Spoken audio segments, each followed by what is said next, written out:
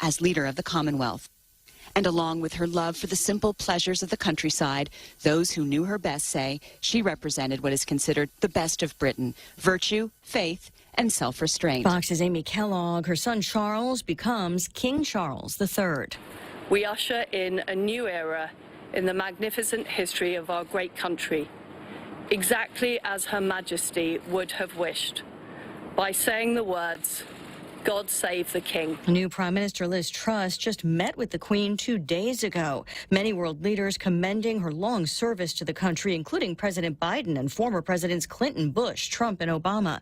And on the Senate floor, she guided venerable institutions through modern times using timeless virtues like duty, dignity, and sacrifice. Minority Leader Mitch McConnell, House Speaker Nancy Pelosi ordering the Capitol flags to half-staffed. A large crowd still growing outside Buckingham Palace, a steady stream of people also leaving flowers at Windsor Castle. Dominic Green, a fellow of the Royal Historical Society, tells Fox News. This was a person who was so popular, actually more popular than the very idea of monarchy. She had higher ratings than the institution itself. There are 65 million people in Britain, and almost all of them will want to show in some way what it meant to them to have known her, and they did feel that they knew her. We all did. The formal announcement of the Queen's passing just hours after they announced concern for her health. She was 96. America's listening to Fox News. Half a day, this is Josh here at APO. Our expertise and extensive network can help you grow your business and reach out to more global markets. As a responsible carrier, APO is also committed to a sustainable future, whether it's protecting the environment or investing our efforts in giving back to the community. Our dedicated teams in Guam, Saipan, and on U.S. mainland are here to support you. Call 588-4651 or visit www.apo.com. Family Finance has been serving the people of Guam since 1959, and they will continue to be there for you in the years to come. Whether you're looking to get a personal loan for that summer vacation or paying off those long overdue bills, Family Finance has got you covered. Apply for a personal loan from $1,000 up to $4,100 by calling Family Finance in Hagåtña at 671-475-4545, Upper Tumon 671-647-5626, or in Dededo 671-633-4473. Some breaking news right now on the Trump documents case. The Justice Department is now appealing the order to appoint a special master for a third-party review of the material seized from Mar-a-Lago, the former president's Florida home, last month during an FBI raid. The Justice Department is also asking the judge to put that ruling on hold pending this appeal. Now, that ruling included an order for the Justice Department review of those materials to be paused. In its filing just a short time ago, the Justice Department says if a stay of that ruling is not granted by next Thursday, September 15th, the government intends to seek relief from the 11th Circuit Court. A tribute in motion is planned for early tomorrow in Memphis in memory of a runner who was abducted and killed last week. Hundreds of Memphis women will lace up their running shoes at 4:20 Friday morning to complete the run Eliza Fletcher wasn't able to. Millie Katzen is an avid runner and marathoner and will be one of them. Some of us will be doing 8.2 miles, which is about what she was going to be doing that day. Fletcher was training for the Boston Marathon when she was abducted last Friday morning. Her body was found on Monday. Katzen says the incident has made her more cautious about her own safety while running. I'm making a real effort to team up with people so that none of us are running alone. She says women's running groups in other cities will be holding their own runs early Friday to honor Fletcher. Tanya J. Powers, Fox News. The suspect in Fletcher's death, Cleotha Henderson, appearing in court for the third day in a row today. He remains held without bond and still has a public defender, the judge rejecting his objections to his defense counsel. A late rally on Wall Street. The Dow finishes up 193 points after being down at times during the day. The Nasdaq and the S&P also finishing with gains. Elisa Brady, this is Fox News. Go green, go hybrid, go to Nanbo Insurance, and your next power bill is on us. Insure your hybrid car at Nanbo and get up to $350 towards your next power bill. That's instant savings for keeping our island clean and green. Nanbo has been providing Guam with over 50 years of reliable and affordable auto insurance. At Nanbo, it pays to go green. Terms and conditions apply. Visit nanbo.com or call 477-9754 for details. Fly to new experiences with 3 times United Miles with First Hawaiian Bank's United Credit Card. Earn 3 times per dollar spent on United tickets purchased through United ticketing channels until February 28, 2023, and 2 times miles thereafter. Visit any First Hawaiian Bank branch or go to fhb.com/United for more information. Don't wait. Apply today. First Hawaiian Bank. It all starts with yes. Is your business ready for digital transformation? The latest Wi-Fi technology is here, and it's Docomo Pacific's WorkPass, powered by Plume. WorkPass unlocks connectivity, productivity, and security tools all in the palm of your hand. Access features like adaptive Wi-Fi, guest and employee networks, evolving AI security, plus so much more. To learn more about WorkPass, visit business.docomopacific.com. Docomo Pacific Business. Work better together. Day and good morning, Guam at 6:06 on Friday, September 9. I'm Donna De Jesus with a look at your local news on The Point. Gino Tatautau Maruluk is currently on trial in Superior Court on charges connected to 3 separate incidents earlier this year. The victim, Chimi Kintin, testified that he was drunk the night he and his wife were assaulted by Marulek. His wife is Marulek's mother. Kintin says he saw Marulek, you know what? Arguing with his mother before seeing Muaraluk push her. Kintin was able to pick up his wife and take her out of the house, but was kicked in the face by Muaraluk in the process. Court documents state that Kintin's wife told the police that he punched her mouth and kicked her stomach, but police reported seeing no injuries on either of them. Muaraluk's attorney, Peter Santos, said asked Kintin about the 911 call made earlier that night because Muaralek was experiencing chest pains. Kintin said he didn't remember because he drank 12 natural ice beers that night. Muaralek was also accused of stabbing a man with a machete in February and violating a stay-away order. Meanwhile, 28-year-old K-Jack Steve faces aggravated assault charges after a reported stabbing at Taitino Apartments in Dedido early Tuesday morning. GPD officers were called to the apartments off West Quetzal Avenue and found a man bleeding from his left arm. A witness told police that at about 3 in the morning, Steve came up to him and the other man. The men didn't know Steve, who was holding a small bottle of vodka and appeared to be intoxicated. Court documents state that Steve pulled out a knife and said, "Try to block this," as he tried to stab one of them. After the man ran away, Steve turned to the other, stabbed him, and ran into the jungle. The injured man was taken to GRMC for treatment. Officers later saw Steve walk from the jungle area. He threw a rock at police when he was spotted, ignoring instructions to get to the ground. The officer also observed Steve holding a long silver knife. Other officers apprehended him. Steve was charged with 2 counts of aggravated assault with a special allegation of possession and use of a deadly weapon, assault against a police officer, and resisting arrest. We'll have more news after Your this. Your everyday expenses could be earning you savings and rewards with Pacific Points. Earn and redeem points at Shell, Foodies Guam, and IT&E. Want free fuel from Shell and free snacks from Foodies Guam? Sign up for Pacific Points. Want to save on your home internet and cell phone bill? Claim bill rebates and free prepaid cards at IT&E. Want to save on travel costs? Convert points to United Mileage Plus miles. Sign up for free at pacificpoints.com or download the app. Pacific Points. Do more, get more. Corrections Officer Trevor Wolford, who was terminated after an investigation into the escape of 2 detainees from the Manila prison, is appealing the decision with the Civil Service Commission. Wolford is represented by the Guam Federation of Teachers Union and says the termination was unfair and unjust. He adds that the decision contained substantive factual errors and was procedurally defective. The escape occurred in early June. Joluo Soiken escaped and was apprehended the next morning at the Agana Boat Basin, and TK Umulab escaped around the same time but was captured about an hour later at the Dairy Mart store. At that time, this was the 3rd escape from the prison within 6 months. The report states that Wolford was assigned to the quarantine tent and said he physically conducted a head count, but when presented with surveillance footage, Wolford told investigators that he performed the count from inside the unit control room by looking into the isolation tents. Wolford was terminated on August 29. A status call on the appeal was conducted on Wednesday by the CSC. but DOC management wants to consult with legal counsel before proceeding. Another status call is scheduled for September 28.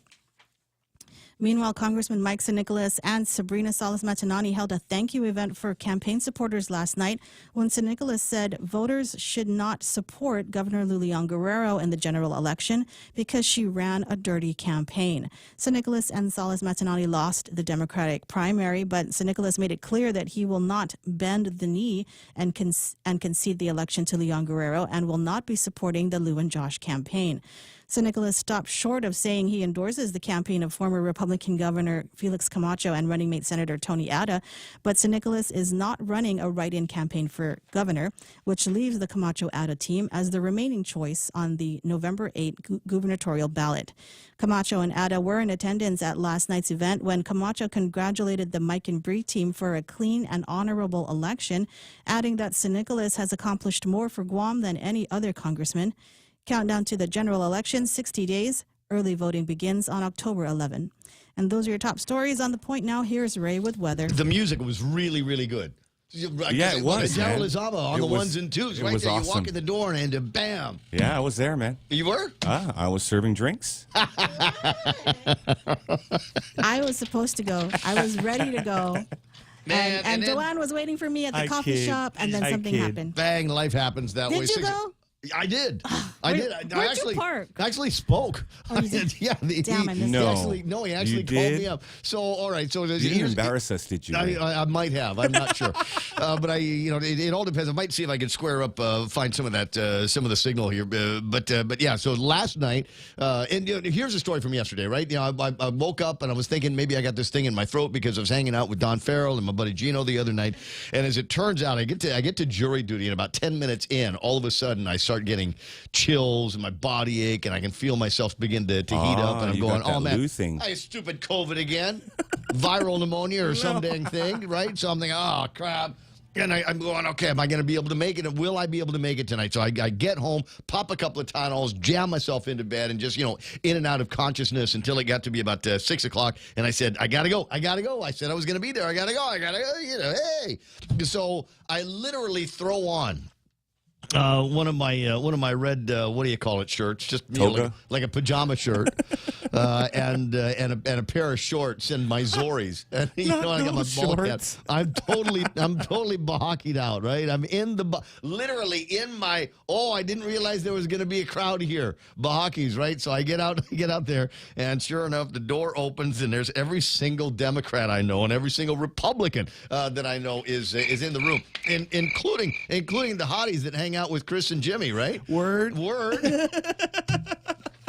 So you walked in and the music stopped and everybody looked at your legs. Hey, so no, I get up there and this is school. This guy says, "Hey man, you want a beer?" I said, "Yeah, why not?" So he reaches into a one of these little buckets of beer that they sell for like $20, $25 or something. He gives me a Bud Light, and I said, "Man, thanks very much." He says, "Don't mention it." I said, "Is that your bucket?" He said, "Nope." Whose bucket is that? I said, "I don't know." I said, "Okay, I got to go over there real fast. I'm going to go over there." And that's when the speeches started. And you're probably wondering what were some of the things that were mentioned over at in those speeches. And I will tell you what was not mentioned was, "Hey, I'm Mike." And then the little girl voice goes, "Hi, I'm Bree, and we want you to vote for Felix and Tony." The direct statement like that was not made at any point in the program last night. However, as Donna points out from the articles this morning, they did indicate that there is not going to be a write-in campaign. And then another indication that they don't want Lou in there. Don't bend the knee. Don't take a knee to the poison and to the hate and to all of the other stuff. And then as Mike is beginning to tone down and end his conversation, you know who walks in the room? No. Si Felix, then si Tony. They walk in the room. Now, as Felix and First Lady Joanne and Tony had come in there, and naturally it would have been, you've got to introduce the guys and let everybody know that they're there, and they come up and say a few things. I might have some of that on tape. But what I'm wondering is if I have the video, and maybe somebody out there does. There was a huge crowd last night, but I'm wondering if anybody has the video of the long, awkward hug between Mike Sinicolas and Tony. Oh yeah, I saw that. You know, in fact, it's I had to it's on the pause front. It's on the front page of today's Guam Daily Post. The picture we got. You know what it reminded me of? You remember the last scene, Bill Murray and what's her name, and Lost in Translation? I do. Where they're just kind of hugging each other, and you know they're talking. You know they're talking, but you don't know what they're saying. Bring it in tight. Exactly. Bring it in So tighter. I'm not exactly sure what was said there last night, but people might be debating that yet for decades. It's 6:15 in the morning in the Ray Gibson Show. What do we got for you? You want some weather? I'll get it for you. Mostly sunny skies. Daytime highs near 88 degrees. Earlier, Pretty Sarita sent me a picture of what things are looking like. She says, this could be it, man. Maybe it's your wish come true. Some cloud cover moving in over the island today. According to the National Weather Service, no big deal on that. Mostly sunny again. Daytime highs near 88 degrees with a heat index. It'll feel like 96 degrees. Winds out of the southeast, 7 to 9 miles an hour. Partly cloudy tonight. Overnight lows should be about 77 degrees and more of those easterly winds blowing up to 8 miles an hour. Mostly sunny again Saturday, and then there's a partly cloudy Saturday night. Mostly sunny on Sunday. So if your air conditioning is working properly and you've got you have elastomeric on the roof or whatever your secret technology is, this is going to be a good weekend for you to get out of the house anyway and go find grill marks. If you start looking at yourself and go, hey, look at me. I'm brown, but I'm pasty white right now. Maybe this would be the weekend to go out there and get some color on you. 6:16 in the morning. There it is. News and weather together on The Point. Brought to you by Bank Pacific. Banking on the Pacific for 68 years. Want more internet speed, more mobile data, more TV, and more reliable phone service? Introducing the new GTA Choice Bundles. The more you choose, the more you save. And for a limited time, sign up for a new Choice Bundle with home internet service up to Internet 50 and get a free Roku Express. Or Internet 75 or higher and receive a $100 account credit. Visit GTA.net and get more choices, more savings with GTA's Choice Bundles. Conditions apply. See website for details. GTA, we start with you. Gas is expensive, so let the bank come to you. Through our remote deposit capture, you can deposit your checks into your account from your phone. And with our Dynamite Bank Pacific Visa debit card, you can use your money anytime, anywhere. It's the perfect combo. Now we're banking on the future. Services to choose. Bank Pacific, where others put branches, we place roots. Equal housing lender. Member FDIC. Crank it up. Hey, Ray Gibson Show being brought to you by APL American President Lines, global presence with a local home. Also being brought to you by the team over at GRMC. That's Guam Regional Medical City. They are your healthcare partners. The Ray Gibson Show. Morning talk that matters. Call now. 888-TALK. That's 888-8255.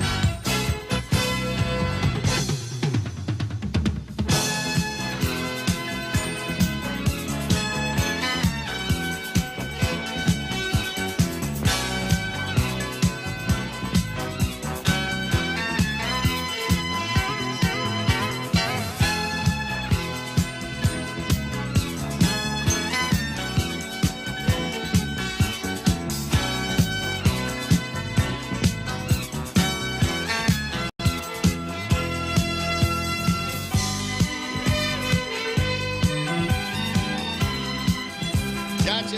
6:19 in the morning. Hey, welcome to the Ray Gibson Show on 93.3 The Point. My name is Ray. Thrilled, as usual. This is an everyday occurrence for me. Thrilled to be here with you on 93.3 The Point. And we got all kinds of stuff to get to as we make our way into Friday. No frowny face Fridays. Like the shirt? Like this? Kind of a Virgin Mary blue it's coloring not gay on enough, Ray. You promised me gay. There's no avocados on it either. You haven't seen what kind of shorts I like it, man. What kind of shorts I'm pairing with this? I mean, I could end up in one of those. What's the name of the guy? He does the thing for the PDN, but I gotta have to look it up now. There it is.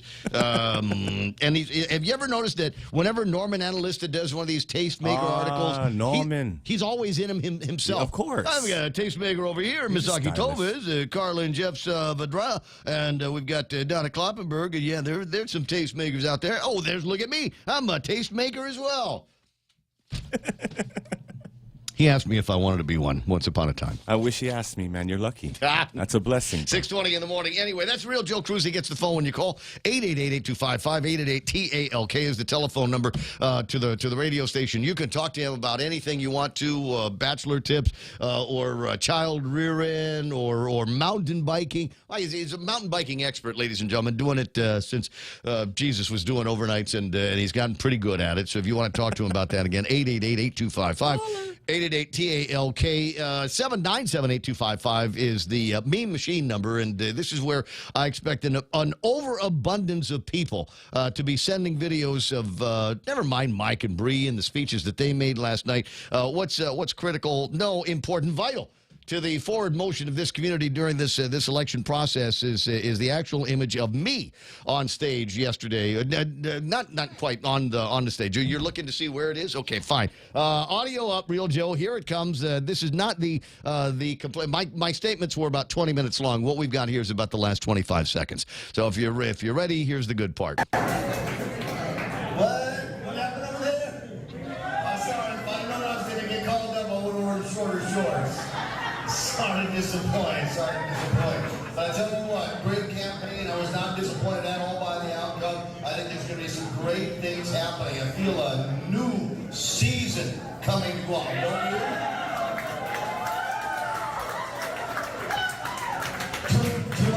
Too much? Okay, I'm going to turn the microphone back over to you.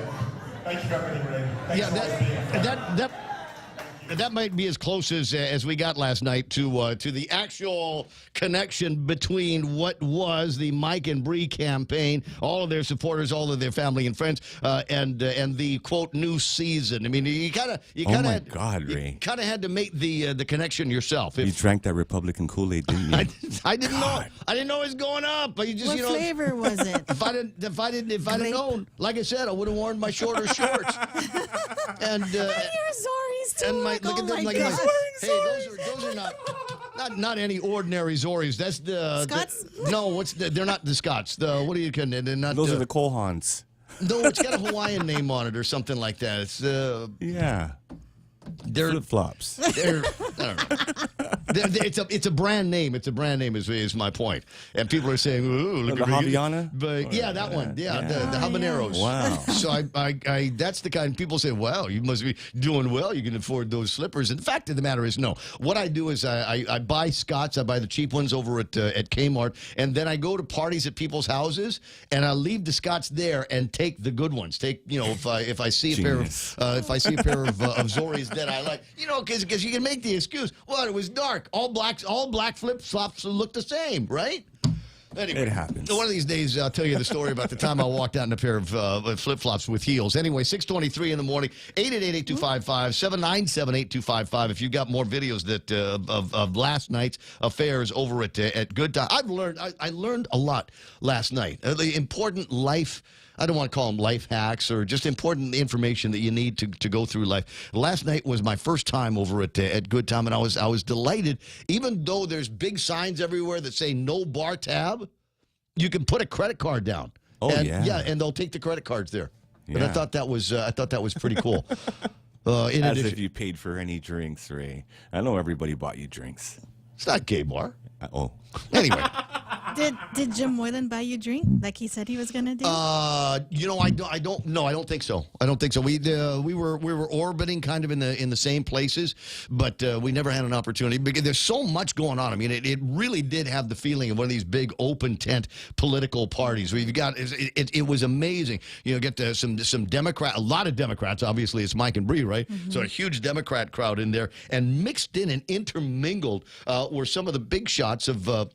And ranking members of the Republican community, and there was a real good feeling, a sense of humanity and unity and love, and even how do you miss it, right? Between Mike and Felix, you feel a certain amount of faith and almost flaming righteousness in the room. Have you heard any of the speeches? Then you'll know. 6:24 in the morning. I do have some video of Felix Camacho making his accolades for, yes, even Ken Leon Guerrero was there. For those of you that are kind of curious, Ken Leon Guerrero was in the room. Of course he was. Both Moylans were there. Doug Moylan and Jimmy Moylan were in the room as well. In fact, when I saw them, it was Doug was exchanging Star Trek trivia with Mike Sinikolis. It was that, again, it was that kind of evening, ladies and gentlemen. Anyway, a bunch of other stuff on the table of contents that we're going to be getting to. I'm not trying to avoid it. I just don't know yet how I'm going to take one of the biggest news stories,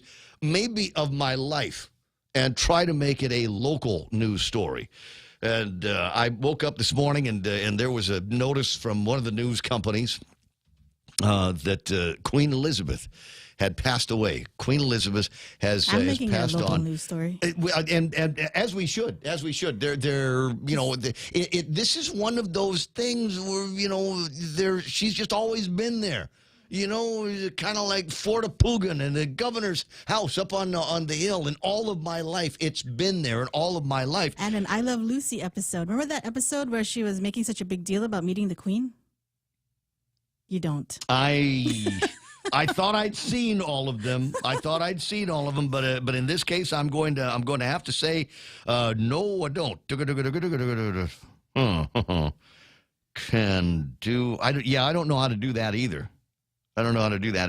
One of the ways that we're going to try to make it a local story is Dennis Larson is in London right now. He's there right now as we probably watching this program in the program, and I'm kind of curious as to what it's like on the ground in London with the news that has come out about the passing. Now everybody in the planet knows about it of Queen Elizabeth, and I want to say in almost a snarky way, cue the statement from the governor's office. I mean, everybody should have some kind of a thing to say, but I'll work on that. And I'll figure out how to put something like that together and take this international story, almost a tectonic story, and try to make it so that it is meaningful and relevant to everybody around here. Anyway, lots and lots to talk about, lots of people to hang out with here this morning. We'll find out who they are probably after we sing our little song. Sometimes you want to go where everybody knows your name, and they're always glad you came. You want to be where you can see our troubles are all the same. You want to be where everybody knows your name. You want to go where people know people are all the same. You want to go where everybody knows your name.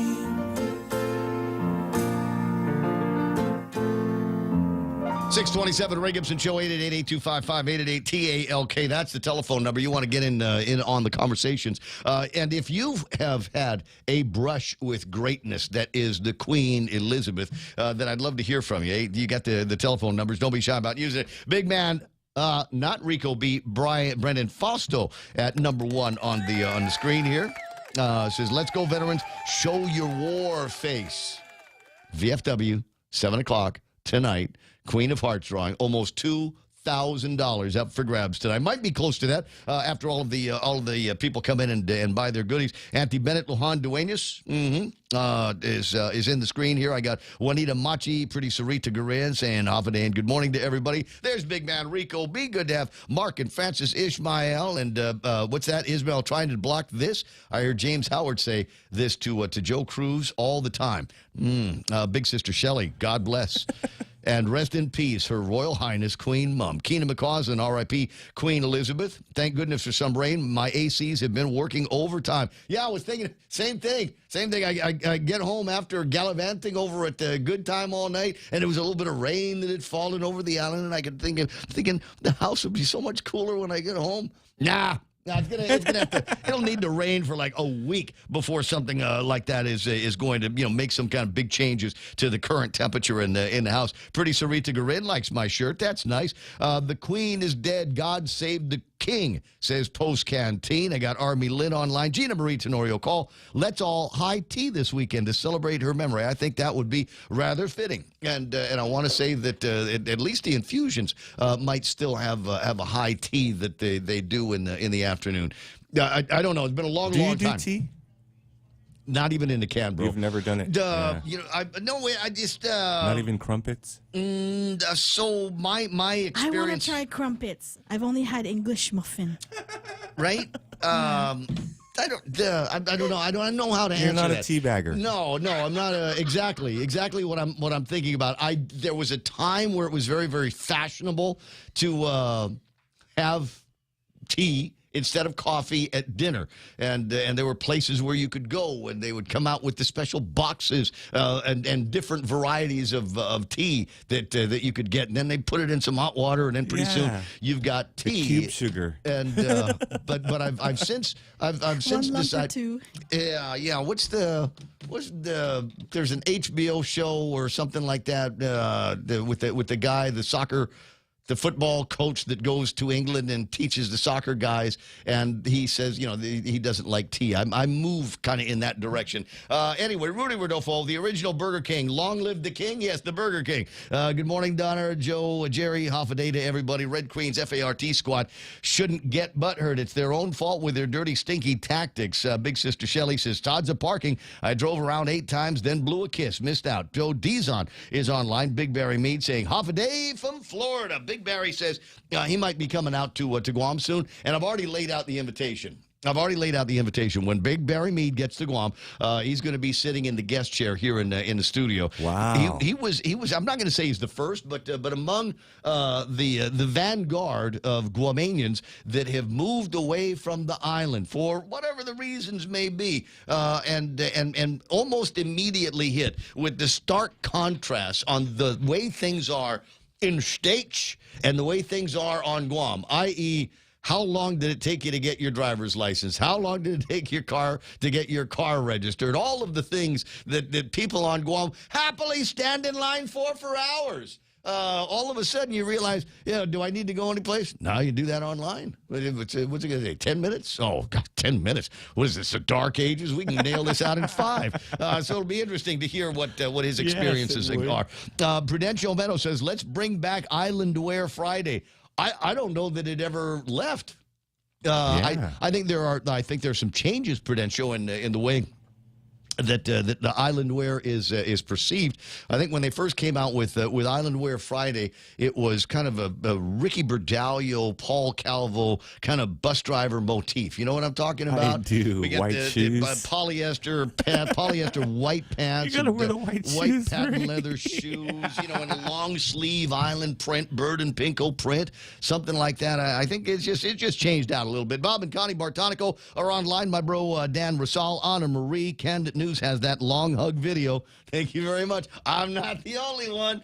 Lost in translation. What did they say? So call me when you get to L.A. Gerald Young is online. Red Queen has the rockin' pneumonia and the boogie woogie flu. That was what was that thunderstorm last night? Lightning show. Yeah, I caught a bit of that. Mark Voigtland also checking in from the free zone. Greg Fausto's there. Al Bautista, Mike Schneip. There's Jack Larimer music. Isn't that a cool guitar riff? Could be. And who else is playing around? Cloudy Cool Friday. Boy, I hope so. She is the only real queen I recognize, not the Red Queen who wants so badly to be in power. Respect for a real woman and leader of the people. God save the queen. Hey, my bro Ben Servino was there last night. Him and his brother were hanging out. I think somewhere around here I might have a picture of me and Benny and his brother and Tommy Bernardo wearing his Tailgater t-shirt. Very, very cool. Joanne Titano is there. That's right, Sarita says, not my short shorts. Next time, I don't know, Pam Duvall, the hot sister of the program. Presu Zori, right on. Sherry Iriarty, Big Barry, wow, MSN, typical, whatever. I, Santa Maria, my brother, we have the same last name. Please dress nice when you go out, put for boy. Songi marijuana, Guam, buenas todo. Former Governor Carl T.C. Gutierrez is online. I actually have. Bring him back. Is he back? No, he's not back yet. He is. I've got a recent picture of him. Stand by. Let me get it up on the screen. I got to do it from my WhatsApp to the radio station WhatsApp. Stand by. Zoom in. There it is. Former Governor Carl T.C. Gutierrez. Some of you have never seen this place. And some of you have, but won't recognize it now because there's not a throng of people around. This is the Tokyo International Airport. Wow, empty. Empty. Is that Ricky Hernandez? The empty Tokyo International Airport at this time. He is with, let me see, the head of Tokyo International, Haneda, CEO.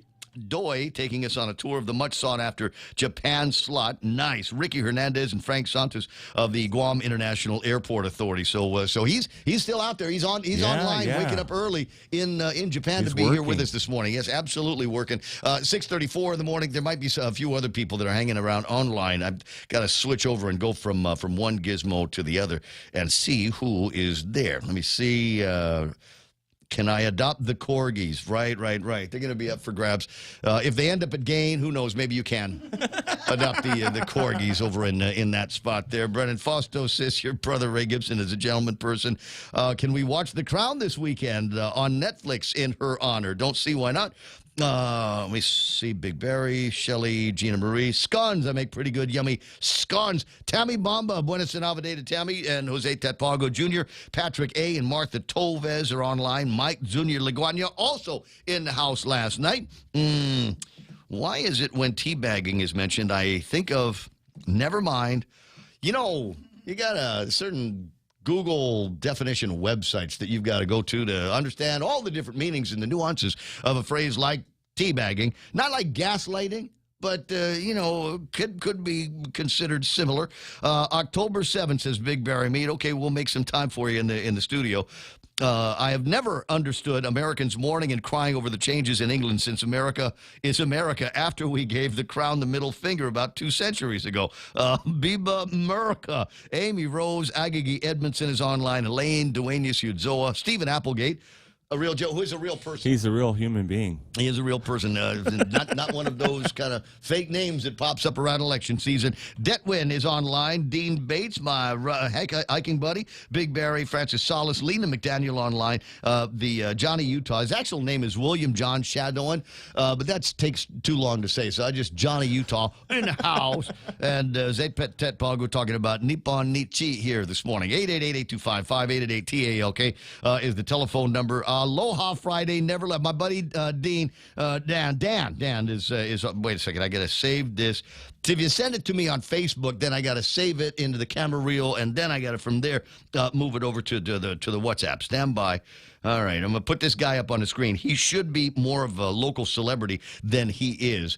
So I want to introduce those of you that have never met him to say hi. Wait. Click. There we go. I got it. I got you. Hold on. There's a way. I got to do more. Stand by. All right. This is Dan Holmes, HOLMS. Dan. And number one, yes, he always wears his hat like that. Number two, his point is Aloha Friday never left. He's rocking the aloha look right now. Yeah. Now you might be wondering why I'm making such a big deal about this guy, because he is the proverbial small businessman who's doing just fantastic things out there. He and his beautiful wife, nicknamed Triple E. Sorry, spy code. Anyway, so they noticed that there was a market here for people that like to hike. Like to do outdoor activities, like to get out there. Okay, I know where this is going, man. I recognize So I want to do a shout to Southern Mountain Gear. Yeah, He's one of the people, geniuses behind that outfit, and have been able to take that from almost niche service, but it along the way developing other outdoor it's activities. A community now. Exactly. So they get involved in all kinds of competitions and promotions and things like that, and and they got kids. I don't know where the hell they find the time to do anything. I'm exhausted just doing this program, but good to have you online. Good to have you listening to the program, Dan. And I tell you what, I need some new. I'm not in exchange for the mention. I'm just gonna just so you know, I need another pair of Innovate hiking shoes and another. I need another hydration gizmo. Oh yeah, you do need hiking shoes. Yeah, if you I saw the one with the hole in it, dude, in the back of your truck. Still good. We'll help as long you as the out, holes Ray. aren't on the bottom. We'll then get together and help you they're out. Still good. Duct tape that, Brett. 6:39 in the morning on the Ray Gibson Show. All right, lots and lots to get to in the table of contents. Not really. But in order to give you a translation of what some of the other more interesting stories are, Donna D is going to knock you in with some headlines right about now. Hafa, Donna, what happened?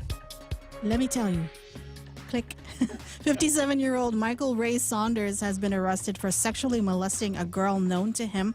Court documents state the 11-year-old girl reported to her school that Saunders had been molesting her for the past year. In one incident, a family member walked in on Saunders showing the girl his genitals. When confronted about it, he said the child was jumping on his back and fell and pulled his pants down. Saunders denied the allegations. And homeless camps along Marine Corps Drive leading to Two Lovers Point are on private property, and the government cannot remove the people without a request from the owners. This was confirmed by Acting Director of the Office of Homelessness Assistance and Poverty Prevention, Rob St. Augustine. He says owners are responsible for monitoring who is on their land and who has access to it. Meanwhile, the passing of Queen Elizabeth II is a historic event that resonates beyond the shores of Great Britain and the Commonwealth. Her reign of 70 years was the longest in British history. She died peacefully at Balmoral. Is that how you say it? Balmoral. On September 8 at the age of 96, just months after her Platinum Jubilee celebrations. Her eldest son, Prince Charles, has already taken on the title of King.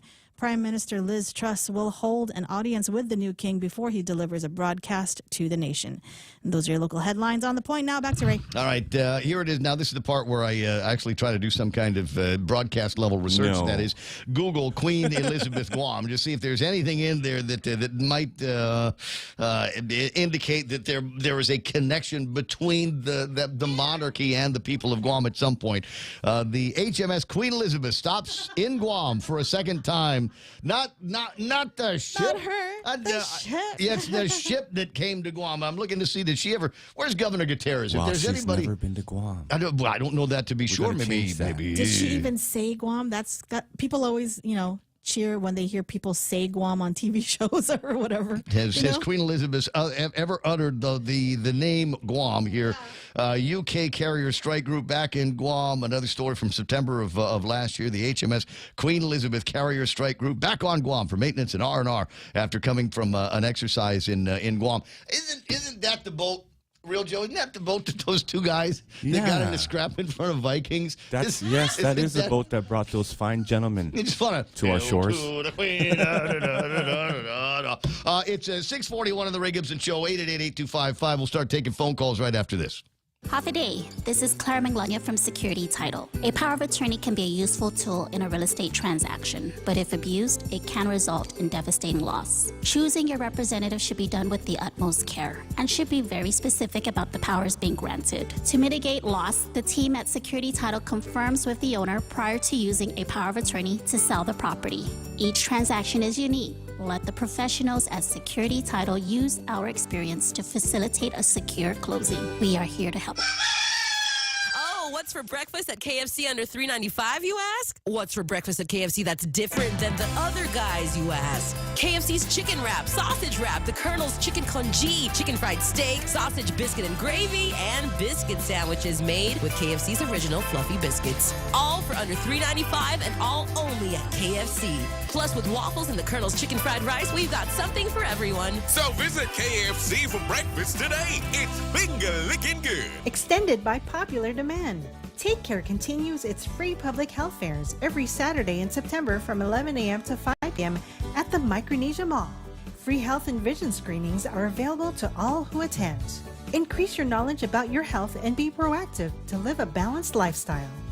Visit all of the stations and enter for a chance to win a round-trip airfare. Take Care's health fair is free every Saturday in September. Take Care, our island, your health plan.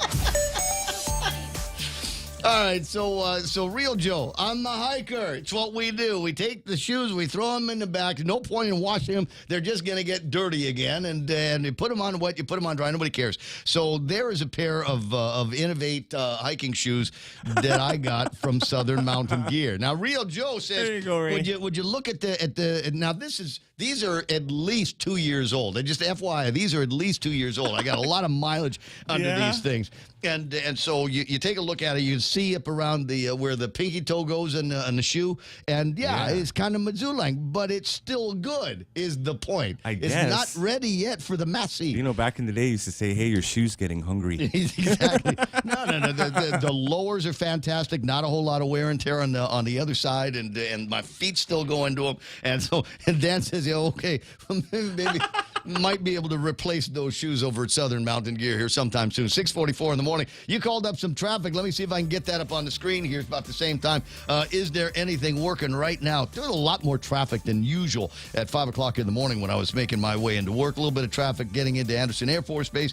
Otherwise, southbound Marine Corps Drive looking good at all of the major intersections. Not even a whole lot of traffic through that area right now. Coming into the intersection on Route 16 with the 76 Ocean Vista. Expect a little bit of a delay through there. Otherwise, 8, 10, and 16 looking really good right now. 10 all the way to Route 4 is also looking sweet. Route 8 into town looking good. Route 4 into town looking good. I think everybody, you know why? Everybody is sleeping like babies, sleeping like they're resting with the Saints because of the get-together last night over at Good Time and the long, very awkward hug between Mike Nicholas and Tony Adda. Just saying, you know, Tony's wife wasn't there.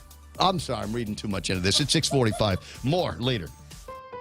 Check out the newest hydro and garden center to hit Guam, Crop King Hydro. We have a huge selection of plant nutrients, soils, hydroponic mediums, organic pest control pumps, plant support, tools, and so much more. Call 635-4769. 635-GROW. Open Monday through Saturday, 10 to 6 at the Dededo Satina Mall, right across from Payless and Paradise Fitness. For whatever you grow, think Crop King Hydro. Crop King Hydro. Wow, nice smile. So perfect and all. Thanks. I owe it all to Dr. Robert Yang and his Smile team. They do wonders for a healthy, happy mouth. Got teeth? Don't wait until they hurt. Schedule your routine checkup and cleaning with Dr. Yang and his Smile team. Suite 119 in the East West Business Center, Upper Tumon. Call 647-8702 or 3. The best thing that happened to teeth since toothpaste. Dr. Yang and his Smile team. They make smiles happen.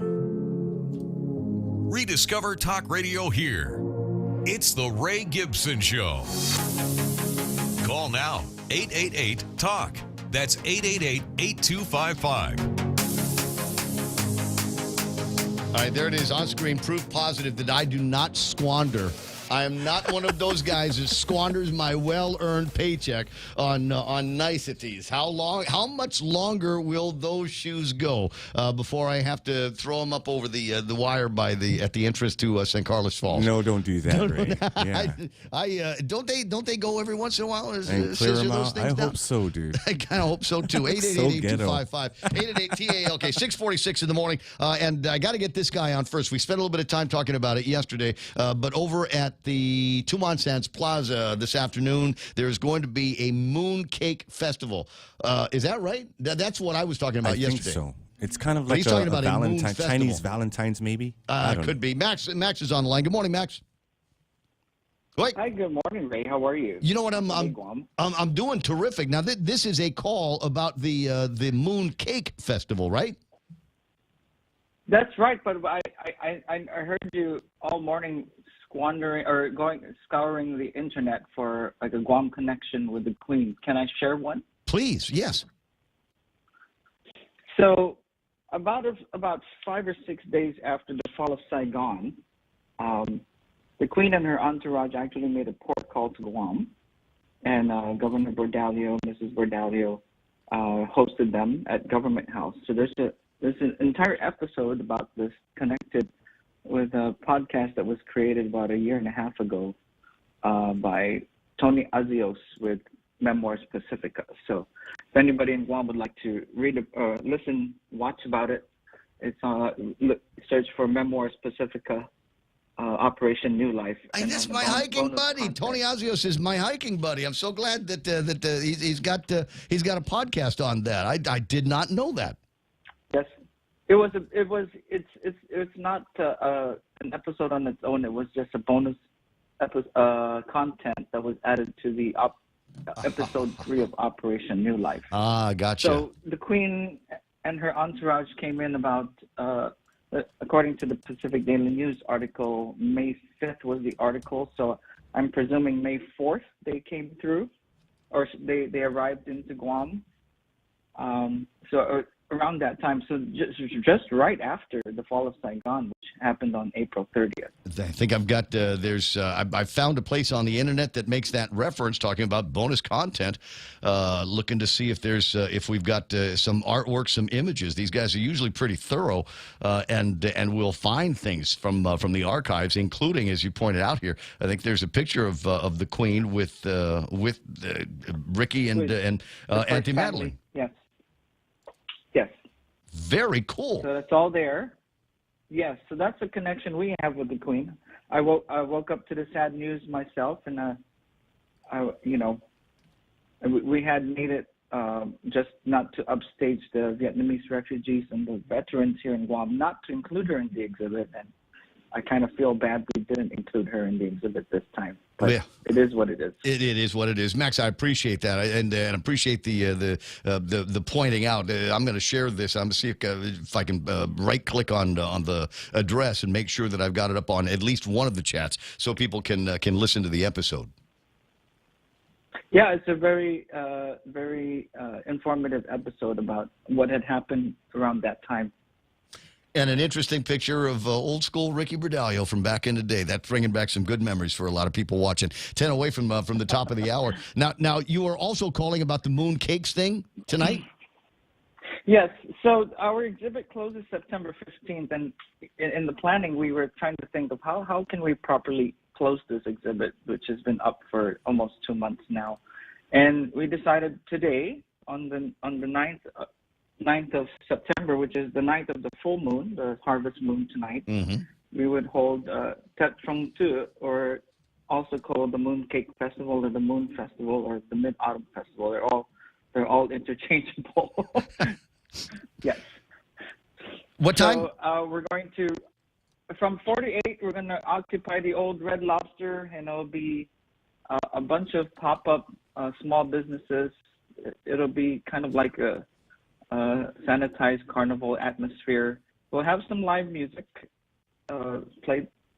performed by some youth that have stepped up to perform, and it's just a time to celebrate this exhibit and bring it to a close, and people will get to try mooncake and some varieties of mooncake from and variations that other Asian cultures. I was going to say, it seems like every Asian port has got their version of mooncakes. Philippines, Chinese, Vietnamese, etc. It's everybody. It is not unique to any one particular culture. I've got the poster on the screen right now. Mooncake Festival, Tumon Sands Plaza, from 4 until 8 o'clock tonight, featuring Guam business pop-ups. Find the center court and then make your way over towards the old Red Lobster, and you should be okay. Max, I really do appreciate your time. I appreciate the guidance on Queen Elizabeth coming to Guam as a part of Operation New Life back in the day.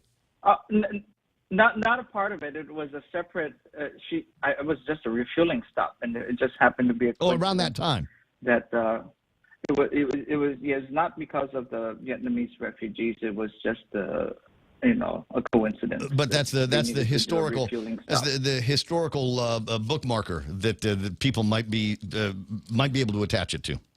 It happened around the same time. Absolutely. Gotcha, Max. You have a fantastic. I just wanted to point out. What? Yeah, we just wanted to point out that the event tonight is free.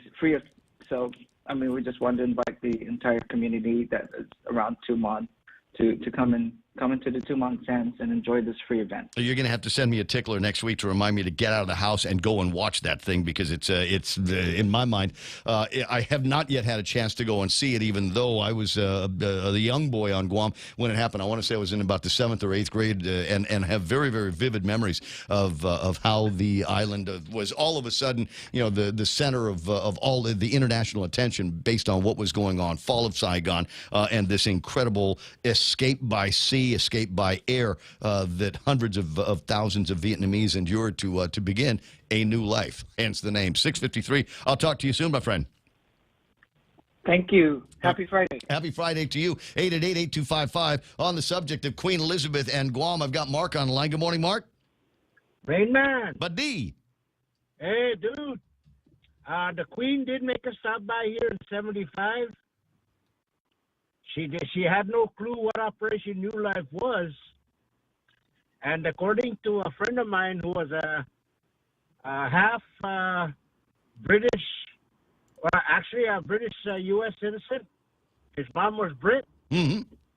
She said that back in the 70s and 80s, the Queen's entourage would like to, was doing a lot of world searching, going all over the place, all over the world, Mm-hmm. because they're looking at the places that they should have invaded back in the day and what they look like now. Interesting. So I'm getting all of this. I'm getting other testimony here, including from former Governor Carl T.C. Gutierrez, and says Queen Elizabeth came to the government house with Philip, met with Ricky and Madeline because he was the governor at the time, and as pointed out by Max, you can see a picture of all four of them over at Government House back in the day. Yeah, but this friend of mine who was we were in the military together. They weren't, she wasn't exactly too, she's one of those people that spoke her heart. Uh-huh. And she sat there and she said that had England done what they wanted to do, was basically, occupy as much property as they can, they found out that they didn't like little islands. So they stayed with the big continents. But when they saw how Guam turned out, she was sitting there going, damn, we should have taken a right instead of taking a left. Yep. Well, imagine, if you will. I mean, I've got the image up on the screen of the four of them looking, I suppose, outwardly into the Agantya area from Government House, and I can attest to you that Guam was very, very pretty back in those days, and I can see where there would be a certain amount of admiration for it. Yeah, and I also heard a couple of the old guys talking. They said that, you know how short a trip it was from NAS, where the airport was, to Government House?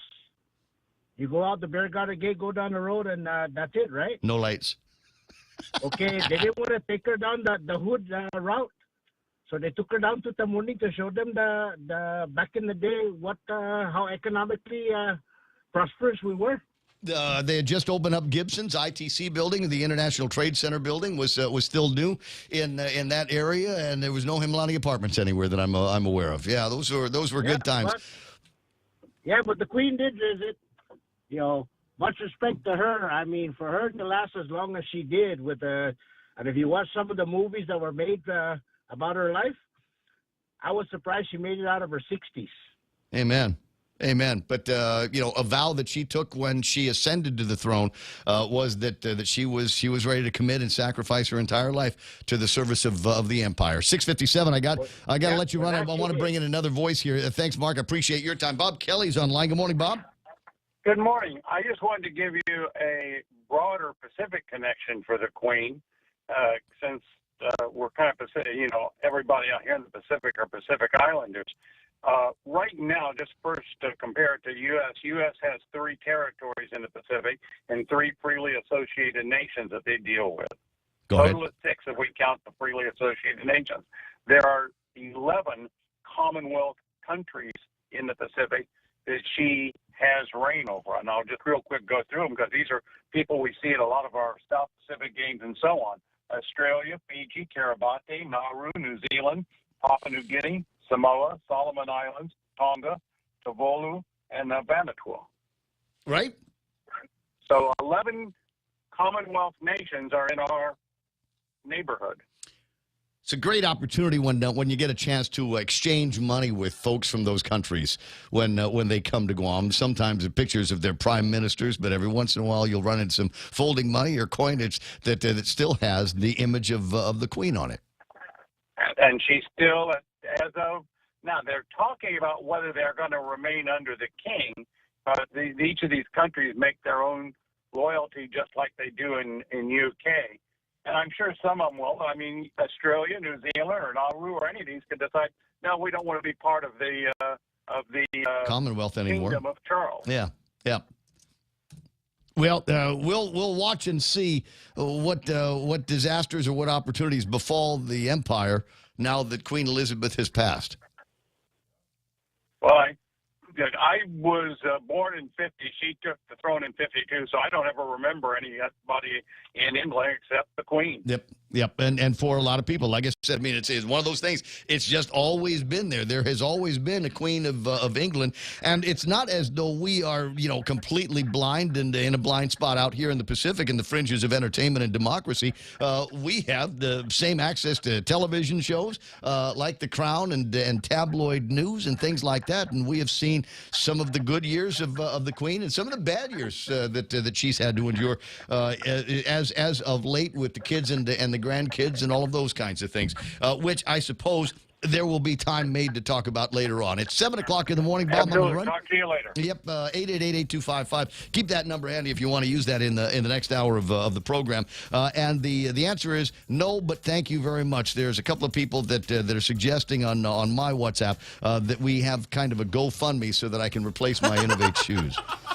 They're still Come good. on, man. Nah, you gotta. There's a whole lot more jungle, and there's a whole lot more inland rivers that those shoes. There's a whole lot more red dirt that those shoes have got to chew on before they're officially retired. It's 7. Here's the news. In morning, I'm Lisa Brady. The Eiffel Tower goes dark, and flags are lowered to half staff, including in the U.S., in tribute to Britain's Queen Elizabeth II, who died earlier today. She was 96 and had been queen since age 25 when her father died. It's an extraordinary achievement to have presided with such dignity and grace for 70 years. Her life of service stretched beyond most of our living memories. New Prime Minister Liz Truss was with the Queen at her Scottish estate on Tuesday, the last time she was seen publicly, smiling and standing but appearing frail in a photograph with Truss. The palace had announced earlier today she was under medical supervision. She said this after celebrations marking 60 years on the throne. I will continue to treasure and draw inspiration from the countless kindnesses shown to me in this country and throughout the Commonwealth. Thank you all. Her son Charles, now King Charles III, says the family will take comfort that deep affection for the Queen was so widely held. The Justice Department is appealing a judge's order for a third-party review of documents seized from the former president's Florida home. Today's filing also asks for that ruling to be put on hold pending the appeal. Former Trump White House advisor Steve Bannon now charged with money laundering, conspiracy, and other counts in New York, along with the group We Build the Wall, Inc. State Attorney General Letitia James says donors were defrauded of more than $15 million. Mr. Bannon is intending to fight these charges all the way through. He is not guilty of anything that he's charged with or with any crime. Defense attorney David Schoen, after Bannon turned himself in, later appearing in court. He had been pardoned in a similar federal case before President Trump left office. America is listening to Fox News.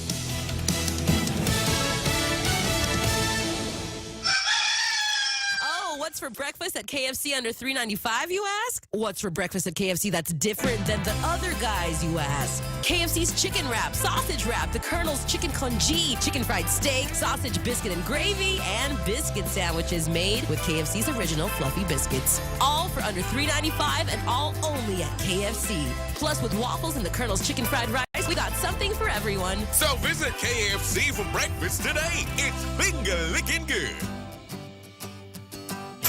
Gas is expensive, so let the bank come to you. Through our remote deposit capture, you can deposit your checks into your account from your phone. And with our Dynamite Bank Pacific Visa debit card, you can use your money anytime, anywhere. It's the perfect combo. Now we're banking on the future.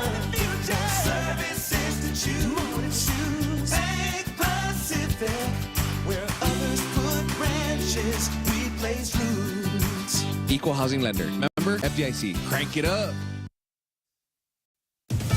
Secretary of State Antony Blinken makes an unannounced visit to Ukraine, where investigators continue to document war crimes. There has to be accountability for those who committed atrocities, those who ordered atrocities. Blinken also unveiling a $2 billion package of military aid for Ukraine and neighboring countries. There's progress reported in a counteroffensive with Ukraine retaking some towns from Russia. Russian command and control in the headquarters have been disrupted, and they're having great difficulty resupplying their forces and replacing their combat losses. U.S. Joint Chiefs Chairman Mark Milley urging or calling Ukraine's progress steady and deliberate. President Biden throws his support to a bill aimed at reforming the permitting process to help speed up approval of energy projects. West Virginia Democratic Senator Joe Manchin pushing for that after helping to get the Inflation Reduction Act over the finish line. Some progressives have raised concern it could help the fossil fuel industry. The White House says reforms can help meet the country's clean energy goals. Senate Majority Leader Chuck Schumer promising a vote in the coming weeks on a same-sex marriage bill, turning court-approved protections into federal law. He's hoping to win the 10 Republican votes needed to advance that bill. If the Respect for Marriage Act can win significant Republican support in the House, there's no legitimate reason for Republicans in this chamber to stand in the way. Democrats say the Supreme Court's overturning of Roe versus Wade puts other personal rights in jeopardy. Some already familiar words are now in the dictionary. Merriam-Webster adding nearly 400 words and phrases this month, including pumpkin spice, shrinkflation, and ICYMI, short for in case you missed it. The editor-at-large says some words may provoke debate, but that their job is to capture the language as it's used. And Lisa Brady, Fox News. Check out the newest hydro and garden center to hit Guam, Crop King Hydro. We have a huge selection of plant nutrients, soils, hydroponic mediums, organic pest control pumps, plant support, tools, and so much more. Call 635-4769. 635-GROW. Open Monday through Saturday, 10 to 6 at the Dedo Satina Mall, right across from Payless and Paradise Fitness. For whatever you grow, think Crop King Hydro. Crop King Hydro. Everyone has a busy schedule these days, and sometimes we forget to schedule our routine dental checkup and cleaning. Don't neglect your dental health. Schedule one today with Dr. Robert Yang and his Smile team, conveniently located at the East-West Business Center on Marine Drive, Upper Tumon. Call us today at 647-8702 or 3. Again, that's 647-8702 or 647-8703. We make smiles happen. Fly to new experiences with 3 times United miles with First Hawaiian Bank's United credit card. Earn 3 times per dollar spent on United tickets purchased through United ticketing channels until February 28, 2023, and 2 times miles thereafter. Visit any First Hawaiian Bank branch or go to fhb.com/United for more information. Don't wait. Apply today. First Hawaiian Bank. It all starts with yes. Half a day at 7:06. I'm Donna DeJesus. Here's a look at your local news on The Point. Suruhanu and former Port Police Officer Franco Nicholas has been cleared twice of all criminal charges, but his attorney, Jay Ariola, wants the prosecutor who tried the case sanctioned, contending she was outright unprofessional throughout trial. He cites multiple concerns about former Assistant AG Rochelle Canto's behavior and misconduct in the courtroom during trial over the summer. Court documents state, Canto called me a liar and a cheater in open court. The AG's office responded to the motion, saying Ariola also took part in the verbal disputes, calling her an incompetent prosecutor, a spoiled brat, dumb, and stupid. Ariola also argued that Canto's claims were false whenever she said in open court that Ariola lunged at her in the courtroom and harassed her. The AG's office responded it cannot be considered misconduct for an attorney to make a record that she feared for her safety. Ariola also called Canto's public resignation during trial unprofessional. The AG's office strongly opposed Ariola's request, asking the court to toss it, stating because St. Nicholas was acquitted, the trial court's jurisdiction has been exhausted. The court denied that request, and Ariola's motion will be heard on November 15 in Superior Court. And a federal judge in Hawaii ruled that former Hawaii residents who now live on Guam and other U.S. territories don't have the right to cast absentee ballots and vote in state and federal elections. At issue is whether Hawaii and federal voting laws, which allow U.S. service members and U.S. citizens who live overseas to cast absentee ballots in Hawaii, unfairly exclude those who moved to Guam and other U.S. territories and violate their right to equal protection under the law. Former Hawaii residents who move to another country or to the CNMI can vote absentee, but those who move to other U.S. territories cannot. U.S. citizens who live in the territories cannot vote for the U.S. president, they are allowed to participate in local elections and in federal elections for the non-voting delegates who represent the territories in Congress. Hawaii District Judge Jill Otake this week stated the overseas voting laws do not violate the right to equal protection, and the federal government and Hawaii have a legitimate interest in excluding those former residents. She says extending overseas voting rights to the plaintiffs would give them greater voting rights than anyone else living in the territories and could result in a far more serious equal protection problem. More news after this. Burger King introduces a new line of Southwest Bacon Whoppers. Our Southwest Bacon Whopper offerings feature an avocado spread, seasoned tortilla strips, crispy bacon, creamy spicy sauce, fresh lettuce, tomato, and onions on a warm toasted sesame seed bun. The Southwest Bacon Whopper available in single, double, or junior sizes. Make it a meal with French fries or onion rings and a refreshing Coca-Cola. BK's new Southwest Bacon Whoppers available for a limited time only. Burger King, Tumon Bay, Hagutnya, Micronesia Mall, and the airport. BK, your way. Prosecutors are asking that former DOC Deputy Director and Court Marshal Joey Terlahi go to trial on restraint and misconduct charges after they contacted his accuser an hour after the case was dismissed. The AG's office has asked the court to reconsider having Terlahi go to trial for accusations of him aiding former Zotnya Mayor Jesse Blas in assaulting and detaining his ex-girlfriend and drug convict Vicky Lynn Teragedzu for 3 days after a barbecue in 2017. Terlahi was set for trial on August 17, asking Judge Alberto Tolentino to reschedule because the prosecutor could not contact Teragedzu, who was a key witness in the case. Tolentino declined to reschedule the trial, dismissed Terlahi's charges, and scheduled a hearing to determine whether the case will be dismissed with or without prejudice. 2 days after the dismissal, Assistant AG Lenny Rapadas revealed Teragedzu was contacted an hour after the hearing and wished to continue pursuing her case. But defense attorney Jay Arreola asserts that the matter has been dismissed and the only issue left is for the court to decide whether such dismissal is with or without prejudice.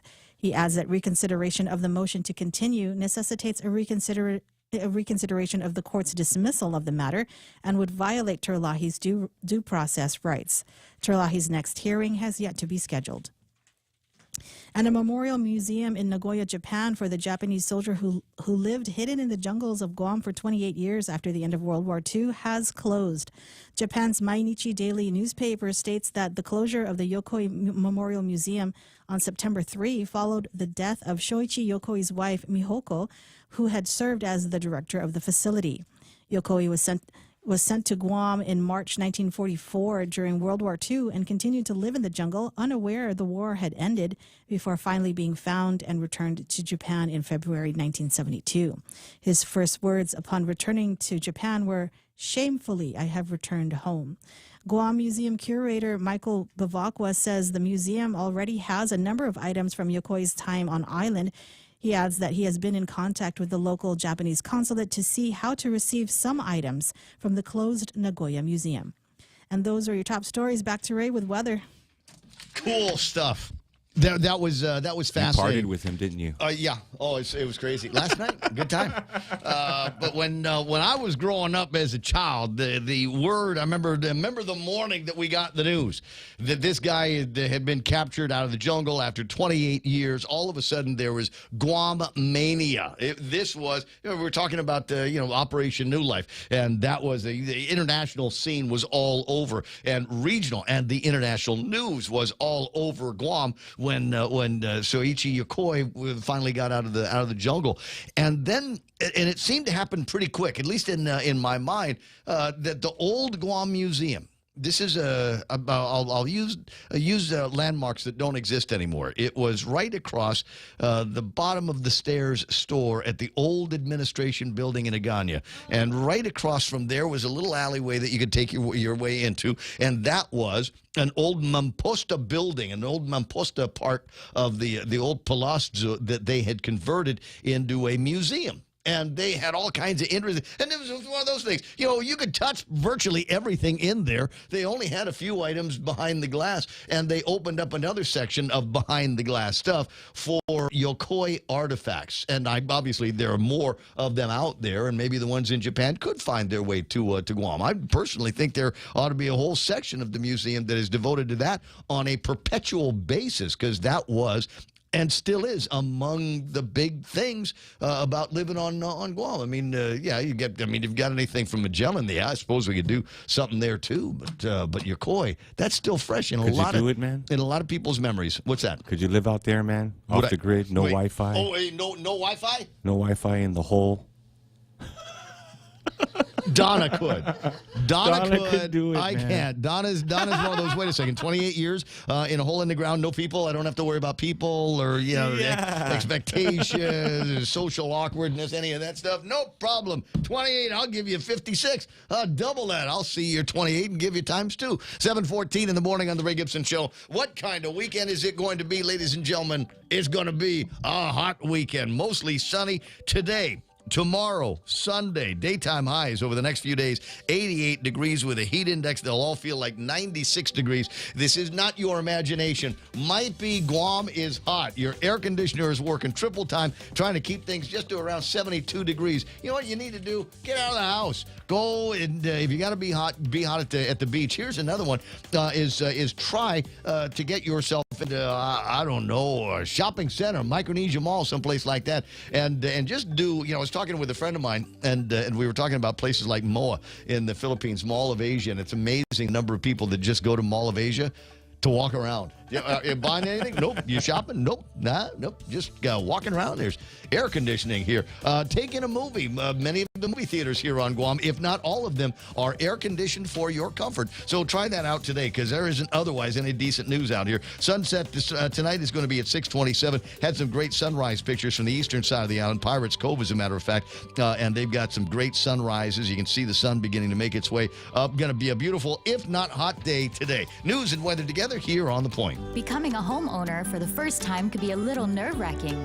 It certainly doesn't have to be, especially if you have Lolita Kamet of Hafaday Realty guiding you every step of the way. So have no fear. She also specializes in land sales, commercial leasing, local residential sales leasing, also military and corporate new relocation. So for all your real estate needs, take the first step in the right direction with Lolita Kamet of Hafaday Realty by calling 671-688-6743. That's 671-688-6743. Subway's Eat Fresh, Refresh chicken choices have so much. How are we going to fit them all in one commercial? Subway's new Baja Chicken and Bacon is loaded with hand-pulled rotisserie-style chicken, hickory smoked bacon, sprinkled with spicy buttery pepper jack cheese, and drizzled with Subway's Baja Chipotle sauce. Man, this is making me hangry. And get this, Subway's Chicken Bacon Ranch is stuffed with melted Monterey cheddar cheese, tender all-white meat chicken on your choice of fresh hand-sliced veggies and freshly baked bread. You pick the tagline. At Subway, you gotta refresh to be fresh.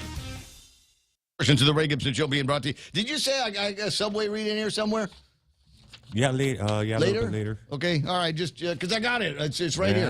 I got the thing. Portions of the program also brought to you by the boys over at NissanGuam.com on the World Wide Web. You know, they normally talk about new cars, 2.99% APR, or $1,000 worth of gasoline, and all the great things that come along with some of these rides. But the truth of the matter is, maybe you're not looking for a new car. Maybe you want to get yourself into a used car, and they've got plenty of used cars on the lots right now, and a bunch of reasons why you want to see them first is because of the 32-point plus checklist that they go through to make sure that ride is as good, as safe, and as reliable as anything else that they've got on the lot. You can go see them today at NissanGuam.com on the World Wide Web. Also, in just a little bit, November 12th, there is going to be the Nissan Generation 3. And it is an event. It's like a car show for Nissans and Infinitis. And those of you that have taken very good care of them, yes, even Datsuns are going to be on the lot to take a look at. November the 12th, 2022. I'll get you more details as we get closer to it. Ray Gibson Show also brought to you by APL, American President Lines, a global presence with a local home. News to fill your mind. Talk to get it out. The Ray Gibson Show. Call now, 888-8255.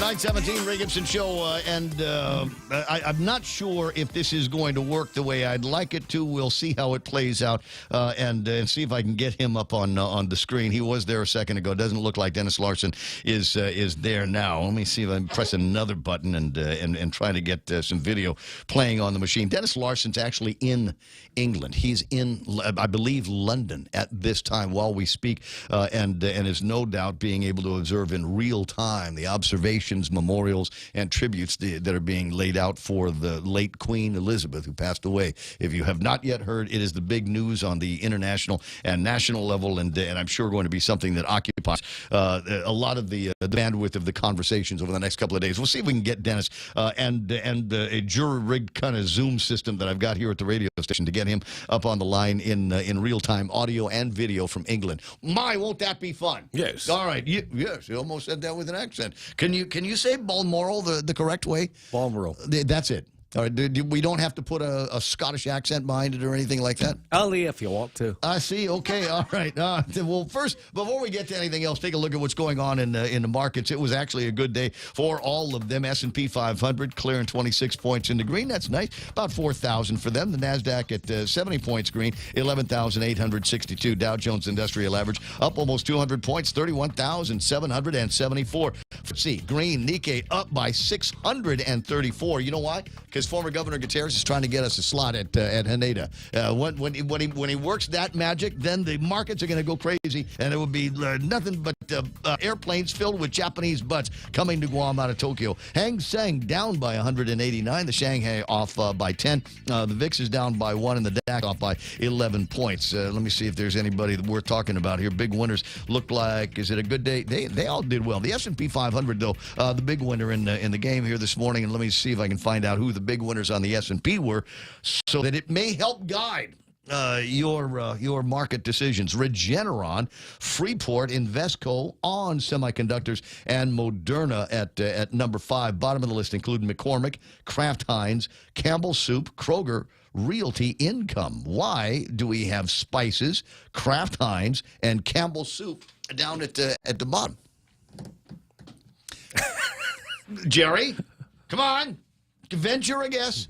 What could it be? When the moon is in the 7th house. It could be. Well, I'm not sure about that. And Jupiter aligns with Mars. I don't know that I have it in front of me, but I'm not going to be able to find it. But before you do that, you understand what the Japanese word Haneda means, right? In the actual definition of the word.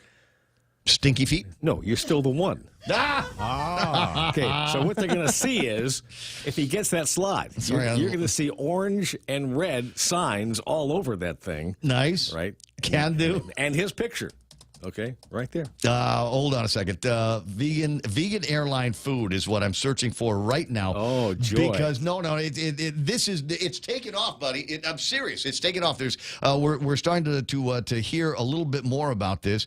Instead of bringing your own, now the airlines are suggesting that they are going to be making vegan airline food. So fish, chicken, or an Impossible Burger. Even gluten-free. Right. Yes, Jerry. Vegan and fish. No. Sorry, no. Oh, no. I was saying that would chicken be no. Vegan, You can make a choice. You could have fish or chicken or a vegan meal or a vegan meal. Yes. You wouldn't have to order it special. Wouldn't be like ordering halal or ordering kosher food on an airplane. Have you ever seen what the airlines do with vegan food? It's just frightening. Is it? Okay, well, because normally, you get a plate that looks like salad. There you go, vegan. Get out of here and stop flying on airplanes. If they stop with salad, that would be okay. But they actually try to make food. Okay, so it looks like food, right? And it sort of looks like prison food, maybe. And then, that's if you don't like the prisoners. Mm-hmm. And Shawshank Redemption. Yeah, it's a Shawshank meal, and it just tastes like. Whoa. It like the box that it comes in is to say, okay, all right, well, I'll see if I can find some images and put them up on the screen. That was one of the entertaining stories I thought I had printed out just for you this afternoon, this morning. 7:22, Jerry Roberts is in the studio. We'll get to They said it was 9:17. Did you hear that? Did I? Yeah, it'll be on the tape. He said 9:17. I was thinking, he got a half a day yesterday. How about that? He was trying for the same thing today. Or less. 7:22?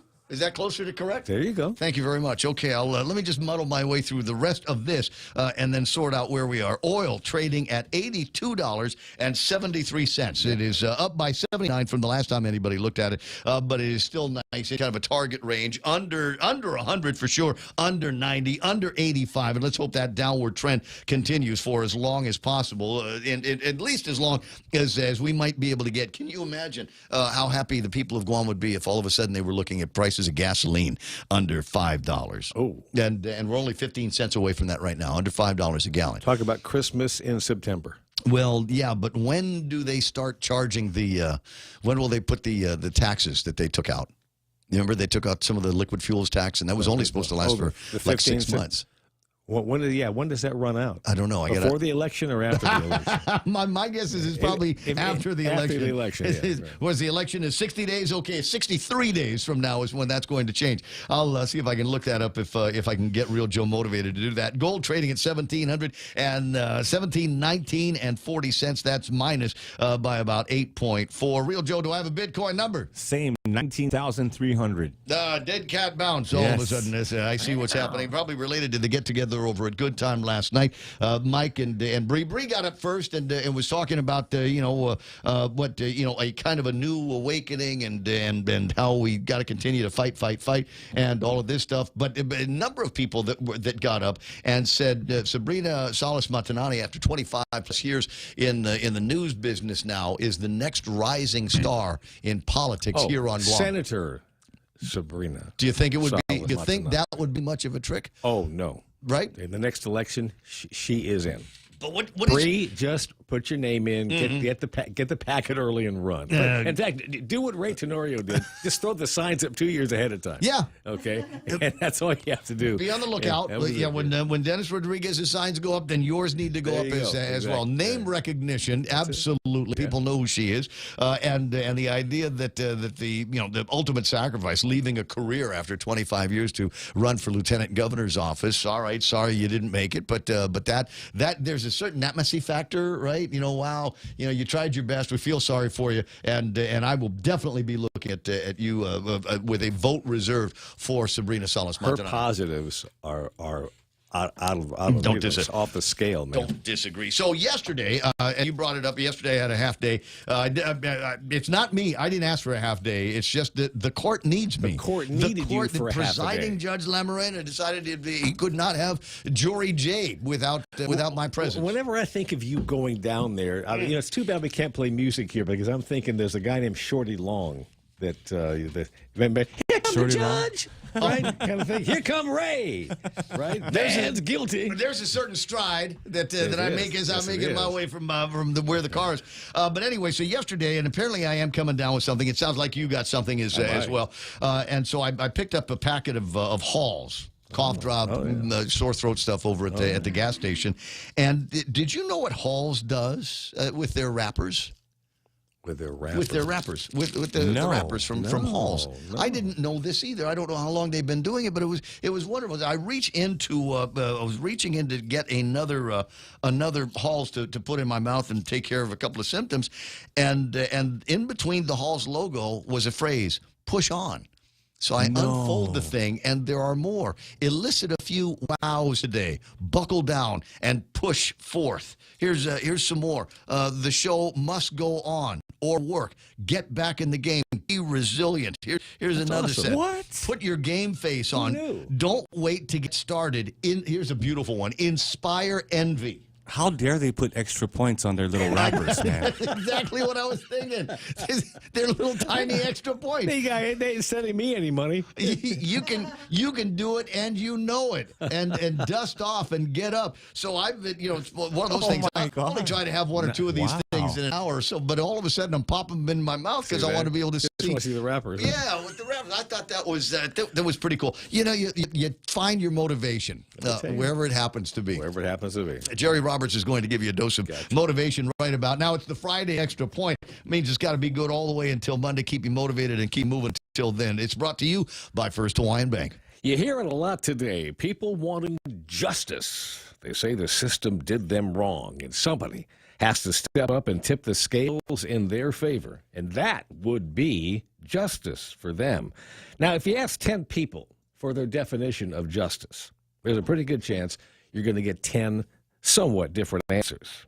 Let's see what a group of quotable people had to say about justice next on the Extra Point. Take your business to new heights with the United Business Credit Card. Earn 30,000 bonus miles after spending $3,000 within the first 3 months after account opening. Plus, earn 3 times the miles per $1 spent on United tickets through United until April 30th, 2023, and 2 times the miles thereafter. Visit any First Hawaiian Bank branch or go to fhb.com United Business for more information and to apply for your United Business Credit Card today. First Hawaiian Bank. It all starts with yes. Half a day, this is Honey. Here at APL, our expertise and extensive network can help you grow your business and reach out to more global markets. As a responsible carrier, APL is also committed to a sustainable future, whether it's protecting the environment or investing our efforts in giving back to the community. Our dedicated teams in Guam, Saipan, and on U.S. mainland are here to support you. Call 588-4651 or visit apl.com. The word is justice, with 15 views to consider. Here we go. There may be times when we are powerless to prevent injustice, but there must never be a time when we fail to protest. Elie Wiesel, he was an author and Holocaust survivor. Pope John Paul II said this: social justice cannot be attained by violence. Violence kills what it intends to create. I wonder if some folks on the Democratic side might want to take a look at that one.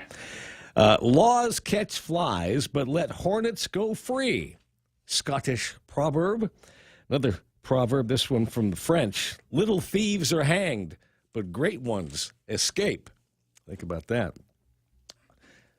Throughout history, it has been the inaction of people who could have acted, the indifference of those who should have known better, the silence of the voice of justice when it mattered most that has made it possible for evil to triumph. Ethiopian Emperor Haile Selassie said that. Winston Churchill, British Prime Minister, the whole history of the world is summed up in the fact that when nations are strong, they are not always just. And when they wish to be just, they are no longer strong.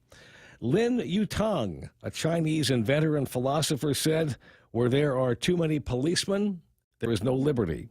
Where there are too many soldiers, there is no peace. Where there are too many lawyers, there is no justice. I'm sorry, lawyers, but you saw it, you had to use it. Bertrand Russell, British intellectual, said law in origin was merely a codification of the power of dominant groups and did not aim at anything that to a modern man would appear to be justice. Dominant groups and power. Well, J. Edgar Hoover, FBI director, said this one. Hang on a second. You ready? J. Edgar Hoover, FBI director, said this: justice is incidental to law and order. Got it? Justice is incidental to law and order. Hoover said that. Yikes. Musician Harley Flanagan had this one. No way out, gotta stand strong. Can't you see that I'm not wrong? That's the way it is, and can't you see? Street justice for you and me. Fight the power. John Denham, a poet, said, truth justice loves, and truth injustice fears. Truth above all things, a just man reveres. First Lady Eleanor Roosevelt, justice cannot be for one side alone, but must be for both. Biden. Senator Robert F. Kennedy, he had this one. Each time a man stands up for an ideal or acts to improve the lot of others or strikes out against injustice, he sends forth a tiny ripple of hope. And the final, no, not the final, next to final today, Reinhold Niebuhr, a Reformed theologian, said, man's capacity for justice makes democracy possible, but man's inclination to injustice makes democracy necessary. And that was actually the final one. That's the extra point. Be responsible and make something good happen today for 93.3, The Ray Gibson Show, and First Hawaiian Bank. I'm Jerry Roberts. Okay, I knew I wasn't There stupid. actually was one more. I don't think I printed it. And you've said that I called out and said it was 9:17. At the time, it was 9:17 Somewhere. in England. Gotcha. In England, Oh, that's why. because that's why I was trying to get everything started and move into a situation where I might be able to get Dennis Larson online to talk about what's going on out there with the death of Queen Elizabeth and this significant, I think, tectonic changes to that kind of interesting what's left of British monarchy. And who is, would that be? Charles is the name. Sleepy Charles. But beyond Charles, because he's up there as well, right? 73. Is it William? William is the son of... William would be next, right? That's the son of William Princess Markle? His eldest. See, William. See, William? Yeah, William Markle.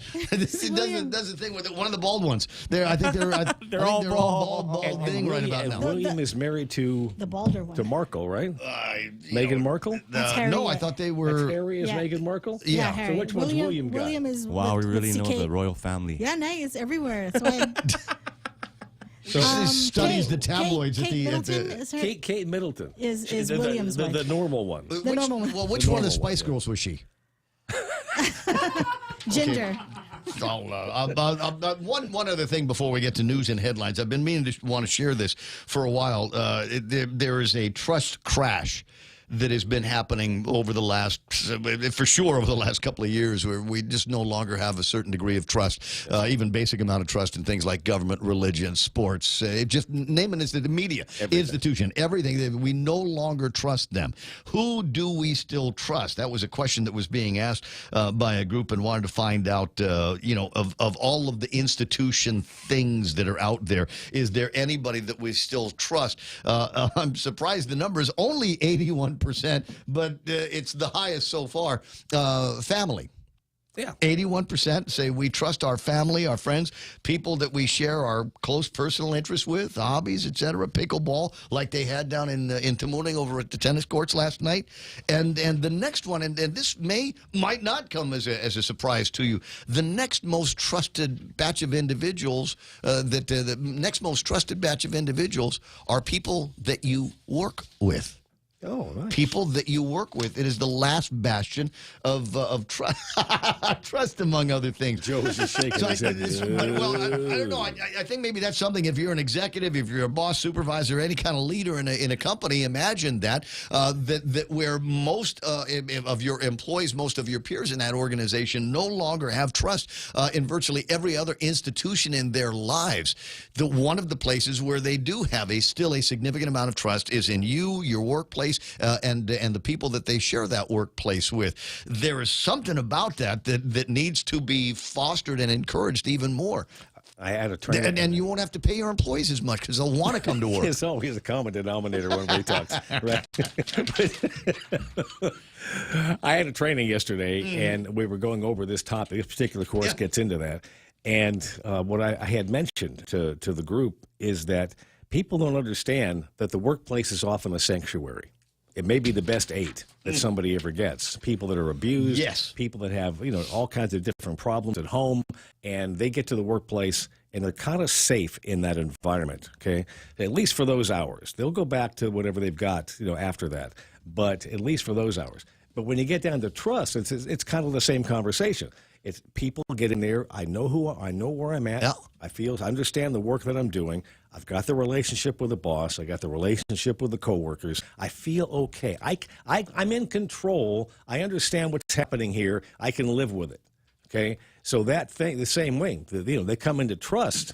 And they say, I can trust this place. I'm okay. These are my people. These are my people. Exactly. So foster that, communicate that. Your employees are willing to listen to you. They trust you. They trust the people that they work with. So, I think the team building here is 50% on the way. If you're 50% done with team building, just because that's the level of trust that is the baseline. So ponder that as you're driving around this morning. 7:37, Jerry Roberts and the Extra Point. We're going to jump into news and headlines now with Donna D. This one here brought to you by the original Burger King. Long live the king over at BK. Maybe they're going to do something special. I'm sure he's thinking about it now. He's a marketing genius. You know what? Did I say yesterday around this time that PDN was supposed to make the big pronouncement about the top 5 finalists, all the different divisions? Yeah. Has anybody seen it? No. Probably put it off because the Queen died. But anyway, I'm sure that BK has made it as a finalist in any category that they chose to run in. So make sure when it comes time to vote to go ahead and vote for them. In the meantime, Chicken Fries Fridays all day long today. It's also being brought to you by Auntie Lolita Cabot. She's with Half a Day Realty. And maybe you've got your thoughts on maybe, I don't know, let's commemorate my life here by stretching out and buying some property. What's out there? What's available? Where are the good deals? Auntie Loli knows, and she can guide you with all of that stuff. So reach out to her at Half a Day Realty today. Now with news and headlines, here is Donna D. Donna, what happened? The AG's office and the Criminal Injuries Compensation Commission have awarded nearly $72,000 to 8 victims of crime and their families. The money brings this year's total awards to more than $150,000. Victims of violent crimes, including murder, criminal sexual conduct, driving while impaired, and robbery are among those eligible for financial compensation to offset costs incurred. The funds received by victims comes from fines imposed on defendants and a federal grant that reimburses 60 cents to every dollar awarded. More information on the program can be found online at oagguam.org/victim-services. And the Office of Homelessness Assistance and Poverty Prevention Acting Director Robson Augustine has announced that 16 pallets of ready-to-eat meals donated by FEMA have been distributed to the mayor's offices and nonprofits.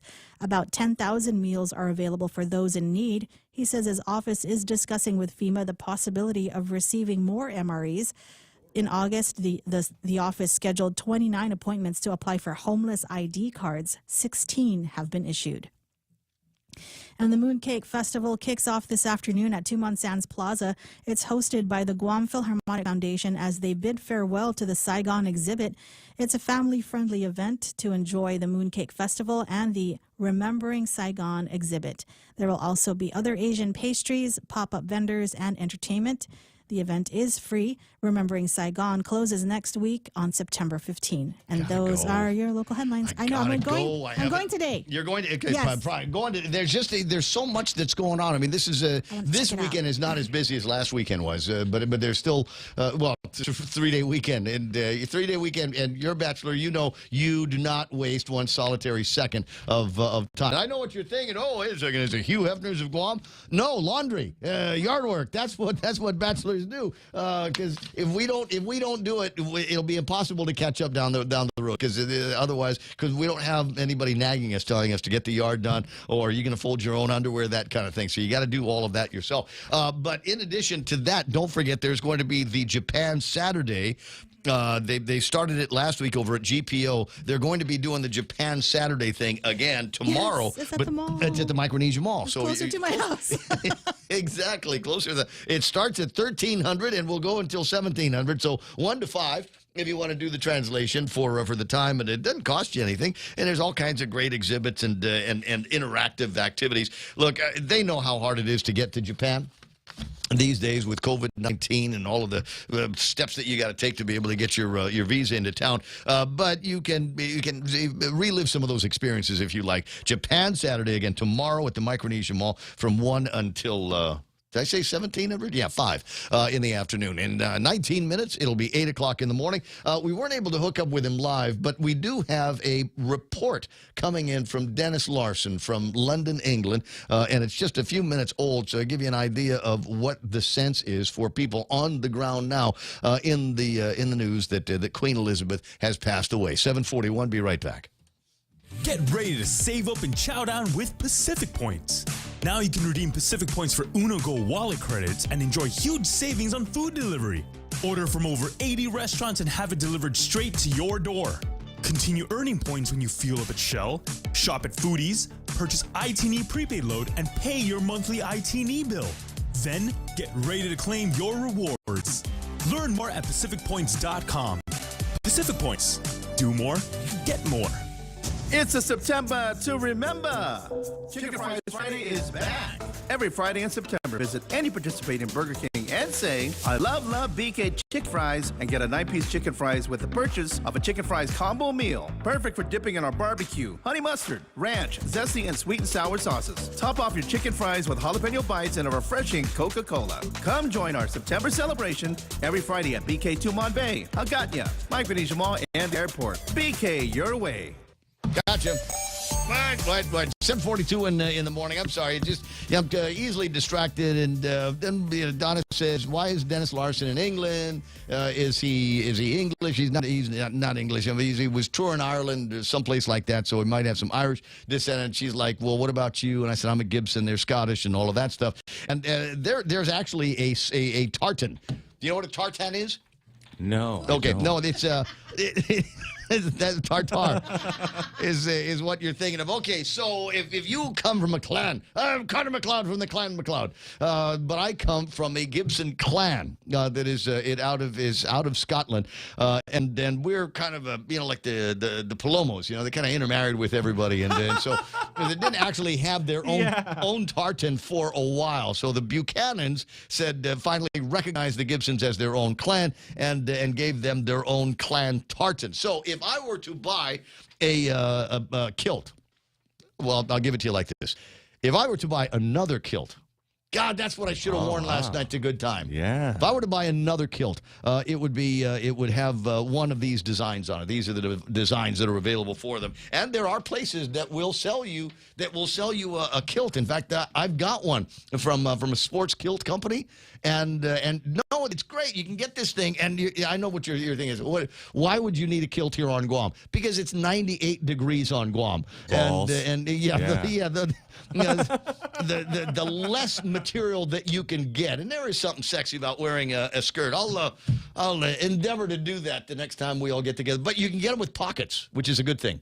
So you've got someplace to put your wallet. Or whatever. I'm just out loud here. 7:44 in the morning. Was that the traffic music? Was I supposed to be doing? All right, good. Let's get into some of that right now and find out what's happening on Guam's roadways at 7:45. Let's see. Oh, it's ugly. North End is ugly, but not as ugly as it was this time yesterday. Looks like traffic has made its way through most of your Pau and into Waiseng Song. Meeting up with a lot of traffic. 1 and 3 over at GRMC. Busy getting onto Marine Corps Drive. And once you're on southbound, is running very, very slow. I don't know. We got a big deal over at Jack in the Box or Jollibee's here for breakfast. I don't know. It's crazy traffic through there. 16, ugly right around the post office area, and that is going to be affecting inbound traffic to 8, 10, and 16. There's also slowdowns there from Undalan Middle School and Wendy's, and then there's that traffic in both directions up on Route 8 just before you get to that one good intersection in Teedson.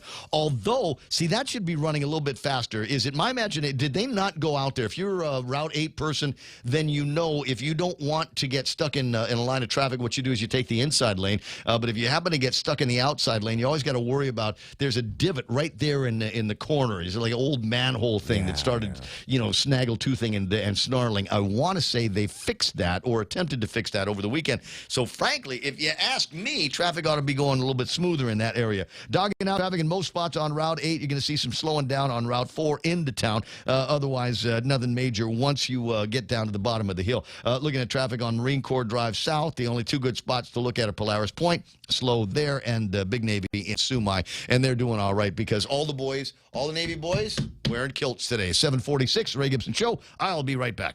Want more internet speed, more mobile data, more TV, and more reliable phone service? Introducing the new GTA Choice Bundles. The more you choose, the more you save. And for a limited time, sign up for a new Choice Bundle with home internet service up to Internet 50 and get a free Roku Express. Or Internet 75 or higher and receive a $100 account credit. Visit GTA.net and get more choices, more savings with GTA's Choice Bundles. Conditions apply. See website for details. GTA, we start with you. Family Finance has been serving the people of Guam since 1959, and they will continue to be there for you in the years to come. Whether you're looking to get a personal loan for that summer vacation or paying off those long overdue bills, Family Finance has got you covered. Apply for a personal loan from $1,000 up to $4,100 by calling Family Finance in Hagåtña at 671-475-4545, Upper Tumon 671-647-5626, or in Dededo 671-633-4473. Portions of the program here brought to you by Beyond the Box. What time is it? 7:47. That's the Beyond the Box time. You're looking for a new phone but don't want to spend crazy up prices for Samsungs and iPhones and things like that. Check out the Nothing phone over at that's the name of it. That's the name of it. And the idea here is it's all the phone that you really need. All the camera technology that you want in there. Great cell phone technology, gizmos, gadgets, apps that are built in, but not too many apps. They don't bloat this thing up. It really is a fine piece of telephone technology that I have a great time playing around with. And now you can get all kinds of accessories for it, cases and screen covers and adapters and whatever. And if you're going, wait a second, why doesn't it come with an adapter? What's the big deal? You know, my iPhone came with an adapter. Yeah, the new one doesn't. In the box right now, you know what you get in it? You get the little Apple sticker. I think that's guaranteed all the time. There's a little bit of that little cable there. It's got the D connector. It is the D, right? The D sub. Which one? I was going to ask you, did you see the new iPhone? I was talking about it yesterday, yeah. But did you see, because I'm not sure if it's still lightning or if... It's still lightning. It's still lightning? It's still lightning. Kind of disappointing, right? Yeah. But one of the big deals about it right now is that I don't think you can put a SIM in it. Huh? And how are you supposed to use it? Yeah, it's a digital SIM. Yeah, it's an eSIM. Oh, the eSIM? It's got a dual eSIM in there. But the thing is, in the 14. But the question is, are the phone companies here set up for that? I gotta bug somebody. I'm confused about that because I did have a phone that used dual SIM. Actually, it wasn't mine, but you know, I couldn't get like straight answers about the eSIM. I'll see what I can find out about the eSIM. See if you can get. I'll give you the name in a second. But see if we can find somebody that can talk about eSIM. Bob Kelly, get him back on and see. But I want to say that there might only be eSIM connectors in the new iPhone that is coming out. That you can pre-order it right now. But like I said, no adapter on the inside. You get. I was going to say there's a big thick manual. Yeah, you wish. 7:49 in the morning, 888-8255, 888-TALK. You want, like I was getting into technology, and trust me, when the gadgets and gizmos come out that are companions to the iPhones, you will be able to get them at Beyond the Box.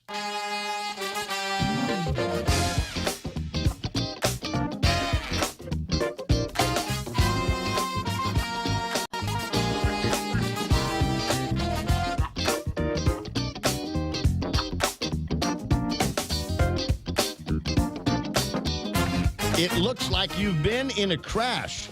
The most interesting part of the Apple event was the focus on emergencies. The latest Apple Watch can detect a serious car crash and automatically connect to emergency contacts and first responders, powered by an improved gyroscope and accelerometer. The iPhone 14 Pro will also be able to summon help via satellite. You won't even need to be in range of a cell system. It will be able to get you help via satellite. Some really, really interesting technology that is floating around with the telephone technology that should be on shelves all over Guam in just a little bit. 7:50 in the morning, 888-8255, 888-TALK. Dennis Larson on the way. Is this Junior Pete?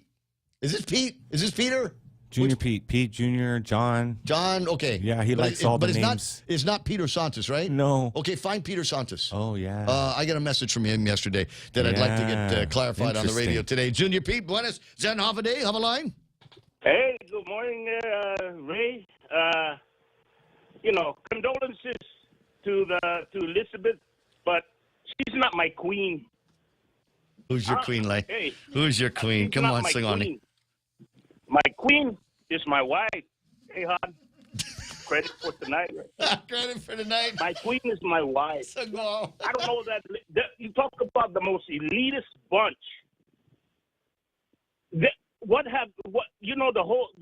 All of England, part of whatever their tax system is, taxes goes to paying for those people to exist on their so-called throne. Everything that they own is because of the people of England paying for their elitist lifestyle. So that's why all this big deal about her, and they keep saying the queen. She's not our queen. She's their queen. But look, this is they are now democratically electing their representatives in Great Britain, and they could, I suppose, at any time they wanted to, if they were just as upset as you are about even the hint of a royal and elite class, could get rid of them, I suppose, at any given time if they wanted to. But I suppose there are traditions, legend, rules that they hold on to in the same way that I suppose in America and even in our own political families here, our own political elites, that we still cling to. Take a look at the surnames on the election ballot, and you'll see many names that we have been voting in and out of office and in and out of the government now since we've been voting. Well, thank God that George Washington and his group kicked their dog in. So, as far as I know about the British, hey, they have been everywhere that they tried to take over or colonize. They've done nothing but cause trouble, and so that's why I don't recognize them people as other than just our ally. And even at that, all the money that the U.S. government is funneling over there to Ukraine, I don't think that the Brits have even come near to matching that amount. On that subject, I'd like to get a little bit more information on why we are sending so much money out there. I mean, call it what it is. Is this a proxy war? Are we fighting Russia through Ukraine? And did we vote on all of that? Is that really the direction that the United States needs to take in this particular conflict? 7:53. Hey, I got to let you go. I got a bigger name online, too. I'll talk to you soon. Hey, I just want Francis Stadinko Gatewood to go after Aperon and bring him back in chains and shackles. Gotcha. Appreciate it. You have a great day. 888-8255-888-TALK. Boy, he's been on a tear on that particular topic, huh? And it's come on in here with the Bahakis and the Presuzori and shackles. It was a far cry from the fancy clothes he used to wear on screen. All right. Before I get to the bigger name on line 2 here, eSIMs. This came out in the Apple event yesterday. They are doing away with the physical SIM card, which ties a phone to a number and a cellular carrier account. eSIM is software that does the same thing. This is classic Apple getting rid of a connection technology that's ubiquitous, but also heading towards obsolescence. So we're not going to stick around much longer. But again, I don't know if any of the telecom companies around here are all set up for eSIM technology. I mean, it was not that long ago that this was something they talked about, decades from now, we'll have flying cars and eSIMs. But it looks like it's here now. It was not a surprise that Apple shrunk the notch in the front of the phone. If you've got an Apple phone, you know exactly what I'm talking about. It's this one section right up here, little black spot, and you're going, well, why can't we make that part of the screen? And they have shrunk it. The twist is that Apple is using the extra space to deliver notification and controls via a feature it calls Dynamic Island. Messages about incoming calls or menu choices with a balloon out from the notch. They will vanish back into it when you are done. That'll be interesting to see when all of that happens. 7:55 in the morning in the Ray Gibson Show. Mayors have been busy when it comes to mayor conversations. The guy I like to call is Pink is best. You did so much better, Joe. He's Speaker's best. No doubt among the top 5 when they finally send that out here. It's the mayor of Petey, beautiful village of Petey, Mayor Jess Alec. Buenason, half a day. Half a day, Ray. Long time no here. Man, I thought I was going to see you last night. Long time no talk. I thought I was going to see you last night over at Good Time. You couldn't find parking? No. If I don't have to go anywhere, I'm not going anywhere. But you had to go there. You had to go there if you wanted to hear the secret dog whistle that was sent out to all of Mike and Bree's supporters, family and friends, that they're supposed to now support Felix and Tony. Well, I heard it here on the point. Oh yeah, I kind of did mention that, didn't I? Okay. Yeah. So not much of a secret. And as I said, the night punctuated by a couple of great, albeit short, speeches from Sabrina and Mike St. Nicholas, Governor Felix P. Camacho, and First Lady Joanne were there. And when it got time for Tony to say a few words, he just got up there and just gave Mike St. Nicholas this long kind of end of lost in translation hug. It was beautiful. It was a beautiful moment. Oh, okay. Well, I guess I missed that part. I saw pictures, but I didn't see. Did anyone do a video on it? Everybody was shooting. Every camera was out. Nick Delgado from KUAM was there, and he had his phone out the entire time. So there's possibility that you might be able to see that on their screens. I'm sure I'll check it out. Oh, what's going on? Well, I don't know. I was looking at. We were trying to get a hold of you yesterday because I needed to kill 2 hours to talk about things like medical outreach, some new money going to GAIN that will help, in particular, my neighbors and my mayor, Rudy Paco, to catch up some more dogs to send up to GAIN, and then conversations about what the mayors were going to be doing around Christmas time. Yeah. So lots going on. On the dog part, we've just been always working with GAIN, and Mayor Paco is part of leads our Roundup committee. We're no longer really calling it Roundup because that's not our focus these days. But nevertheless, Mayor Paco has been instrumental in working with GAIN and agriculture. So what we're seeing now is that GAIN received the money that they were promised for the kennels to build additional kennels. And so, of course, we're hoping that's going to help us resolve one part of our issue, where GAIN will now be able to accept the dogs that we trap or catch, the strays at least, right, that are out of the road. And so, of course, that's not going to happen right away. That's months down the line, I'm sure, because they still have to follow government procurement because it's... So is that like around when the new hospital is going to open? Well, let's hope that we don't wait that long. when the Aganya pool is fixed, or... I always say it's going to happen before November 8th. everything, all the good things, ribbon cuttings, and there's going to be fanfare balloons for the kids, free hot dogs, all of that. Okay, gotcha. If it doesn't happen by November 8th, we're shit out of luck. Yeah, I gotcha. No, you can't actually say that on the radio, and so never mind the rest of the stuff about Christmas. We'll do that later. But there is an other interesting story in the news talking about the homeless folks, and they're beginning to get more visible. And the encampments are getting larger, and there doesn't seem to be a whole lot that can be done if they're on private property. Right. That's a big issue. And, what do we tackle first? The dogs or the human beings? And so we kind of we've talked about it with different mayors. Mayor Savars actually went on an invited trip to one of the conferences. It happened to be in Hawaii. And she was invited because of her population as part of the Conference of Mayors, right. U.S. Conference of Mayors. So we're hoping that, those conversations will morph into something more profitable for us in as far as building these temporary homes or shelters for the homeless that we can accommodate. But we've got places for them to go. They just don't want to go.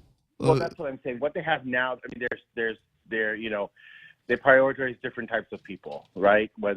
And I can't really speak on it. Well, and truth is, we don't have just fresh out of time on this, so we'll continue the conversation maybe Monday next week, and give you more time to talk about it. It is a growing problem that we've got here on Guam. Something that people are remarking about more is the number of visible homeless that we're beginning to see a lot more of, and what we can do. If it's a question of resources, we know that the resources are there, but in a lot of cases, my understanding is you can lead a horse to water, but you can't make them drink. It's just after 8 o'clock. Mayor Alec, I'll talk to you soon. Have a great weekend. Yeah. All right. Adios.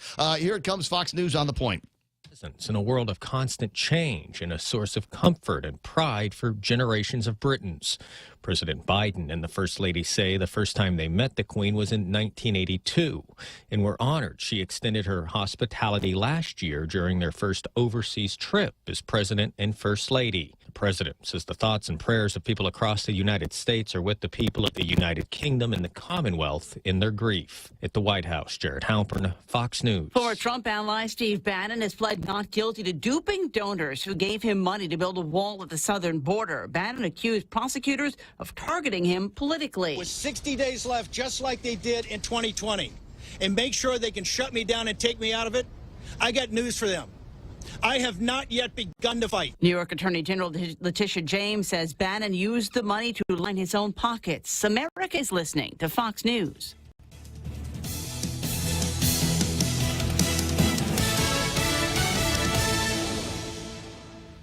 Guam Regional Medical City. We bring the healthcare advances of the world directly to you. We are an acute care hospital that complements your needs with our robust outpatient specialty clinics. From preventative care to critical care, we strive for consistent excellence at GRMC. Our core philosophy is where patients are partners, which means we work as a team to make a healthier version of you. For more information, visit us at grmc.gu or to make an appointment, call 671-633-GRMC. Come on down to Chili's and create your own dynamic duo starting at $29.99. Choose any two of your favorites from these delicious options. Margarita grilled chicken, country fried chicken crispers, 6-ounce sirloin, savory acho salmon, or Cajun shrimp. For a few bucks more, upgrade to premium entrees, such as the 10-ounce sirloin or ribeye cooked to your liking. Or go big with our famous half-rack baby back ribs. Your dynamic duo creation comes with loaded mashed potatoes. At Chili's, more life and great value happen here. Located on the second floor, Tumon Sands Plaza. Are reacting to the death of Queen Elizabeth, who reached out to British pop culture icons over the years. From her correspondence with John Lennon to having tea with Paddington Bear. Ozzy Osbourne tweeted, "I mourn with my country the passing of our greatest queen. With a heavy heart, I say, it's devastating, the thought of England without Queen Elizabeth II." Elton John posting, "She was an inspiring presence to be around and led the country through some of the greatest and darkest moments with grace, decency, and a genuine caring warmth." And Paddington Bear wrote, "Thank you, ma'am, for everything." Michelle Polino, Fox News. The U.S. Forest Service is resuming the practice of intentionally lighting fires to clear brush and small trees from forested areas nationwide after a 3-month break to review the risks of runaway wildfires.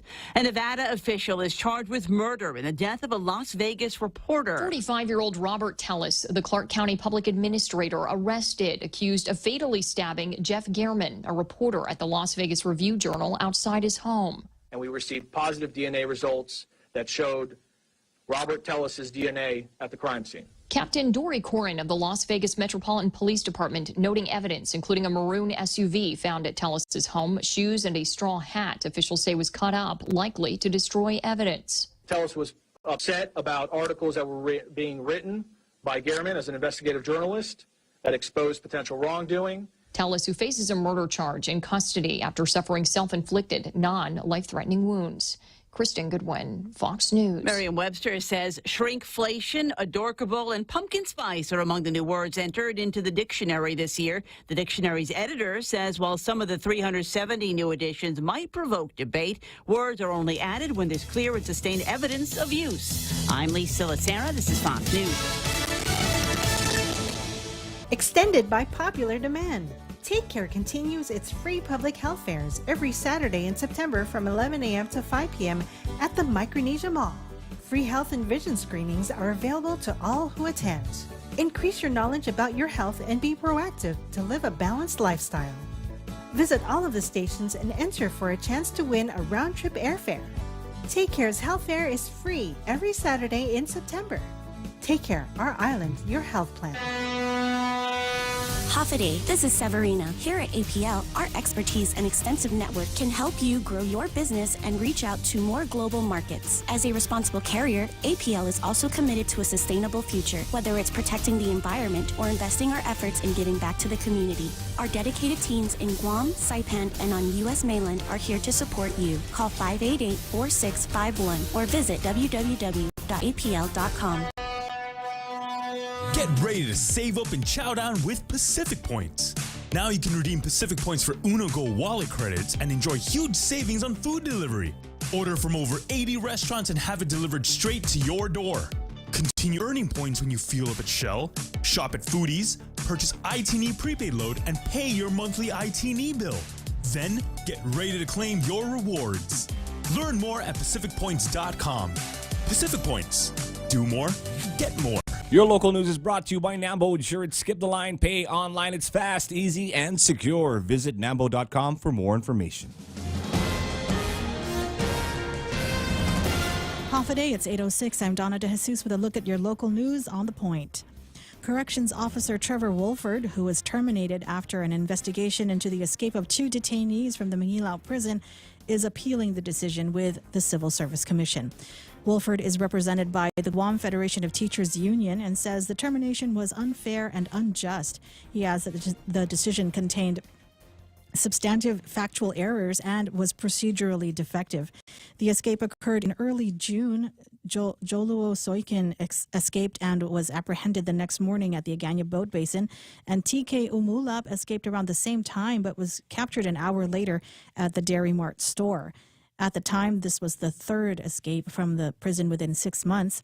The report states that Wolford was assigned to the quarantine tent and said he had physically conducted a head count, but when presented with surveillance footage, Wolford told investigators that he performed the count from inside the unit control room by looking into the isolation tents. Wolford was terminated on August 29. A status call on the appeal was conducted on Wednesday by the CSC. DOC management wants to consult with legal counsel before proceeding. Another status call is scheduled for September 28. And Congressman Mike Sinicolas and Sabrina Salas-Matanani held a thank you event for campaign supporters last night when Sinicolas said voters should not support Governor Leon Guerrero in the general election because she ran a dirty campaign. Sinicolas and Salas-Matanani lost the Democratic primary, but Sinicolas made clear that he will not bend the knee and concede the election to Leon Guerrero and will not be supporting the Lou and Josh campaign. Sinicolas stops short of saying he endorses the campaign of former Republican Governor Felix Camacho and running mate Senator Tony Ada, but Sinicolas is not running a write-in campaign for governor, which leaves the Camacho-Ada team as the remaining choice on the November 8 gubernatorial ballot. Camacho and Ada were in attendance in last night's event when Camacho congratulated the Mike and Bree team for a clean and honorable election, adding that Sinicolas has accomplished more for Guam than any other congressman. Countdown to the general election, 60 days. Early voting begins on October 11. More news after this. Go green, go hybrid, go to Nanbo Insurance, and your next power bill is on us. Insure your hybrid car at Nanbo and get up to $350 towards your next power bill. That's instant savings for keeping our island clean and green. Nanbo has been providing Guam with over 50 years of reliable and affordable auto insurance. At Nanbo, it pays to go green. Terms and conditions apply. Visit nanbo.com or call 477-9754 for details. The 7-day rolling average for Guam has dropped to below 40 COVID-19 cases per day from earlier rates of about 100 per day. The latest surveillance data from Public Health covers the period from August 10 through September 6 and shows a steady decline in the rolling average over the course of the month. The island-wide daily COVID hospitalization count also decreased and has fallen below the surge indicator of 20 patients per day.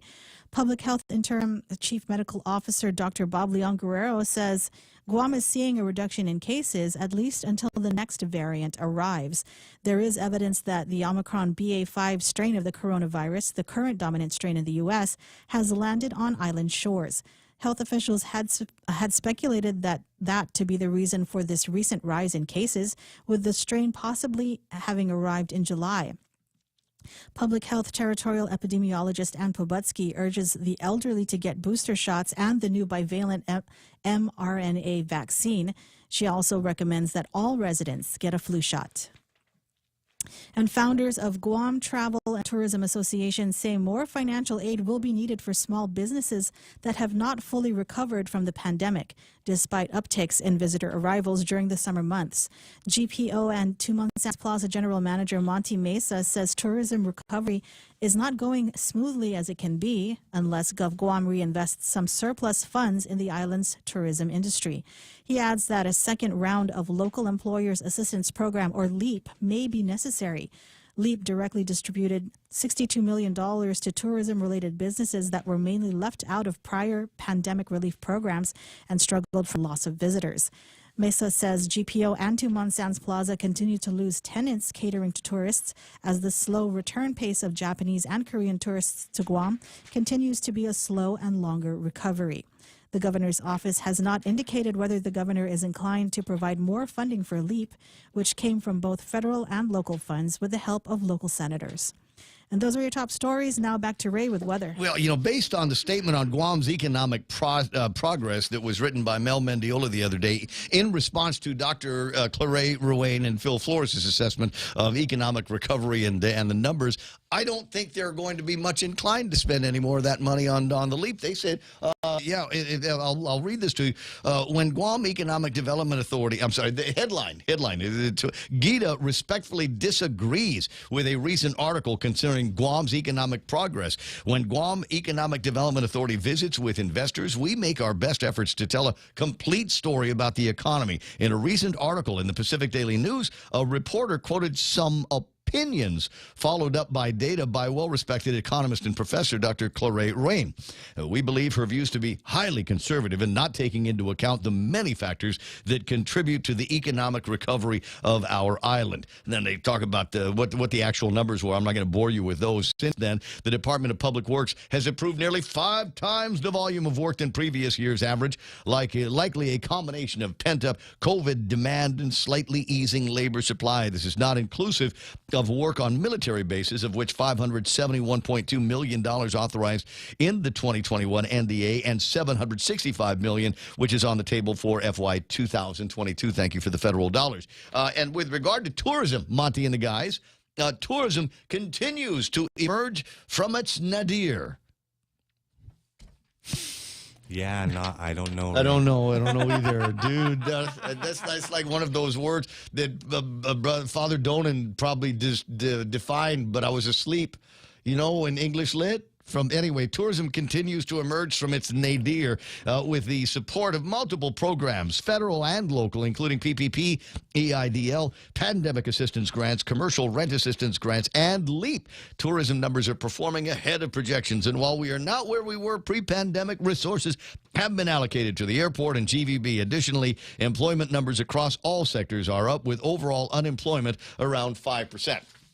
They're all making $20 an hour, which is not necessarily good for a lot of businesses' bottom lines, but that's where they are. So when we start talking about Monty over at the GPO and Tumont Sands Plaza saying we need more help on maybe another LEAP program, you're going to have to convince them first, because from the looks of it there, Monty, they are already convinced that Guam is well on its way to a beautiful economic recovery. 8:14 in the Ray Gibson Show. Last look at weather is hot. It is going to be hot all day, unless it rains, but it's still going to be hot after that, because we need like days worth of rains to cool us down from where we've been mostly sunny.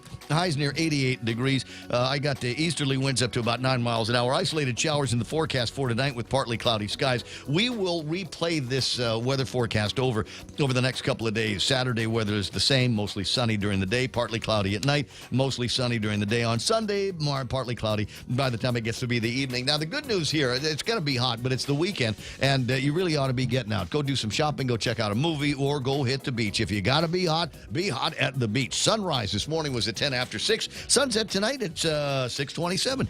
There it is. News and weather together. This is The Point. Tell me about it, Stud.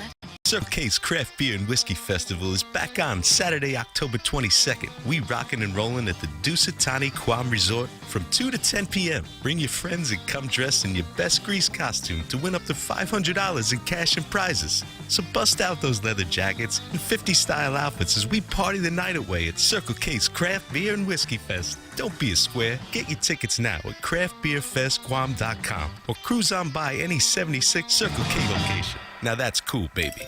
Everyone has a busy schedule these days, and sometimes we forget to schedule our routine dental checkup and cleaning. Don't neglect your dental health. Schedule one today with Dr. Robert Yang and his Smile Team, conveniently located at the East West Business Center on Marine Drive, Upper Tumon.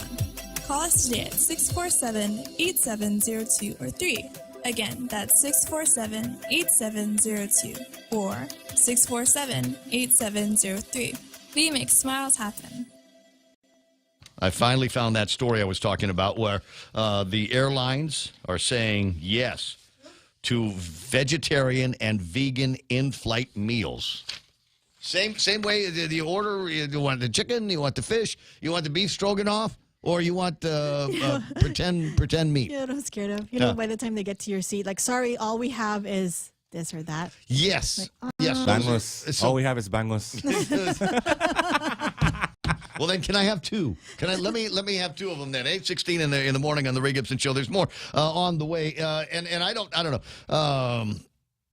where do I've just got so much video to show, and I got to be careful because a lot of people don't watch the video. A lot of people are driving in their car and might not get the effect of this. So about the only thing I can do is describe this. I earlier was referring to the long hug between Tony and Mike St. Nicholas. I mean, if there was ever an indication with nonverbal, tell me that you are embracing Mike supporters without telling me you're embracing Mike supporters. Tell me you are sending all of my supporters, family, and friends over to the Camacho Ada team without telling me you're sending all of your supporters, friends, and family to the Camacho Ada team. And it came out in a long hug. And as it turns out, I did have my camera running at the time, and we got now Felix Camacho had just finished, his accolades to Mike St. Nicholas, talking about how incredible, how much work the guy did in 4 years in D.C. Than any of his predecessors in the history of congressional representation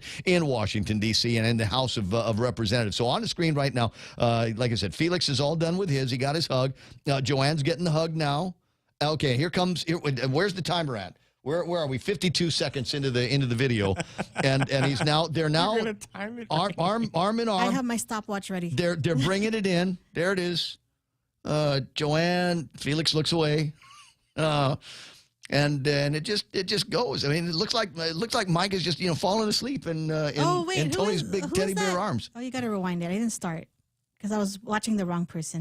You were watching the wrong person? Yeah. Well, all right. So it started at 52, and apparently I ended the video at a minute and 5 seconds. So that's at least not going to be an accurate 7 or 8 seconds of all of that. So what were you looking at here?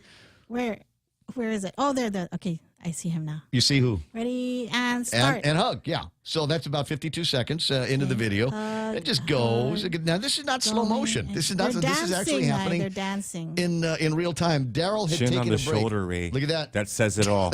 Shin on the shoulder. Right? Oh, yeah. Arms down. I'm 15 seconds of giving what you myself have. completely over to you. You now have all of my supporters. All of the people that would vote for Mike and Bree now, please join the Calvo Ada camp. It could not be made any clearer than the video that you just saw. Reunited and It Feels So Good. Peaches and Herb. Really? Maybe Was it really? 8:19 in the morning. No, they weren't playing any songs. It just it looks like it does because they've got the lights. Oh crap! Oh my God! Somebody's going to take this video and lay over a piece of music. Like Unchained Melody or something. Careless Whisper. 8:19, Ray Gibson Show. Do I have to take a break? I probably should. Okay, there's more on the way. Stick around, Brown. It's the Ray Gibson Show. Call now, 888-TALK. That's 888-8255. Yes. Awesome. 888-8255, 888-TALK is my telephone number, and absolutely delighted that they're going to be asking for another round of Leap. And I'll tell you why. My buddy Monty Mesa from GPO on the line with me now. Good morning, Monty. How you doing, buddy? Hey, good morning, Ray. How are you?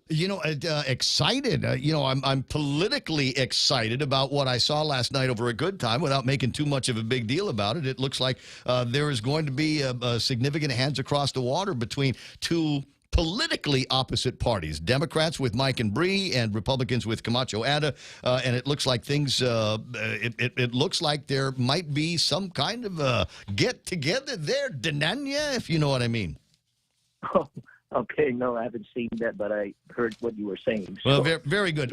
But the other interesting news is the idea that you are floating here this morning that there needs more to help out tourism and the businesses that support tourism here on Guam. An outfit called the Guam Travel and Tourism Association. You are its co-founder, working with, among others, to try to get the attention of the administration. I was thinking about that, and I thought, well, you know what? I'd like to see another LEAP program and maybe a change in some of the qualifications. I'd applied for the LEAP program but was turned down because, frankly, I didn't lose enough money. But there is still a need, and in my business, which is dependent on your business, I think the better you do, the better I'm going to do. You know what I mean? That's right, and that's the effort we're looking at now. I mean, of course, nobody could foresee this long of a drag with our tourism recovery going, this 28 months now. And, we've all tried to anticipate things changing, but it never panned out. No. It's beyond our control. And, we appreciate what our government has done to get, the health and safety of our people, on track. That's a great job on that. But now we've got to look at our economic activity and see how can we continue to sustain our local businesses, especially that, have built their business platform catering to not just local, but also to our visitors.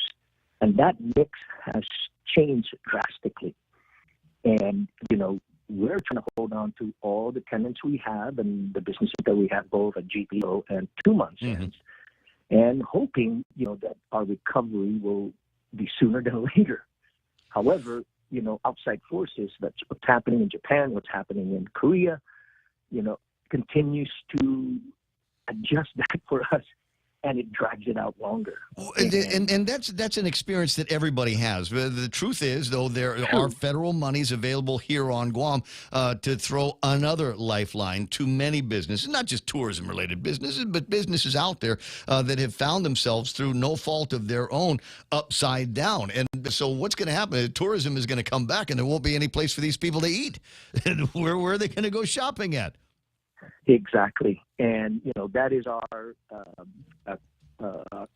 proposal to our government now is to really reconsider, as you talked about earlier, Leap 2, and try to sustain the payroll that's there, our local people that are employed there, and they don't lose, any more payroll taxes if people get laid off or people leave the island to go to the mainland for a better opportunity. And this is the time that, this federal funds that we have, a windfall in our community, needs to be reconsidered to look at how do we reinvest into our local businesses to sustain them. Otherwise, we won't have a good economy.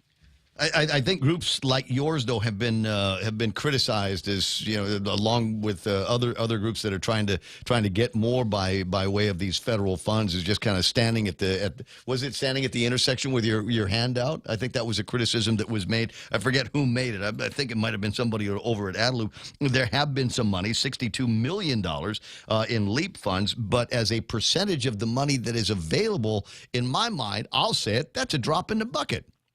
Absolutely. When you look at that $63 million, that was really appreciated, and it helped a lot of businesses sustain. Some of them have recovered. That's great, but not all of them, and they're still trying to survive.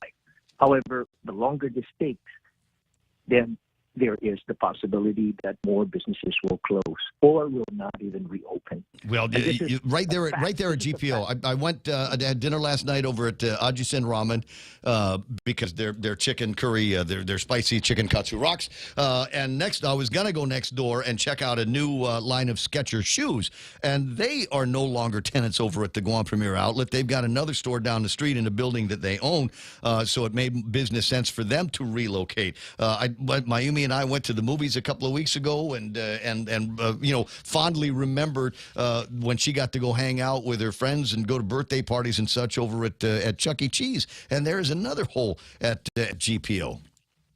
That's true, but we're not. We're also being aggressive and seeking other new businesses outside of Guam. Cool. And that's one of the things that we would need, the government's help. GIDA needs to look at this, and we not only support the tax breaks for the hotels for renovation, but we're going to look at how do we keep the other businesses going and help them as well.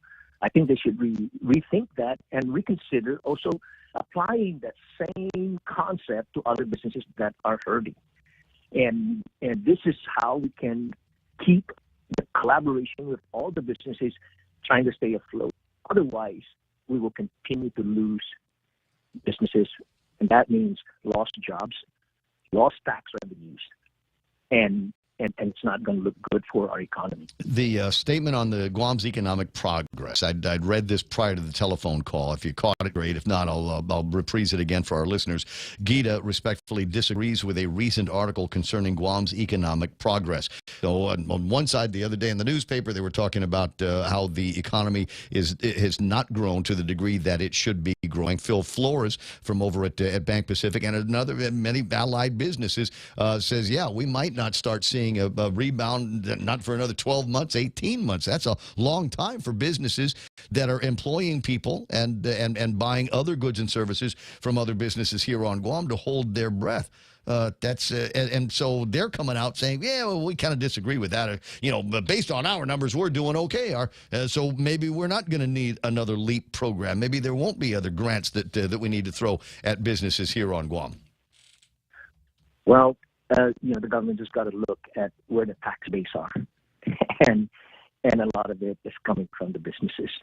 And of course, there are different opinions, and this is an election year. People have to stage their statement and look at all the flowers and all the good smelling things, and not really paying attention to what is really a problem.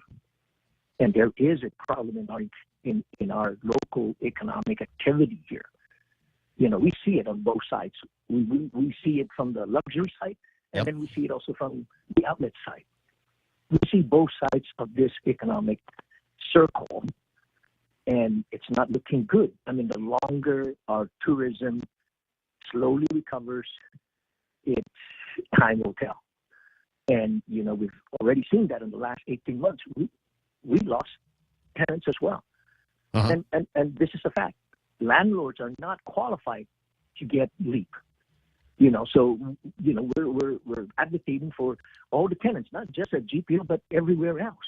We have some landlords out there that are suffering as well. I did not know that. I didn't know that. I thought your business license, you're able to demonstrate with your business privilege tax statements a certain amount of loss, and then you would be eligible for some of this. But as a tenant at GPO or Tumon Sands Plaza, I'm sorry, not as a tenant, as a landlord there, you're not eligible for that relief?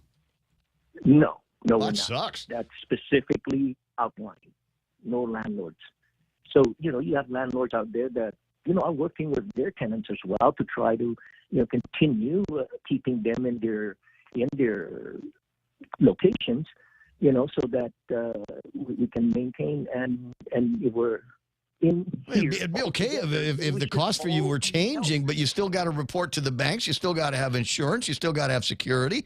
You still have to keep electricity and flushing toilets going on. So I don't understand why you would not have been beneficiaries one way or the other. Well, that's part of the federal law as well, I guess. So they mirrored that, and that's not a problem, yet. But it's now becoming a highlighted issue, and we're saying, wow, if we're in this all together, let's take it all the way. Let's not isolate people out, and of course, this government has the ability to do that. They're in control of all those federal funds. Right.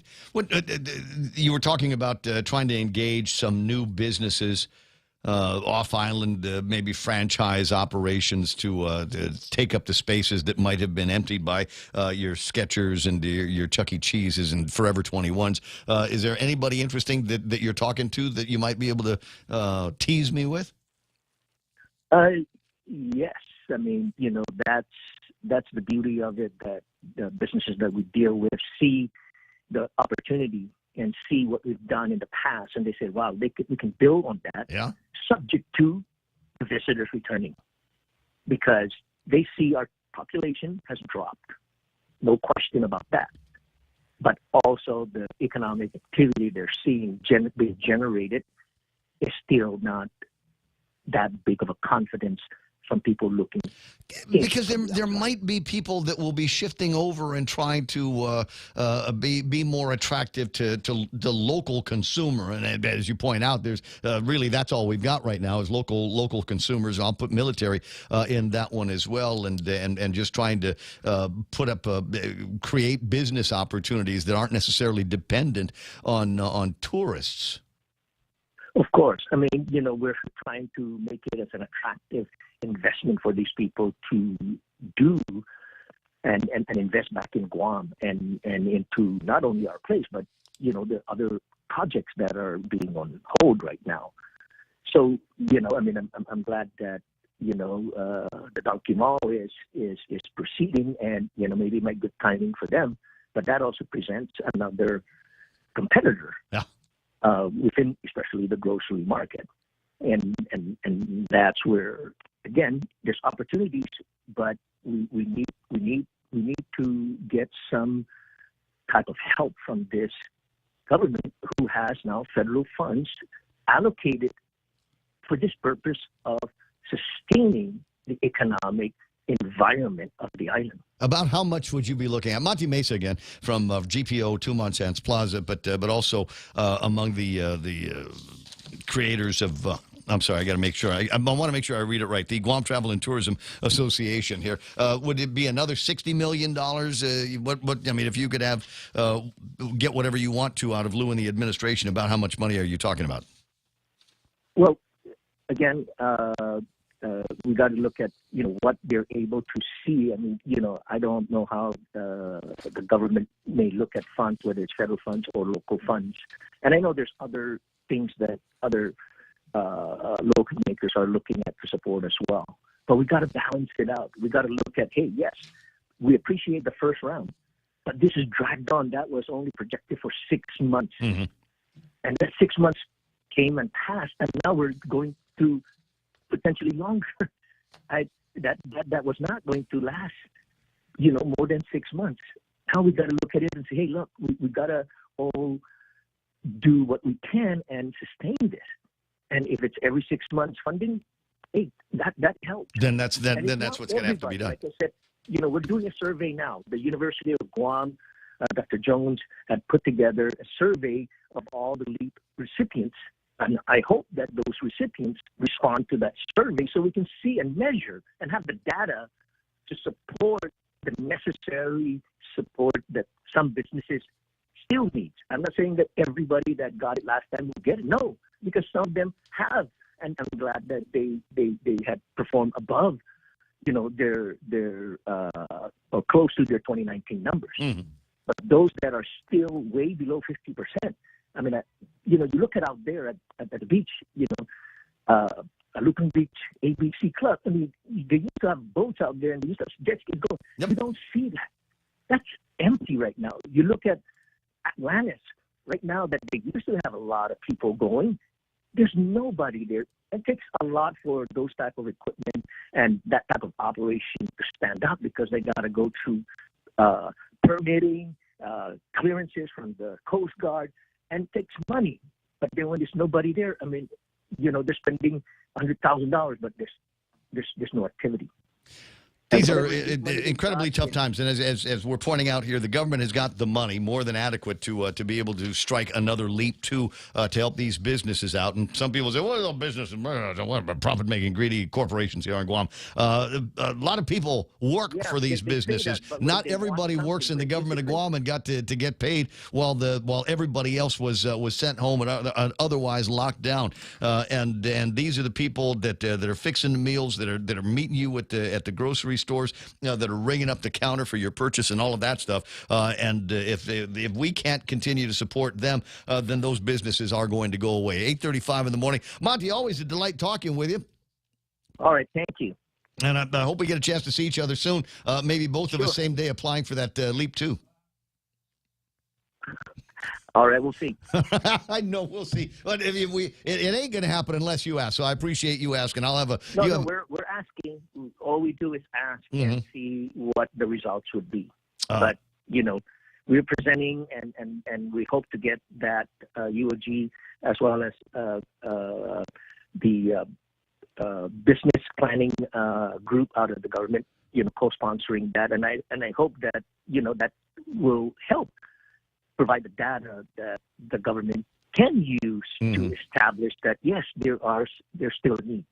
If we can help those that are having trouble with babysitting at home or no babysitter and giving them some helping hand to get their kids to the daycare center, but so that they can go to work. So they can go to work. It's not going to help anybody if there's no work to get to. We've got Grandma's house taken care of. I got you. Monty, when that survey information gets out, I'd sure like to have you into the studio, maybe discuss the findings of that survey from among the original LEAP recipients and find out, again, as you point out, the data that we can use to support another ask for another round of LEAP. Yes. Okay. And when is Walmart coming? Oh, that's. Come on. Okay. I'll scale down. Okay. So what? We don't have Chuck E. Cheese anymore. Can we get a Dave and Buster's? It's like Chuck E. Cheese with booze. It'll be a similar concept like that. Okay. All right. I'm satisfied. I got enough information now. You have a great day. I'll see you soon, Monty. It's 8:37 in the morning. I will. The Ray Gibson Show continues. We got news and headlines with Donna D coming up before too much longer. And another concept that I want to throw out. I hope I got time for it. I want to throw out the concept of a thing called inclusive sizing. Inclusive sizing. Well, we have to be inclusive and diversified and sustainable and circular, right, with everything these days. And what about sizing? It's there's the fondness of what do we got here? Boy size, girl style, boy style. Right? And boy sizes, girl sizes, and then we've got different stratification on the inside of that. And you would think that there would be, we would be all right with small, medium, large, extra large, double extra large, 4XL, whatever. But now there's a concept where they're trying to move, I suppose, away from that into inclusive sizing. It ain't one size. Maybe it's one size fits most. More on that before too much longer. Right now, though, news and headlines with Donna D right after these. In a world where our cuisines unite, the Colonel has joined together your favorite extra crispy KFC fried chicken with an authentic hot and sweet Korean glaze, bringing you KFC's Korean fried chicken for a limited time. It's back here on Guam. Try KFC's Korean fried chicken and also available in Korean hot chicken wings. KFC, it's finger-licking good. Gas is expensive, so let the bank come to you. Through our remote deposit capture, you can deposit your checks into your account from your phone. And with our Dynamite Bank Pacific Visa debit card, you can use your money anytime, anywhere. It's the perfect combo. Now we're banking on the future. Services to choose. Bank Pacific. Where others put branches, we place roots. Equal housing lender. Member FDIC. Crank it up.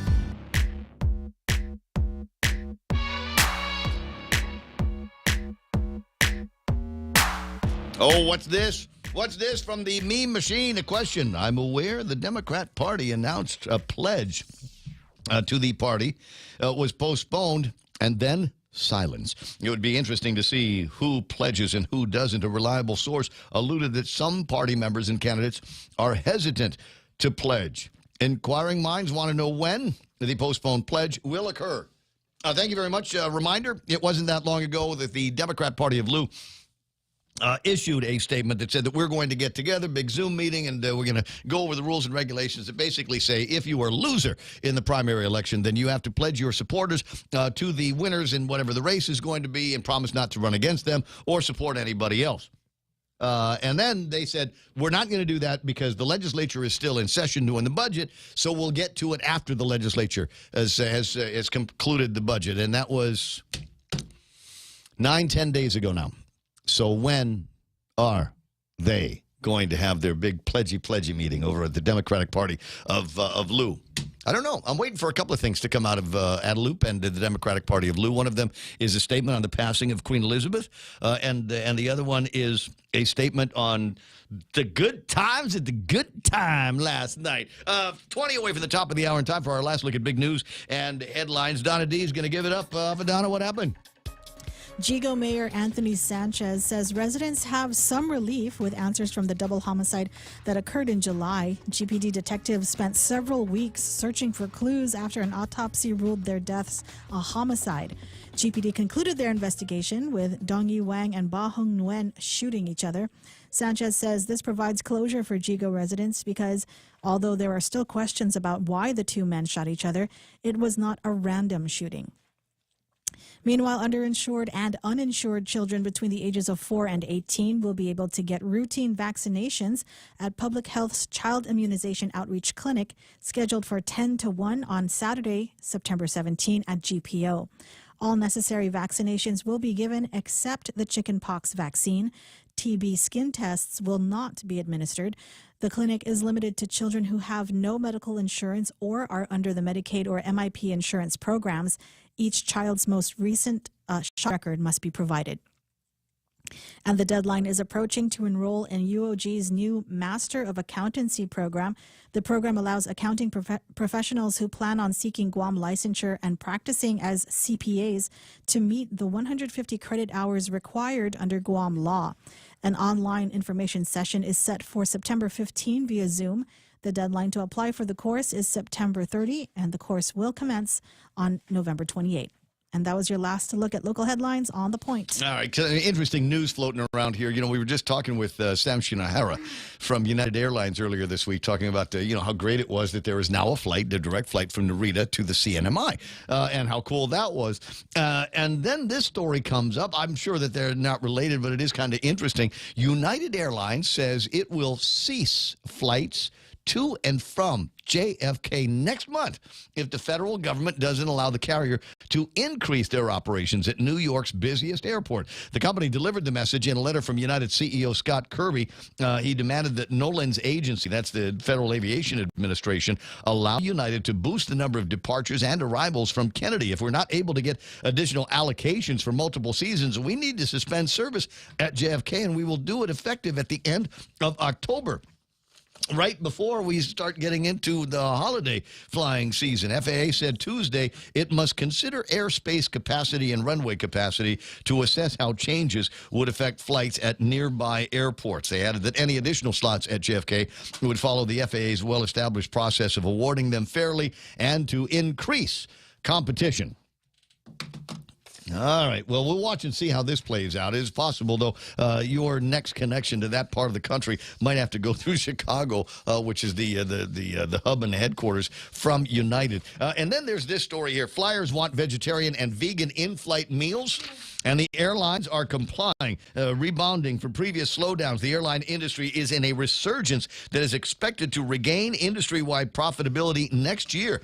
Most options, most notably demanding many lessons. I'm sorry, let me get to this part. Many lessons were learned during the health crisis, and now customers are demanding more from their carriers, including increased menu options, most notably demanding more vegetarian and vegan-friendly options. Recently, Air Canada took a public tongue lashing from a travel blogger specifically for its lack of delivering upon vegan orders, while American Airlines also has taken criticism for its inconsistency. Responding to these concerns, the airlines have sprung into action to reestablish trust with vegetarian and vegan clientele, including American Airlines adding a popular new vegan cookie dough bars snack option, United Holdings and Delta teaming up with Impossible Foods, and Air Canada has tapped Pangea Natural Foods to provide a new high-protein snack mix to their flights. So it is possible down the road that you will be able to get on an airplane and I don't know, eat is the thing. Because you ever hang out with vegans, Joe? No, Ray, I don't want to. I don't want to, man. It's like you see their profile on Tinder, and they either say they're vegan or they're like super into their pets, and you just go, there's no room for me in that life. Armpit hair is too long for me. Armpit hair is too long. Lola Granola is looking for an opportunity to chow down with you, but it's got to be something that didn't have eyes. 8:45, Ray Gibson Show, and a bunch of other stuff needing to get to, including a live report, if you will, from what's happening in England from Dennis Larson, who's in England right now. Fairly late, but he did send me a video report. I'll play that later. Yesterday, I guess, I got a note in my WhatsApp from Peter Santos. You hear him probably more often on Bob Klitsky's program as Pete and Repeat. He's on the line with me now. Good morning, Pedro. How you doing? Buenas, Ray, Real Joe, Donna D, and everybody else listening on Guam. Holiday. Bro, I missed you at the thing last night over at Good Times. Well, I have 2 sick babies at home, and I had to feed the pigs and the chickens and all that. All right, gotcha. The deal in the message that I got from you yesterday basically said that you are going to be doing a write-in campaign. Yes, I certainly am. I'm going to throw my hat in the ring. I read the tea leaves, Ray, and there's a lot of people pushing me, including some former AGs that will remain nameless. Well, I mean, were they elected AGs? Because it's a small pool at that level. There's only two others besides Doug and Levin. Three others. Yeah. So 3 of the 3. Wow. Okay, that's saying something. Wait a second. Doesn't one of them actually work at the Attorney General's office? Maybe you should have let him remain nameless. I'm joking. Okay, right? that's the way you say it. No, I'm sorry. This is not the real Pete Santos on the line here. This is it's a deep fake. That's what we're talking. Let me get the real Pete Santos on the line. You are casting your hat into the ring as a write-in candidate for the November election in 60 days as a write-in for the position of Attorney General. Yes, Ray. I have been inundated, bombarded, having my arm twisted. And I will rise to the challenge. That's what I do, Ray. I step up. Well, you had an opportunity to step up before the primary, and you decided that you were going to do the I don't like Mike Pack or something like that, and kind of walked away from the opportunity as who would have been the third bona fide candidate. Right. However, the calculus wasn't just that. The calculus was also my family and my personal life, and that was still, as of a couple days ago, the calculus. But with being inundated, the way it was argued to me, Ray, was I offer something, I bring something to the table to make not only the rest of Guam, but my family as well safer. So step up. And so I based on the results of the primary, walk me through the math here, because what I don't want to see is how do I want to say this? I don't want this to be seen as a split now. Without being blunt about it, I'm not sure that if you split the votes between yourself and Doug Moylan, that could actually backfire, I think, from what you're trying to do. No, I think I'm going to steal more votes from Levin. People voted for Doug because they didn't want Levin. People voted let's talk about the primary. Remember last election, it was these two folks, and it was a landslide. So the primary was a message to Levin that, you don't enjoy, you have a bad track record. You don't enjoy that anonymity anymore to come in and steal the election. But the thing, Ray, that stuck out to me was there were 1,009 non-votes, meaning 1,009 people didn't want to vote for either of them. And there was 127 write-in votes. Correct. That means, but if you look at all the other races combined, that's still more than all the other races combined as far as write-in. So what do those two things tell you? It tells you that people are not happy with the two candidates. With either of the candidates that are out there, sure. Right, and so I can come in and steal from both of them and go and take it. There's a good likelihood that I can do that, and it's a plurality. It's not a majority, so it's just whoever gets the most votes. Yeah. So it doesn't have to be 50% plus one. It's yep. I see what you're saying. Who's going to be handling your campaign? Yours truly. How much fundraising do you have to do, Mr. Truly? Well, I like I said before. Because as we recall, and it wasn't that long ago that Frank Uggan had put together, actually Kenley and Guerrero and I forget the guy's name off the top of my head, but they had put together a write-in campaign for Frank Uggan, and he did remarkably well in that. Obviously, not well enough to become the governor of Guam, but it showed you. That's a whole different race. But yeah. it showed you what could be done. It showed you what could be done when you've captivated the interest of the voters who might otherwise be looking for another candidate from which to choose. Correct. But I had said it before that when Doug announced that he wasn't taking any donations, I said, wow, that was the same idea I had, right? So there are people, offering their support in other ways, and that's up to them. They can do whatever they want to do, not at my behest or not at my direction. So they can do whatever they want to do, and that's up to them. But it seems to me that you hold on, because it seems to me you and Doug want the same thing. Why don't you just let Doug win, and then you can work for him, and then we'll have a strong-ass prosecution division at the Attorney General's office. Well, that is still possible, right? Even if Doug wins, I could still possibly go to prosecution. Doug and I have no bad blood, right? So here's the thing. 99% of the messages and calls that I'm getting, Ray, is telling me to ease off on leaving because they're really afraid of Doug. And so I wasn't here when Doug was the AG, so I don't know. But a lot of people are very, very concerned and worried about Doug winning. Whether it's founded or not, Ray, the perception is there. The perception is there, and perception is reality. And it could be a tight race between them regardless, but I believe that I can come in and take it.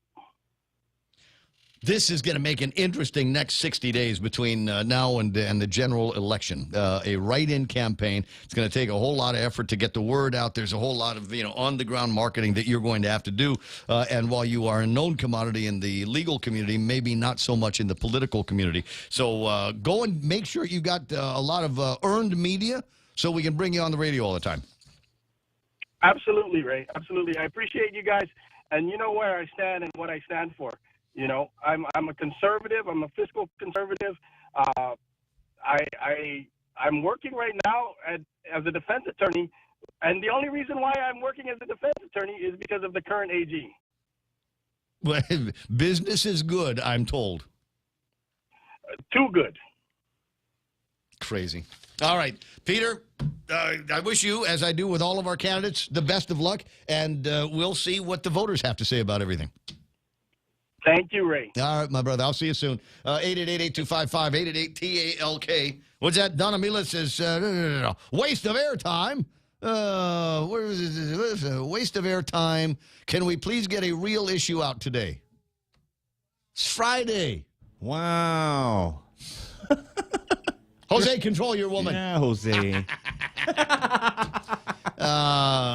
He's a defense attorney winning his cases because the AG isn't doing his job. So what does that tell you? Rising on someone's failure doesn't show much legitimate value. Ow, bang, ouch. Tommy Bernardo, I'm not good at changing horses even before the first turn. Put favor. Tommy was at the thing last night. Okay, gotcha. Rico B and Tammy J. San August. I might go through some of these just to say hi to folks like my friend Annalise Wendon. Maybe we'll see you over at the beach tonight. Cody James online, living in the Pacific, wishing a happy birthday to Sandra Regis. 6:30, good times. Another, and maybe she'll get a 20-second hug from Tony Adams. Oh, yeah. You never know. That's the win. Well, there's just so much time between now and the general election. I mean, you've got to shorten that up so you can get more hugs in. It's time motion. It's time motion is all it is. Well, they set the bar. Now you have to go for a longer hug, Ray. I'm not that comfortable. Is today Donna's birthday? Donna who? Donna D, the lady that works with us in the No morning. way. That's what Sandra Ray, the living in the Pacific, is saying happy birthday to her. God, we're typical men. Yeah. We are typical men. I wouldn't otherwise know until Did it you comes notice up her new on hairstyle? Yeah, I did, but I did mention it. Yeah, you I did mention it. Okay.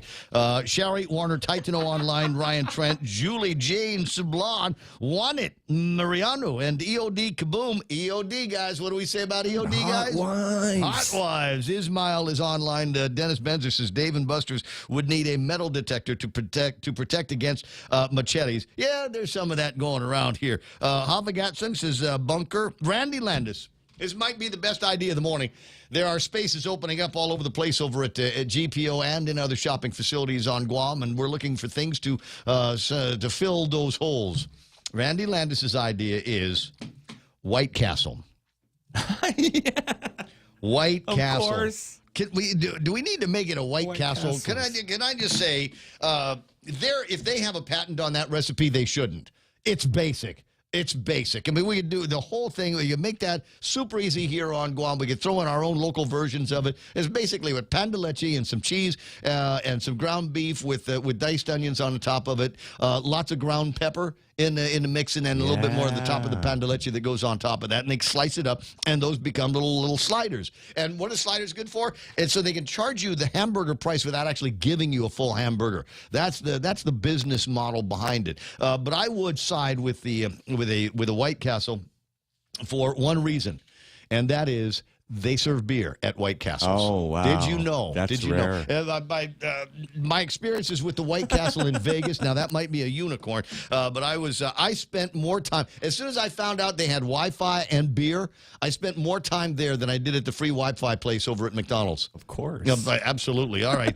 Joe Jerry, poor marketing strategy at TSP, turned place from luxury shopping into a food court. That drove luxury stores like LV and Tiffany away. That is TSP management decision. And now they want LEAP funds. You know, I don't know how much money there's still left, and I know a few people in the game. But you think about the downturn in the economy. You think about what's happening with the yen. Where's the yen? 140, 141 or something like that? Yep. That's less LV that they can buy when they come here. That's left less Tiffany that they can buy when they get here. We're seeing the same thing happening with the Korean won. They're going to have to start looking at other ways to be able to pull money out of the market. That still meet with your investor demands. Joe Cruz. Oh, my God. Joe Cruz is watching. Greg Fausto, Jeanette Francis, Jerry Chris Alvarez, Peter J. Santos. Oh, I just talked with him. Ray McGravy, Roland Maglonia, Mike Sablon checking us out here this morning. Hope you're enjoying it. Leslie St. Nicholas, Buenos and Holiday to J.C. Sandman, Mike Galendez, Mark Cruz doing his wavy thing here this morning. Republicans can save Guam. Give them a chance, says Johnny Utah. Randy Landis says, Republicans can hug. Do I need to put the video up? 8:58, and I got enough time to get this on. London, England, fairly late in the evening there, or in the morning. I'm not really sure. No, it's late in the evening. But in the 9 o'clock hour there, our friend Dennis Larson, the B-Man, had an opportunity to send us a little video report from England on the passing of Queen Elizabeth. One. Havaday, Guam. This is Dennis Larson from London, England, where today, as the world knows, the Queen of England passed away after many, many years of ruling the country. We were down at the Buckingham Palace ourselves this afternoon before it was announced, and not as many people were there, but by the time we got ready to leave and got back to the hotel, the people were piling up there. So it's a somber day here in England. People are sad, obviously, but life will carry on. So we were here, got to experience it. Kind of a sad day, but at the same time, interesting times to be in London.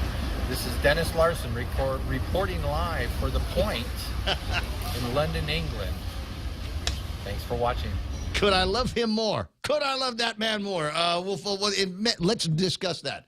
Let's discuss that in the next hour of the program. Stand by now. We're looking at Fox News coming your way in about 11 seconds, maybe an update on things out there. And in the next hour, inclusive sizing as we make our way to the small talk portion of the Ray Gibson Show.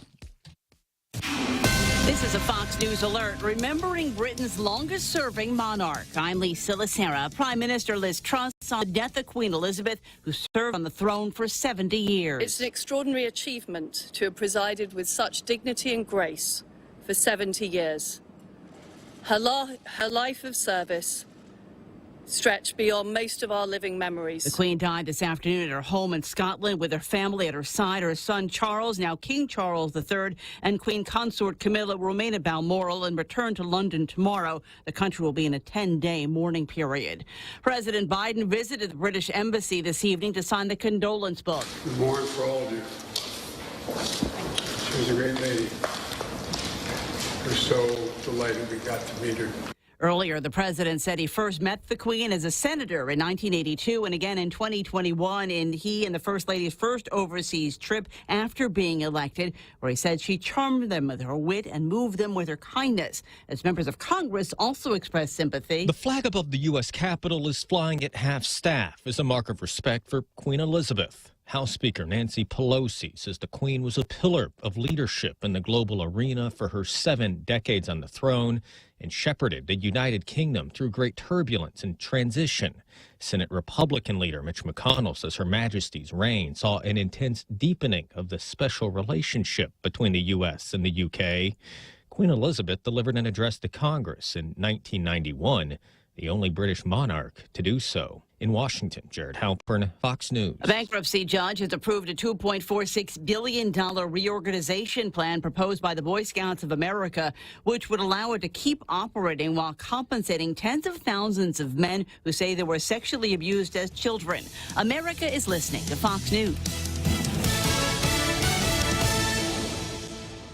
Want more internet speed, more mobile data, more TV, and more reliable phone service? Introducing the new GTA Choice Bundles. The more you choose, the more you save. And for a limited time, sign up for a new Choice Bundle with home internet service up to Internet 50 and get a free Roku Express. Or Internet 75 or higher and receive a $100 account credit. Visit GTA.net and get more choices, more savings with GTA's Choice Bundles. Conditions apply. See website for details. GTA, we start with you. Come try Guam's original Chamorro restaurant with Pica's Best 5 years running. Mezcla Chamorro Fusion Bistro. Experience Chef Peter's candied salmon over scallion coconut rice, octopus to naktak, Chamorro platter, and their award-winning gourmet hamburgers. Or if you're looking for something healthy, try their keto-friendly menu. Come and enjoy Mezcla's half-a-day service at their Hagåtña and Grand Plaza Tuman location. Call their Hagåtña location at 479-2652 for reservations.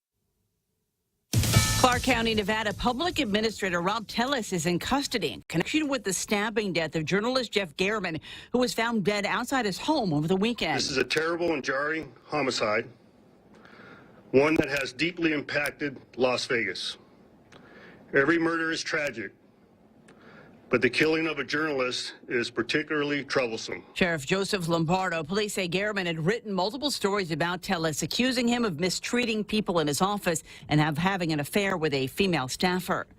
The leaders of America's military are at a global conference in Germany to support Ukraine, announcing more offensive and defensive aid is being sent to repel Russia. Secretary of Defense Lloyd Austin said $675 million worth of armament keeps America's steady backing for Ukraine's fighters going. It's the Biden administration's 20th drawdown of equipment from U.S. stocks for Ukraine since last August, to include large and small arms and ammo, transport, and more. Joint Chiefs of Staff Chairman General Mark Milley says as Ukraine's infrastructure shows the scars of war, they remain a free, independent, and sovereign country. Thanks to a global coalition and the Ukrainian people, the general says, have shown a superior will to fight for their nation.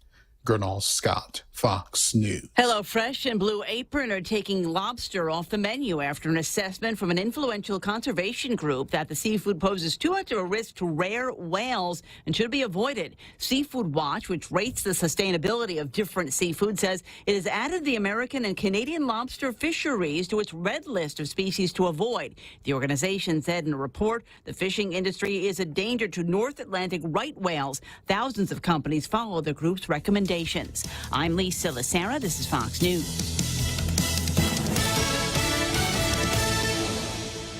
Guam Regional Medical City was awarded Advanced Primary Stroke Center certification from the Joint Commission. What does this mean? It means our neuroscience team is equipped with the latest technology and a team of the finest neurological doctors to treat stroke, which is one of the leading causes of death on Guam. GRMC, reflecting our commitment to providing safe and quality patient care. For more information about GRMC, visit us at grmc.gu or to make an appointment, call 671-633-GRMC. Becoming a homeowner for the first time could be a little nerve-wracking, but it certainly doesn't have to be, especially if you have Lolita Kamet of Hoffaday Realty guiding you every step of the way. So have no fear. She also specializes in land sales, commercial leasing, local residential sales leasing, also military and corporate new relocation. So for all your real estate needs, take the first step in the right direction with Lolita Kamet of Hoffaday Realty by calling 671-688-6743. That's 671-688-6743. Extended by popular demand.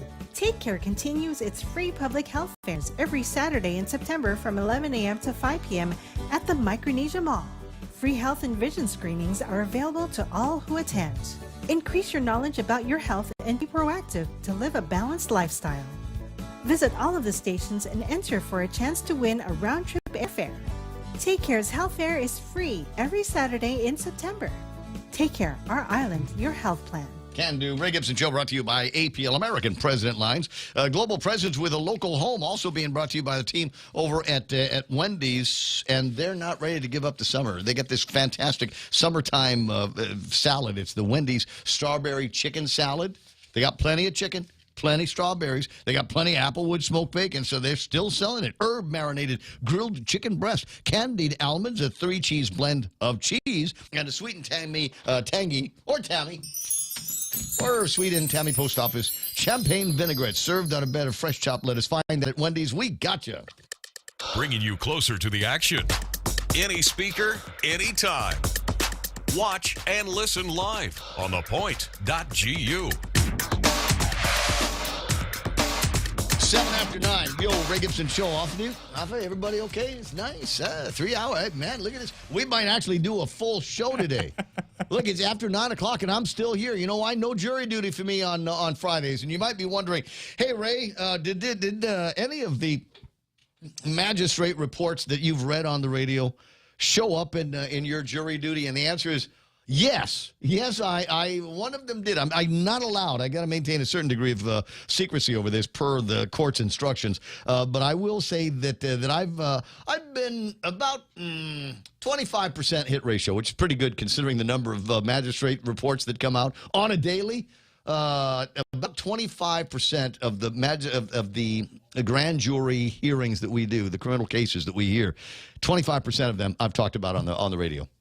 25%. Last week it was 50. Last week, half of the cases that I talked about, that we talked about there in the grand jury are coming out. I'm like, oh, I know this story. I know that guy. This guy's a dick. I know. I'm straight to jail. And the prosecutor's like, can I finish? Let me finish first, Ray. Let me tell you what we in the police know and why we're all here with this case today. All right, fine. Do your job. Go ahead, do your job. And yesterday there was one that we had talked about. Believe it or not, earlier in the week, they go through these things pretty quick. So if I talk about something on Monday, there's a pretty good chance it might come up by in the grand jury things on Thursday. And speaking of cop stuff, one of our favorite cops is Officer. Is he Lieutenant Chief Paul Tafal yet? Is it Chief? Oh, Sergeant. Sergeant Yeah. still, Paul Tafal. And we were talking earlier about the state of our economy here on Guam, the state of things over at GPO, and they've got another Duffy in the lineup right in the front. Right in the front, they had that Sketcher store, and they've moved, like I said, to a location that they can control. And so I anticipate there's going to be a big, gigantic moving sale down the road. Chuck E. Cheese is another big kind of Duffy that they've got there, and there were a couple of businesses right in between Chuck E. Cheese and the theater. Right? Do you remember them? Neither can I. Neither do I. Thinking about it. Yeah. And so the point that the governor's office and Gita's making is, no, we're on track. Economy is good. Progress, ladies and gentlemen, progress. And the guys in the tourism business and the mall business are saying, no, it sucks out here right now. We'd like another look at the LEAP program. May we? Is that possible? Now, and from that generally, sophisticated business kind of news talk radio conversation, it folded into my head going, okay, Monty, how are we going to fill these holes? Who are you talking to? And I'd mentioned Dave and Buster's, and I've been to a Dave and Buster's it was a long time ago, but I'd been there. And Paul Tapal writes, can you imagine a Dave and Buster's at the Chuck E. Cheese site? Not only I can smell it. This is the full blown kind of a visceral answer to your question. Hell yes, I can. Is you got someplace? I'll take you back in time, if you don't mind. I'll take you back in time to summer of '83, the summer that never ended. Actually, it opened up, I want to say, in 1982 or so. It was a place. How do I want to explain this? Do you know where the Mobile gas station is? On Marine Corps Drive. Incognito. No, it's not Incognito, but thanks. Different kind of White club. Swallow. No, different club activity. There was a whole there was a Dave and Buster's in there. They dated for a while, broke up. It was terrible. But no, there's the Mobile gas station, and there used to be, I want to say it was a phone company for the Navy once upon a time, one of these central office things. And then there's a road that goes back in there. There used to be a cockfight place back there, and there used to be what was, I want to say, somebody's warehouse. Like Conross Warehouse or something. I think they used to have, that's where they kept cheap beer and cigarettes in there for a long time. And a couple of guys, Dan and George, took the place over from another company, and they were a big kind of seafood operation. It was called Pescador, and Pescador used to be a restaurant, and it was a huge restaurant. I don't know how they could have done it, but it was one of those kinds of places that if you had like a big gathering, literally in the hundreds of people, that's where you would have it. And they had these big long tables down the side, and they had these big clamshells at the entrances to these seating areas, which was incredible. Anyway, so what these guys did after they got a hold of it, they obviously weren't serving unlimited seafood there and having weddings and whatever's in the place. They turned it into a rock and roll bar, the new Pescador, and for a couple of years. It was our version, kind of homegrown, of a Dan and Buster's. Got a big, loud rock band that played in there most nights. They were called Boxer.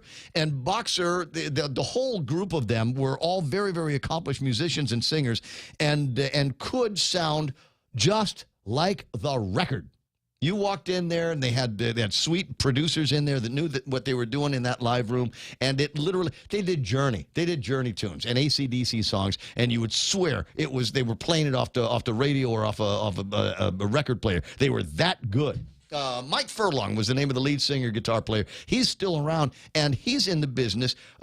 He, as it turns out, as he aged, looks a whole lot like Tom Petty.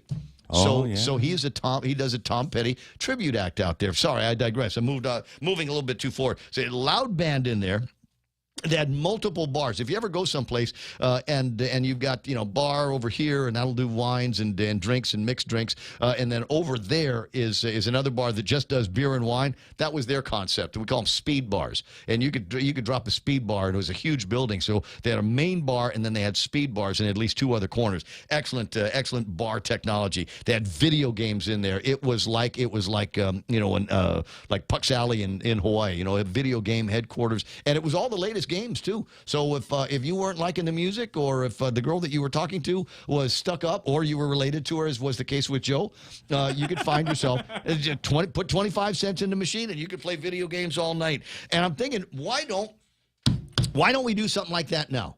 2002. Let's not wait for Dave and Buster's. Somebody out there has got access to the space, the technology, the equipment that you need to get it done, and they had a sound system in there. Shelton's. Yeah, I don't know. They're still doing that, but they had such a great sound system in there. We used to shut down on Saturday night, and sometimes I'd sleep there with the guys, and wake up the next morning and pack everything out, take it to Pirates Cove for these War of the Band concerts that we used to have, or just whatever Easter Battle concerts of the Bands. at Pirates Cove. But the equipment got landed on a big 40-foot container, and that became our stage. Fun times. So what do you say, guys? What do you say? And you're going to say, well, that was back in the day. There's a lot more military here on Guam. We had tons of military. They'd love the place, especially if we had a blank kicker night, right? One night, just all country music. Oh, yeah. Oh, yeah. Line dancing. Chicks with boots. Chicks with jean shorts, like jean short, Ray Gibson style. Boots. Jean shorts and boots and a cowboy hat. And tube tops. Yeah, riding bull, too. We could do that. Yeah. Hitching Post was the name of that bar.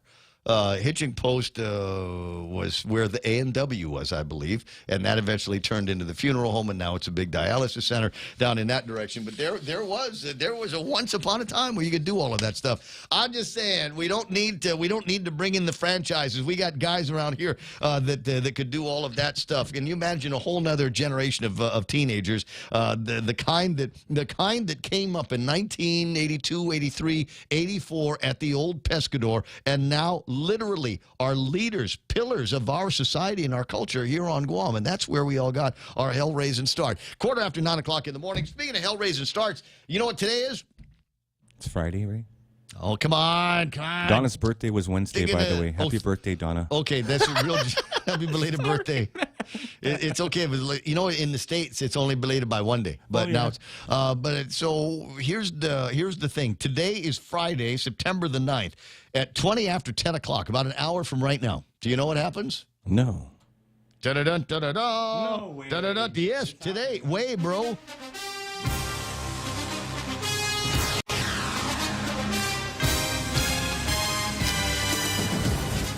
At 10:20 Guam time, the Bills take on the Rams. They will take to the field, ladies and gentlemen, in the first major NFL scheduled football game. No kneeling? Oh, God, don't start that with me. Don't start that crap with me. They could go all the way. Yeah, can we not, let's return to the, I don't care what you're woke about. Shut the hell up when you just play football. Can we do that? Is there a way that we can do all of this without any kind of virtue signaling, or tell me what it is that your political science professor told you, or your girlfriend, and now you've got to do on the stage? I just want to see you play football, guys. That's all I want to watch. Bills versus the Rams, and that will set the stage pretty much for a weekend of nothing happening. That's going to be that's Thursday night football in the States. So we will have regular weekend games coming up. Steelers and the Bengals are going to be playing. I want to say, is that an early game? Yeah, 3 o'clock in the morning Guam time on Monday. Niners and the Bears. Likewise, we'll see the Eagles and the Lions. Patriots and the Dolphins and the Packers are going to take on the Vikings. That'll be a game that will be able to be viewed at a little bit more of a regular time. There are going to be some other games. Those are the Sunday games. And then, of course, we'll have a Monday night game. Who's got the first of the Monday night games here that I can see? It is the Broncos. Oh, and Guam's own team. No way. Seahawks. That's Guam's team. I don't know. Oh, Depends on who I'm trying to trigger. I don't know. They could be. They're like that. You get some of these guys, and they're like, no. Guam's team is the Niners. Kill that.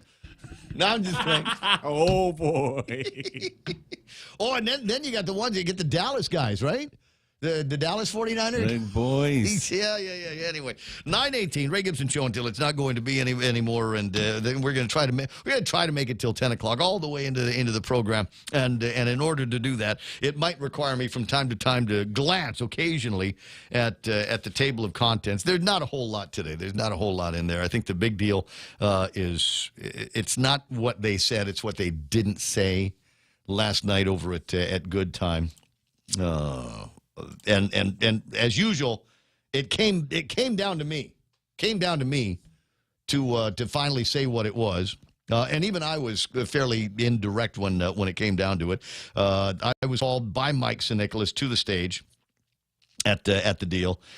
This video doesn't capture the whole thing. It actually began with, "I love this guy. I love Mike Nicholas, and I've always had a lot of affection for him personally and professionally. There were times where imagine that we disagree on certain things that he was talking about while he was over at the legislature. And among the things that we did to resolve those was we get together and have beer summits, and we just kind of pick out a random place at some place where it's off the beaten path, but really good chessa and good times around, cheap drinks and all of that. So we'd get these beer summits and talk to each other about what was important at that around those times. I'm not going to take any credit for any of his successes in the legislature, of which there are many I should take credit for, but.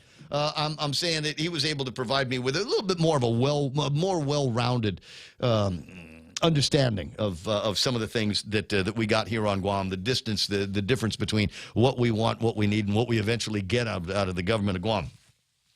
And so I've always appreciated those. More often than not, we'd see each other over at Touray every once in a while. It was always an interesting meeting because he'd been just from the gym, and it's like every day was gun show day with Mike. Those were interesting times. But so I get up there, and no secret, I like Mike Nicholas. I think he's going to do an outstanding job wherever he ends up, whether it's Congress or the legislature or even the governor's office. So I said so last night, and then I went on to start yakking with the chicks over at the place. Outcome. I think there's going to be some great things happening. I feel a new season coming along. So when I said new season, just there in that video, and it's not a there it is. Now you can see the shorts. That's the only reason why I put that video up is because it shows my shorts. Donna Mila wants a little bit more of the Zoris in the shot, and I think I might have to send you another video from a different angle that has a little bit more of the presser slipper in the thing. But there it was last night, and that was as close as we got to the official, unofficial line. That's why I went there. I thought that I was kind of hoping that there was going to be a moment where he just kind of does one of these things, a microphone in one hand, just kind of looking to the audience, calm down just a moment. This is the part that you've been waiting for, where Bree and I make a very public endorsement of Felix P. Camacho and Tony Ada for governor and lieutenant governor of Guam. Odd, because they're Republicans and we are Democrats. But that didn't happen. For those of you listening over at Adelup in the Democratic Club of Lou, that did not happen. They made a pitch about getting more involved and getting the vote out. They underscored that quite heavily as the number of people that did not vote. Also underscored the number of people that didn't vote for Lou. But what was it? What was the line he gave in a little bit of the speech? 80% of the people that went out did not vote for Lou and Josh. So if you want to see change, well, you need to vote for change in November. And so keep your eye on November. There were a couple of things in there about not, taking a knee to the administration and how politics by certain members of the political community have turned into a kind of an ugly, ugly poison here on Guam. But it was more dog whistle. You could hear what you wanted to in that. It was a speech and a presentation, I think, that was designed to get the word across without getting the word across. If you wanted to be one of those people that says, well, I tried, I'm a Democrat, true and true, Democrat, me and you. If you were one of those guys, you could say, well, all right, guess I'm free to go in whichever direction I want to. But that was followed up by a speech from our friend, Juan Carlos Benitez. Yeah, Gasolina Man, the Gasolina Man, who had come up and was talking about all the great things that Mike Nicholas has done while he has been as a member of Congress. And then after that, I think Jimmy Moreland might have come up and said a couple of things because Jimmy, if he is successful in the general election, is going to get Mike's seat in the House of Representatives. So obviously important that Jimmy is there, and I don't know that there has ever been any kind of any suggestion that that Jimmy was not Mike's pick for his replacement in Washington, D.C. Sorry, Jimmy, I didn't get that piece of video. If you want to have Lakeisha or one of the other pretty girls send it over, you're more than welcome to. These are the remarks that former Governor Felix Camacho made. Michael Nicholas, I don't think any congressman has accomplished more for the people of Guam than he has for only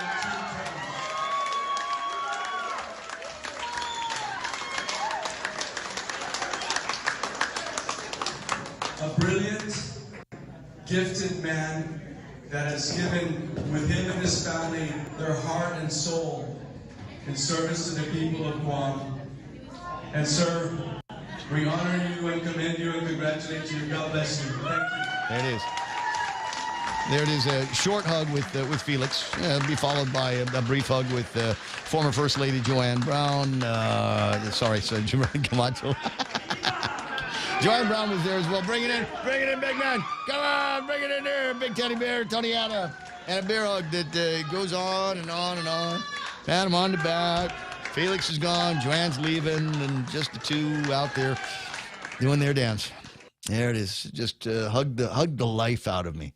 And it was that kind of night. So without saying that the Camacho Ada team has the support of Mike Sinicolas and Sabrina Matanani Salas, the answer is yes. It's clear from the videos that we've seen, clear from the statements that have been made. Now, what happens next? Felix and Tony, I guess, can go out. I don't know what Mike's going to do. I don't know what Bree is going to do. One of the things that came up a number of times from a number of speakers last night, and even echoed by Jerry Roberts this morning, was that Guam now has a new bright spot in the political sky, and that is Sabrina Salas Matanani. After 25 years in the media, at great personal sacrifice leaving that role, she now finds herself, unfortunately, unemployed. So what's she going to do now?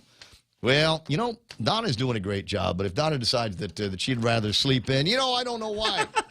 I couldn't work with Bree. We've actually worked better. We've actually worked in past. She used to take care of news for me in the afternoons and in the mornings when I was over at Hit Radio 100, and we got along just fine on many of the topics that we'd end up engaging. And so I don't understand. I don't see why that would necessarily be a problem for her moving forward, at least until it's time to start running for an election again. I was not the only Republican in the room last night. Tony and Felix and Juan weren't. I'd say some of the names, but I'll leave that to them to stake that claim whether they were at the good time or not. But it was refreshing, as I mentioned earlier. When I started the program, it was very refreshing to walk into a place, number one, where I knew most of the people and most of the people knew me. And there was not a whole lot of I never got the feeling while I was in there, unless I brought it up myself in my own head. I never got the feeling that this was a Republican event or a Democrat event. It was a Guamanian event. It was a bunch of people that were getting together. One campaign is over. Another one is now lighting off. And it was kind of cool to be in the place where they weren't saying Biba Republican or Biba Democrat. It was all Biba. And I thought that was very, very cool. And, I kind of wish I'd have stayed longer, but I was hungry and I wanted to go and get something to eat. They had food there. They had food. Everybody from both parties brought food to the thing last night. An entire section of Good Time was Democrat food's better, right? Dude, there was like all of the good stuff there, and you could tell the Republicans, Pizza Hut. Democrats, chicken estofado that's been cooking for 2 days on just a long simmer, right? I know what you mean. It's in 9:27. So that becomes the next thing. Is I'm waiting now, as we will, for the hissy fit that is going to come out of the Democrats. Because hey, man, we get this whole pledge. You're supposed to not give it to the Republicans. You're supposed to give it to the Democrats, for heaven's sakes. Gang. Where is that? And I haven't seen it yet. But we're only talking about a few hours that separate then from now. That was last night, 6:30, 7 o'clock at night, when all the speeches and hugging was going on. And I don't know that the FART team, that is the Facebook Administrative Response Team for the Democratic Party of Lou, have let that coalesce in their head. I think one of the things that I guess Roy was waiting for is some kind of a concession speech. And I actually recorded all of Mike's comments last night, but I haven't had a chance to edit them down. When I finally do, and I might post it up on my Facebook or my social media resources, is him very, very clearly saying there will not be a concession. There will not be a concession. There's not going to be a concession speech. There's not going to be a concession phone call. There's not going to be a concession wave. We're not conceding the election. Doesn't like the way that he has been treated and the object of what he considers to be very, very dark and dirty politics.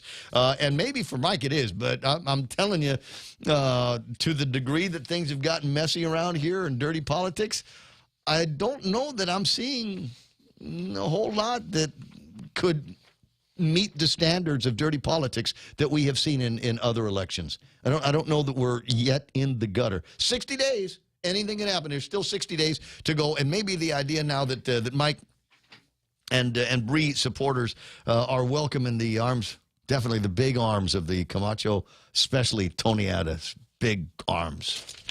Come give me a hug. Give me a hug. Can I bury somebody in your family? Just when they die, call me. 9:29. There's no filter on the show anymore. The filtered part's over. The filtered part never begins in the Ray Gibson Show. There will be no filtering and there will be no censoring at any time in the program. Bottom of the hour on the Ray Gibson Show.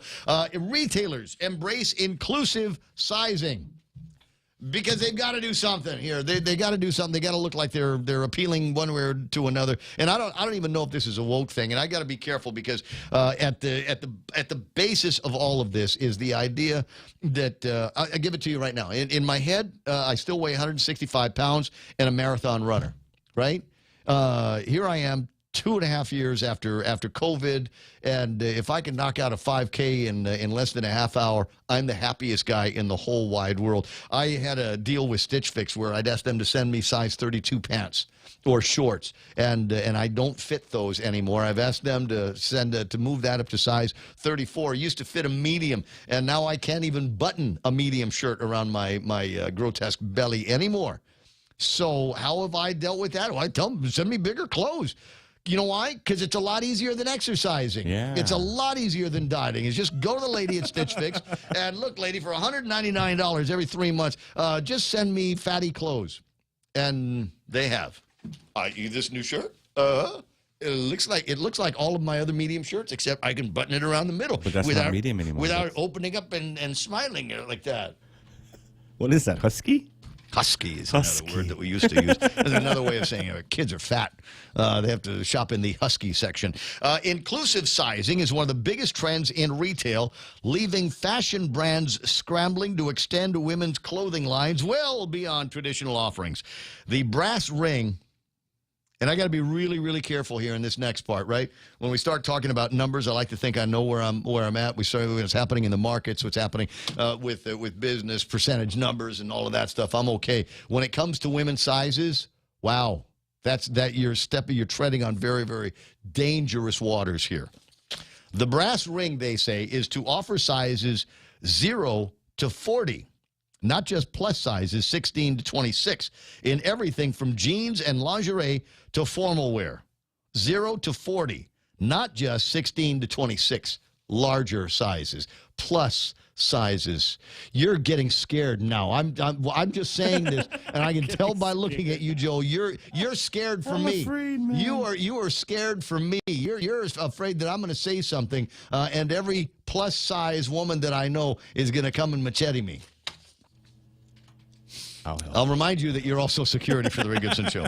As the average American woman has become larger and younger women embrace body positivity, the term plus size is being banished. I'll repeat that for comedic effect. As the average American woman has become larger, younger women, not necessarily larger, younger women are more body positive, so less likely to do body shaming of their ates that are a couple of pounds overweight. The average U.S. woman wears sizes 16 or 18, according to a study that was taken in 2016, which oddly enough is still considered the industry benchmark, 16 or 18. 42% of American adults gained more weight than they intended during the pandemic. I like the way they put that. I've gained more weight than I intended. I intended to gain a couple of pounds while we were in that lockdown mode. You know, and when I couldn't go to restaurants or bars or anything like that, I intended to gain just a few pounds from that. But now find myself just gorging on food. Frankly, the only reason why I'm not eating any more food these days is everything is hella expensive anymore. Yeah, you can't afford to eat. You can't. It's tricky. I mean, you go to some places, even the drive-throughs, and you're getting one thing and a meal, and I'll go ahead and I'll get the drink, and no, you don't have to upsize the fries or anything like that. Value meal, $30. Yeah, it's just you. Yeah, you're just buying for yourself. It's like a meal, and all of a sudden it's $30, and you go, whoa, wait a second. What happened? What happened? Period. So major retailers, including Nordstrom, Target, Kohl's, and Anthropologie, have introduced inclusive sizing options. Now, it doesn't necessarily say what they're talking about, but among the first places that you'll be able to see this thing about inclusive sizing is in the realm of athleisure. All right. So when we're doing the market report, and Lululemon is in there. And I'll say, ooh, Lululemon. Everybody likes Lululemon. Because even women with big doggins look sexy in Lululemon. Oh, yeah. Just saying. I just, do I need to draw pictures? Do I need to put something up on the screen to get you to see in your imagination what I'm talking about? Athleisure clothing. Inclusive sizing is now a big driver in intimates, they say. It is becoming something to talk about in luxury. So we are going to see, bigger sizes in leggings and sports bras and things like that. But you might also see inclusive sizing the next time you open up your Victoria's Secret catalog. Yeah. You're imagining people's faces, and you should be ashamed of yourself. 9:35 in the Ray Gibson Show. I'll be right back. Is your business ready for digital transformation? The latest Wi-Fi technology is here, and it's Docomo Pacific's WorkPass, powered by Plume. WorkPass unlocks connectivity, productivity, and security tools all in the palm of your hand. Access features like adaptive Wi-Fi, guest and employee networks, evolving AI security, plus so much more. To learn more about WorkPass, visit business.docomopacific.com. Docomo Pacific Business. Work better together. Are you looking for a new place to hang out with your friends? Let's go along the sidelines at Sidelines Bar and Grill, located at 154 Iriarte Road, Unit 4 and 5 in Tamuning behind Royal Bigs. Sidelines, a hidden gem with nothing but great things to offer. Great atmosphere, great food, top shelf drinks, and a great team. What are we waiting for? Let the fun begin at Sidelines Bar and Grill, open daily from 3 p.m. to 2 a.m. See you there. Half a day. This is Clara Manglonia from Security Title. A power of attorney can be a useful tool in a real estate transaction, but if abused, it can result in devastating loss. Choosing your representative should be done with the utmost care and should be very specific about the powers being granted. To mitigate loss, the team at Security Title confirms with the owner prior to using a power of attorney to sell the property. Each transaction is unique. Let the professionals at Security Title use our experience to facilitate a secure closing. We are here to help. I'm just saying, I think it might be one of the most beautiful things that I've seen in a long time. So there up on the screen that's actually that's a video playing. That's not a still image. That's the actual video of the hug. Wow. From last night. Minutes and minutes and minutes. You know, it's a small, simple, kind gestures, if you will. What was I supposed to do? 9:37, Ray Gibson Show, brought to you by the team over at NissanGuam.com and the World Wide Web. I like to go to that place and see what it is that they're talking about, what the big deals are. And you can as well. Huge deals on used cars, bunch of new cars. What was the last thing they said? Swing by there and take a test drive. What are you looking at? A Rogue, maybe a Versa? How about the Frontier? Frontier. You know what? It's a pickup truck that you can actually drive around in the Dusatani parking lot in. And not freak out about, oh my God, it's tight. And it's getting tight again. I can't find a spot that I can park my car in.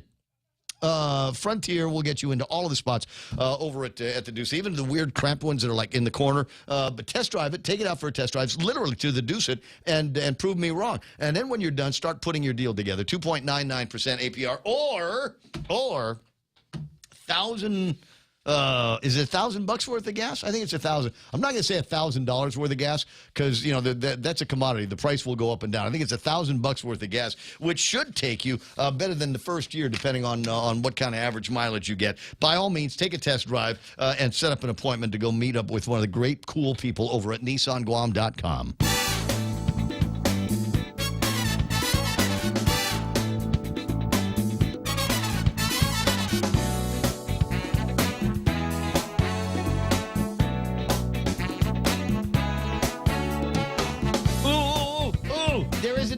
Response.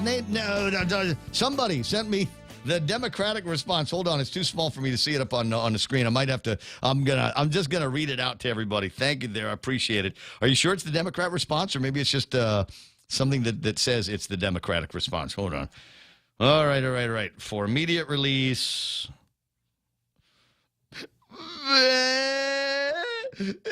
I'm just kidding. I was about to run in there, Ray. Hold me. Hold you, man. Hold me like Tony Atta Longer was than holding Tony Atta. Mike and Nicholas. Okay. We like some, are also wondering about tonight's event hosted by the San Nicolas Salas Matanani camp to thank their supporters.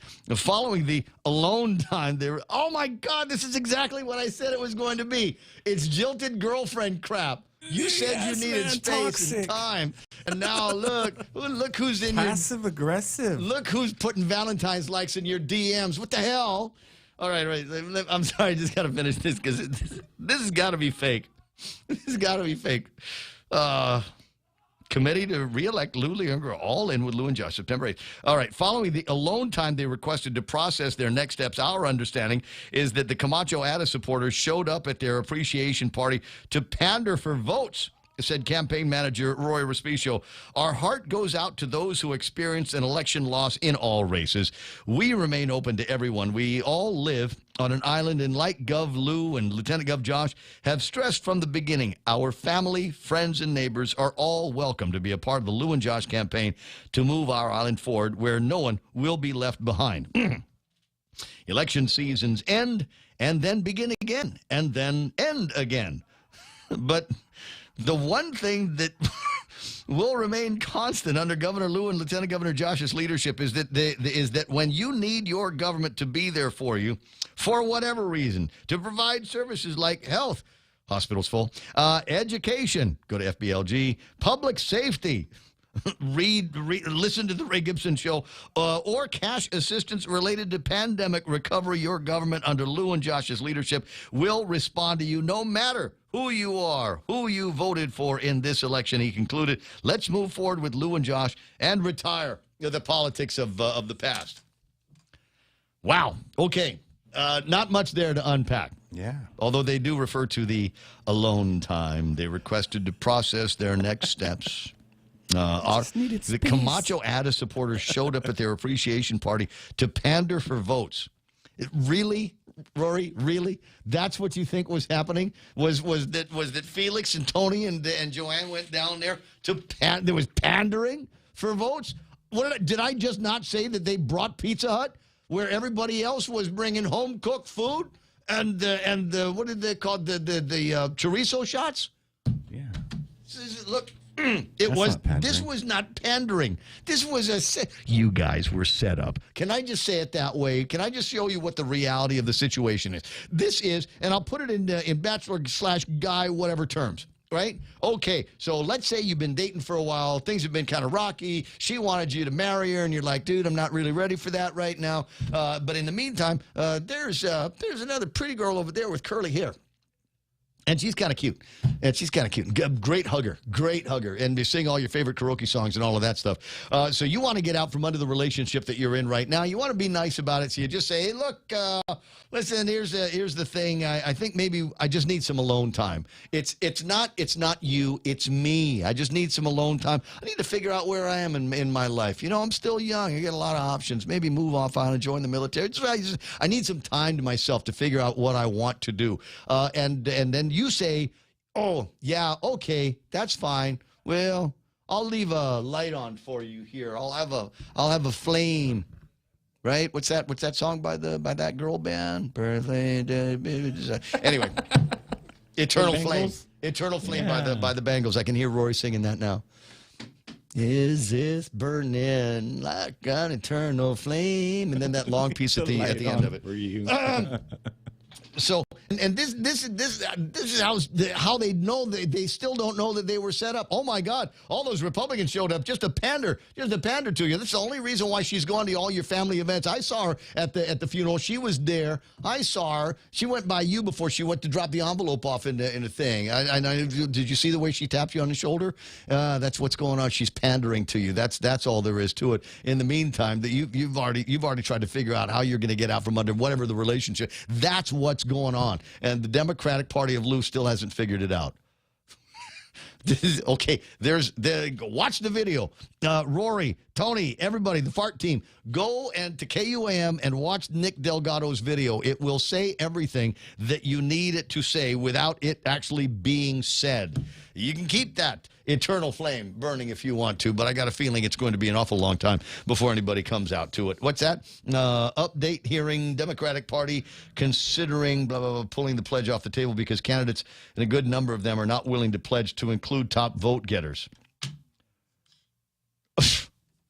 Sorry, that was another drop into the WhatsApp here.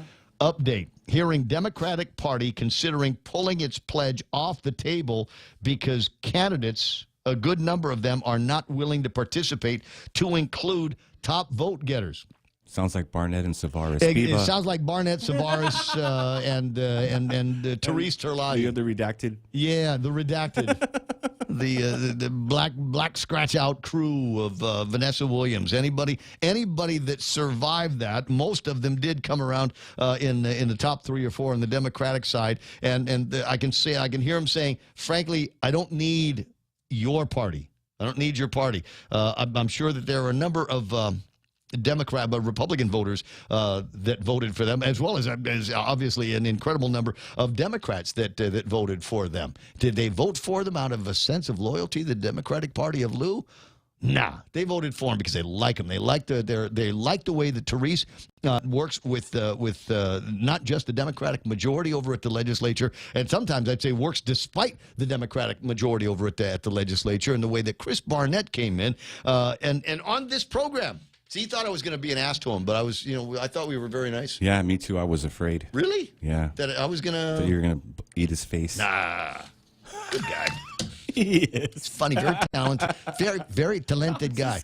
But the guy comes in, and he comes in as a Democrat, and I love this about him. The guy comes in as a Democrat who understands when the emperor has no clothes and says so. And I thought, okay, this is somebody that I can support. And I'll tell you what, if I were to vote on the Democratic side, and in fact, I will coming up in the primary, dare I say it now, that if Chris Barnett is interested in my vote, I'd be more than happy to give it to him. And for a couple of reasons. Number one, I like the cut of his jib. And number two, the longer he's at the legislature, the less time he's going to be on the radio competing for my listeners. You know what I'm saying? I got to be honest. I got to be real, right? I got to be real. I got to keep it real, right? 9:46. I'm glad you're having a good time at my expense here. All right. What am I supposed to be doing? I was going to do celebrity birthdays. Might still. Yeah. Tom Wopat from the Dukes of Hazzard, 71. Which one is that? Lost Hog? No. One of the callers will know.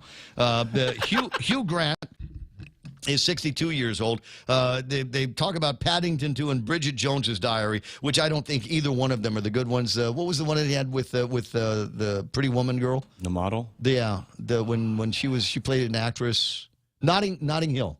Yeah. Notting Hill, I think, might have been his best movie. Not necessarily because of him. He does well in the movie, but I think it was a great opportunity for people to see some really incredible and talented British actors and actresses.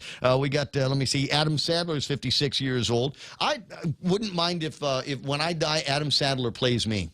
I don't know which of the wives or girlfriends will be played by what's her name? But it would be all right if Adam Sandler played me. I'll tell you right now. Who else is going to get? Michelle Williams from Brokeback Mountain is 42 years old. I love the movie. It's Buy a Priest a Beer Day, Sudoku Day, Teddy Bear Day, Wiener Schnitzel Day. And somebody said when I was talking about going to the White Capsule and being able to get beer there, apparently they're Wiener Schnitzels. You can get beer there as well. Perfect. I know. Stand Up to Cancer Day, Wonderful Weirdos Days. It's Jose Feliciano's birthday. He's 77 years old. They say his big song is Feliz Navidad. I disagree. I think I will always remember Feliz Navidad singing the theme song to the Freddie Prinze television show, Chico and the Man. Oh, yeah. Chico. That's a great song. Don't be discouraged. Colin Firth from Love Actually and the Secret Service. Kingsman is 62 years old. Jack Ma from Alibaba. I almost said ABBA, but different guy. 58 years old today. Guy Ritchie, 54. And let me see. Do I have any more here? Brian De Palma, the incredible director that gave us Scarface and The Untouchables, and one of the good Mission Impossibles, is 82 years old. Christy McNichol. Oh. Definitely one of my first boy crushes. Yeah. Chris, she's 60. There's still time for us, Chris. There's still time. Can be. Harry Connick Jr. is 55 years old. Elizabeth Henstridge from Agents of S.H.I.E.L.D. turns 35. And for those of you that watch the show Another Life, Tyler Hoechlin is 35 years old today. Might be a couple other things we're celebrating besides the get-together last night over at Good Times between Mike Sinicolas and Bree Solis-Matanani and the apparently, according to the Democrats, pandering Republicans, which is where we're going to pick up the conversation with Dr. Ron McNinch. 10 away from my weekend. Doc, what do you think? Hey, how's it, Ray? How's it going? Yeah, I don't know. I'm kind of, I don't know what to say. I don't know how much of a change this kind of lack of commitment is really going to affect the election overall. Oh, you know what? I don't care. I mean, I'm not saying I don't care that you don't know. I'm just saying I don't care whether it impacts it one way or the other. I would have been happy if Mike had won the election. I'll be just as happy if Felix and Tony win the election. So, and to the degree that there is potential there. Potential. I'm going to use an electronic term. Potential. Energy at rest. There is the potential there to trigger people over at Adelup, to trigger people in the Democratic Party of Lou. Great. And if their response to all of that is, oh, I know what's going on. These guys are just rolling around. They're pandering for Democrat votes. No, they weren't. No, they weren't. They were going out there and sending a signal out to the ABL community here on Guam that we're open. Yeah, I think that I watched the video. I watched a lot of the media both yesterday and this morning. And, yeah, it does seem that there's that intention to kind of run this particular angle. And by the way, this is nothing new. It happened in 98. It happened in 2002. It happened in 2006. It didn't really happen in 2010 because Camacho was on the way out, and then it was Gutierrez versus Calvo. And so it didn't really happen in that year. But, these are fairly normal politics for Guam, where I don't want to say have sour grapes, but the losers at the primaries will always play the petulant game of who am I going to support next and where can I throw my votes. And it's a very old game in that regard. But it's always entertaining. It is among the 4-act plays that we have here on Guam that makes politics so entertaining and so engaging. Look, it is no secret that Mike Sinicolas is not the favorite son of the Democratic Party of Guam. He didn't take the pledge. Oh, my God. You remember how many of the old-school Democrats, some of them, God rest their souls, that got their hair on fire because how dare Mike Sinicolas not sign that unity pledge? But it's playing out again. The Democratic Party of Lou is trying to get everybody together under a big tent Zoom to sign off on the pledge that says that they aren't going to run against anybody. They aren't going to do any write-in campaigns against any of their party's nominees, and they certainly aren't going to give their votes and support to somebody else. But you've got Therese Serlai, maybe Chris Barnett, maybe that is saying, yeah, no, I'm not signing that. You guys can do whatever you want to in your little clubhouse, but that's okay. So I think it's possible. You know what we might see here down the road is maybe Mike Sinicolas is going to be one of these forgotten kind of anecdotal asterisk, right? Down the road, who will be supplanted, who will be replaced by a Chris Barnett, who is going to make it his life's calling to defy, if you will, the Democratic Party's desires. Yeah, Chris Barnett's a real populist. So, I think you're going to see a lot of neat things come out of him. Well, I hope so. And, populist to the degree that he is not a woke Bernie Sanders kind of Democrat. I'd like to hope that he would be more of a John F. Kennedy-esque Democrat. Populist as in centrist, as in all of the people of Guam. Sure. No, I believe that he's pretty much toward the center of everybody. All right. It's very interesting. One other piece of political news. It came out yesterday to me in a message. I think Candid's done an interview. I did a few minutes with Peter Santos, who had a chance to run in the Attorney General race, decided instead that he wanted to form an I Hate Mike PAC. To the degree that worked or didn't work in the primary election, I don't know. Like, did lockdowns help with COVID?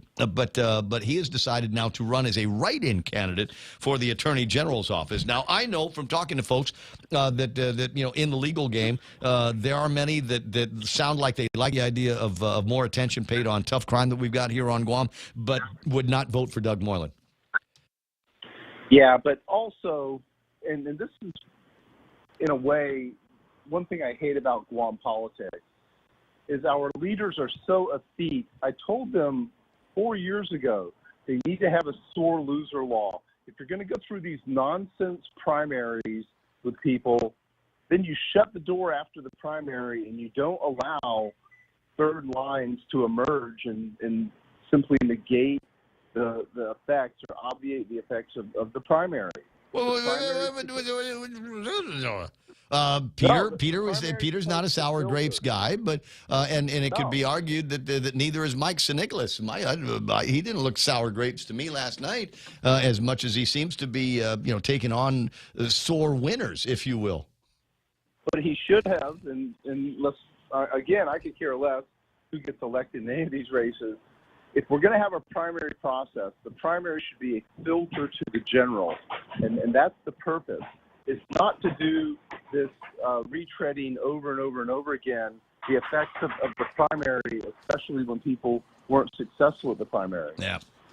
Because that's a sore loser literally is somebody who doesn't make it at the primary. Now, I have to say, if he didn't want to go through the primary, he could have ran as a third party and ran a third line legitimately, and I would have no objection to that.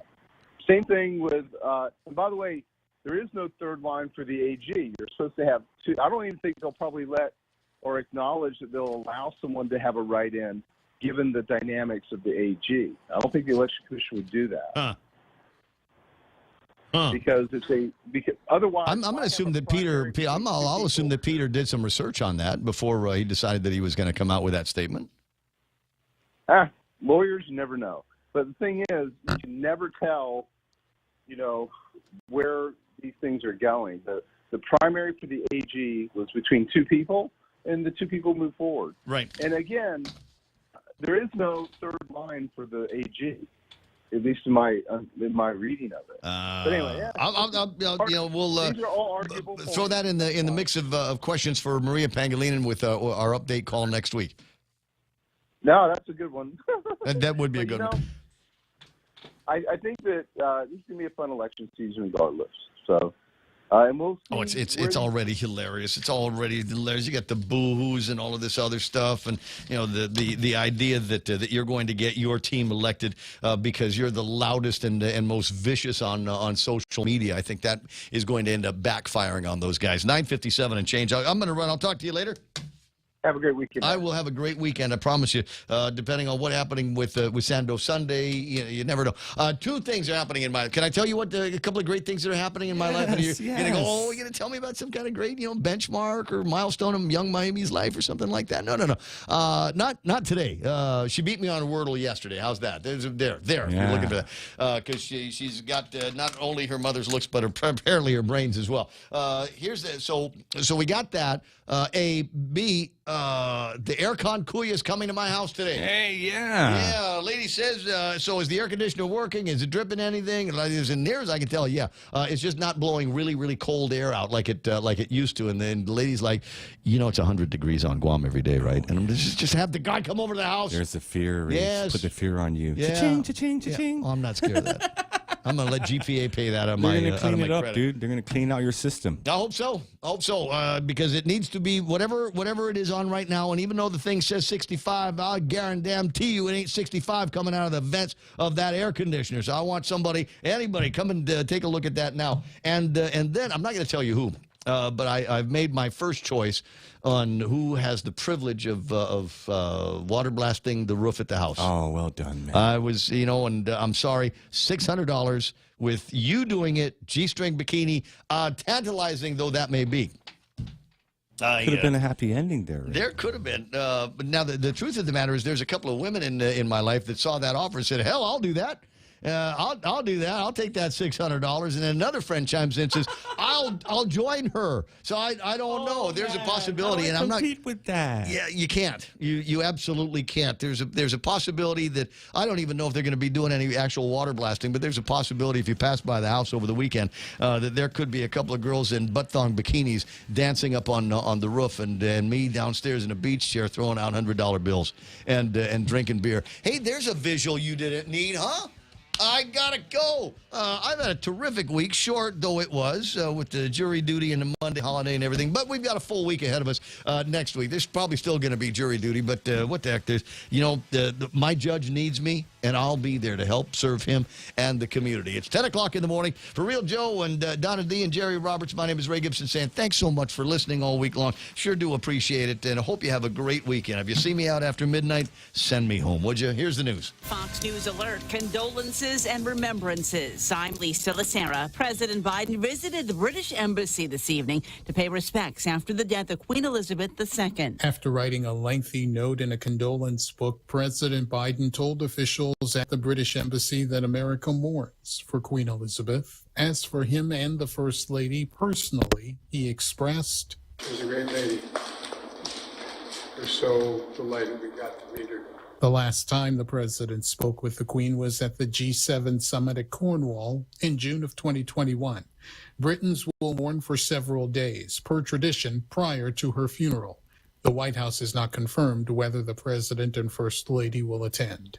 Gernal Scott, Fox News. Elizabeth ascended to the throne in 1952 after her father, King George VI, died. On her 21st birthday, Elizabeth delivered a speech to the people of Great Britain and the Commonwealth. I declare before you all that my whole life, whether it be long or short, shall be devoted to your service. She was the longest-serving monarch in Britain, 70 years on the throne. Her husband, Prince Philip, died just over a year ago.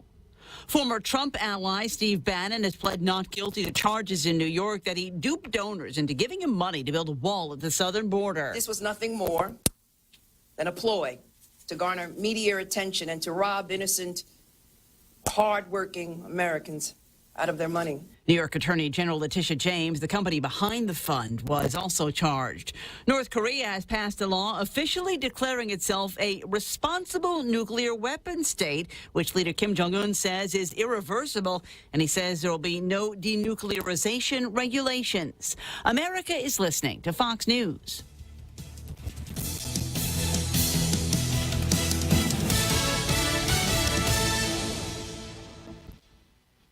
Get all of your favorite Fox News podcasts ad-free on Apple Podcasts with Fox News Podcasts Plus. From Trey Gowdy, the Fox News Rundown, Will Kane, Brian Kilmeade, and so much more. Go to foxnewspodcasts.com for all the details.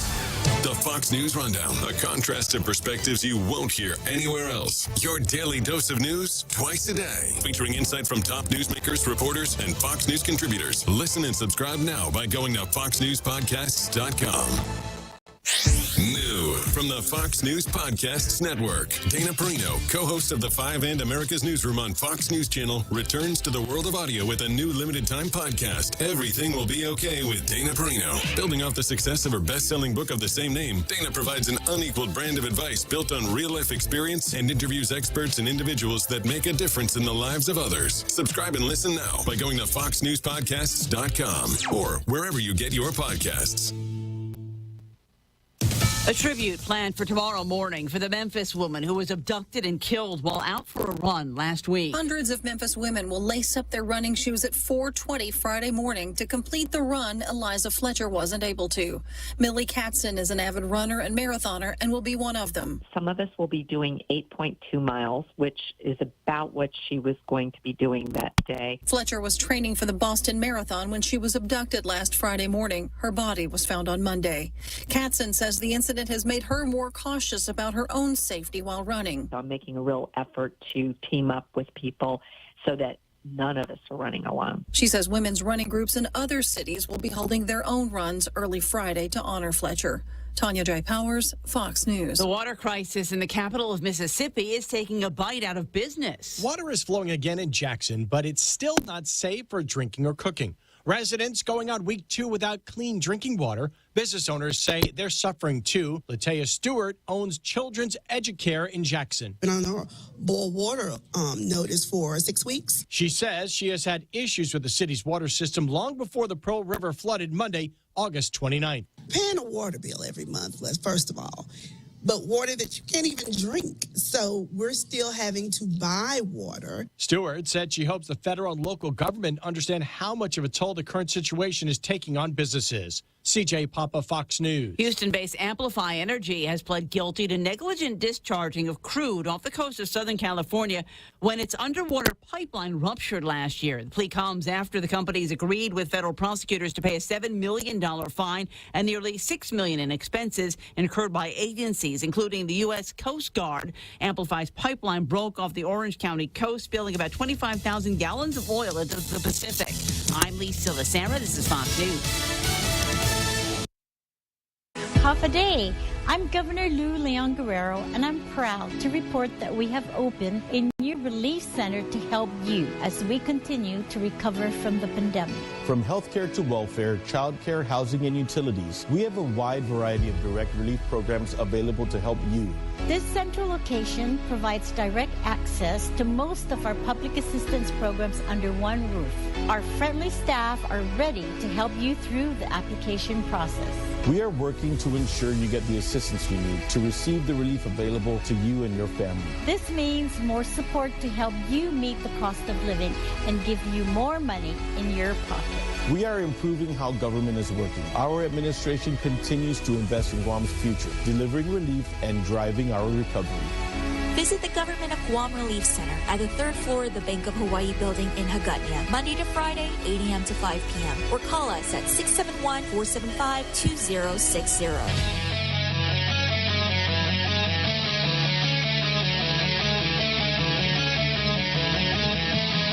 From high atop Fox News headquarters in New York City, always seeking solutions, never sowing division. It's Brian Kilmeade. Thanks so much for being here, everybody. It's the Brian Kilmeade Show, 1-866-408-7669. Two very different guests coming up this hour. I can't forget what they do. One is a great quarterback, and the other one's a great economist. I think you're the economist, Stephen Moore, the senior fellow. I'm the great quarterback. Oh, I'm sorry, my fault. I gotta really yell at my producer. A senior fellow with the Heritage Foundation, economist with the Freedom Works, and a key advisor to President Trump. And we have a lot to discuss today, including we're watching the Queen's health, Queen Elizabeth. They're evidently putting some, I was on Fox and Friends. The last half hour is all about the Queen's health because they basically said they're making her comfortable. And at 96 years old, after serving for 70 years, they never have made statements like that. So it usually is grave to follow. So we'll cover that. So let's, before we get to Stephen and talk about these new economic data, let's get to the big three. Now, with the stories you need to know, it's Brian's Big Three. Number 3. People are struggling to pay their bills, to make ends meet. Food prices in the last year are up 13% across the United States. That's the fastest increase in food prices since 1979. That is Senator John Barrasso, the Republican. How is the economy treating you? Stats show, polls confirming Americans are feeling the squeeze everywhere. On vacations, gas, groceries, as your top concerns, economy and inflation. Democrats and Republicans say the same thing. A third of you don't have enough money to meet your family's basic needs. That's Americans' reality. Number 2. At what point do we hold people accountable? At what point do we hold people behind bars and understand that locking them up and depriving them from being in the public is the best solution to the problem? That is Brandon Tatum, a law enforcement expert. Crime killing America. With fewer cops, zero cash bail, and an unwillingness to lock up career criminals, our streets are overrun with thugs. Just look at the cover of the New York Post. Look at what's happened in Memphis again. Another shooting spree caught live on social media. When will safety and security be a priority again? Number 1. The radical congresswoman opening up on her own shot at the presidency, but she says the country is too sexist for it to happen. My experience here has given me a front row seat to how deeply and unconsciously, as well as consciously, so many people in this country hate women. Yes, exactly. Jesse Waters quoting AOC and GQ. 2022 polls, debates, and themes queued up and launched as we start our 60-day sprint to the midterms as Leader McCarthy lays out his version of the contract with America. He wants to become Speaker. Will this help? I know when Senator Scott came out and put out his policies when he talked about re-examining and moving Social Security and Medicare was easily spun as he wants to destroy both programs, was not helpful to the Republican cause. With me right now, as promised, Stephen Moore. Stephen, welcome. Hey, Brian, great to be with you. So first off, when I saw this study, we thought about you immediately because it just looks as though this is, instead of talking about GDP and the interest rates, we want to talk about the real economy. And it turns out most people are feeling the pinch. Yep. And according to this study, in fact, it was just out, they have inflation. Gallup survey found that even wealthy and middle-class families were feeling the pinch from inflation, forcing them to spend less on groceries and basic items. 6% of Americans say inflation is causing financial hardship. 12% say they're experiencing severe hardship. And 69 million Americans are canceling vacations and changing the way they live.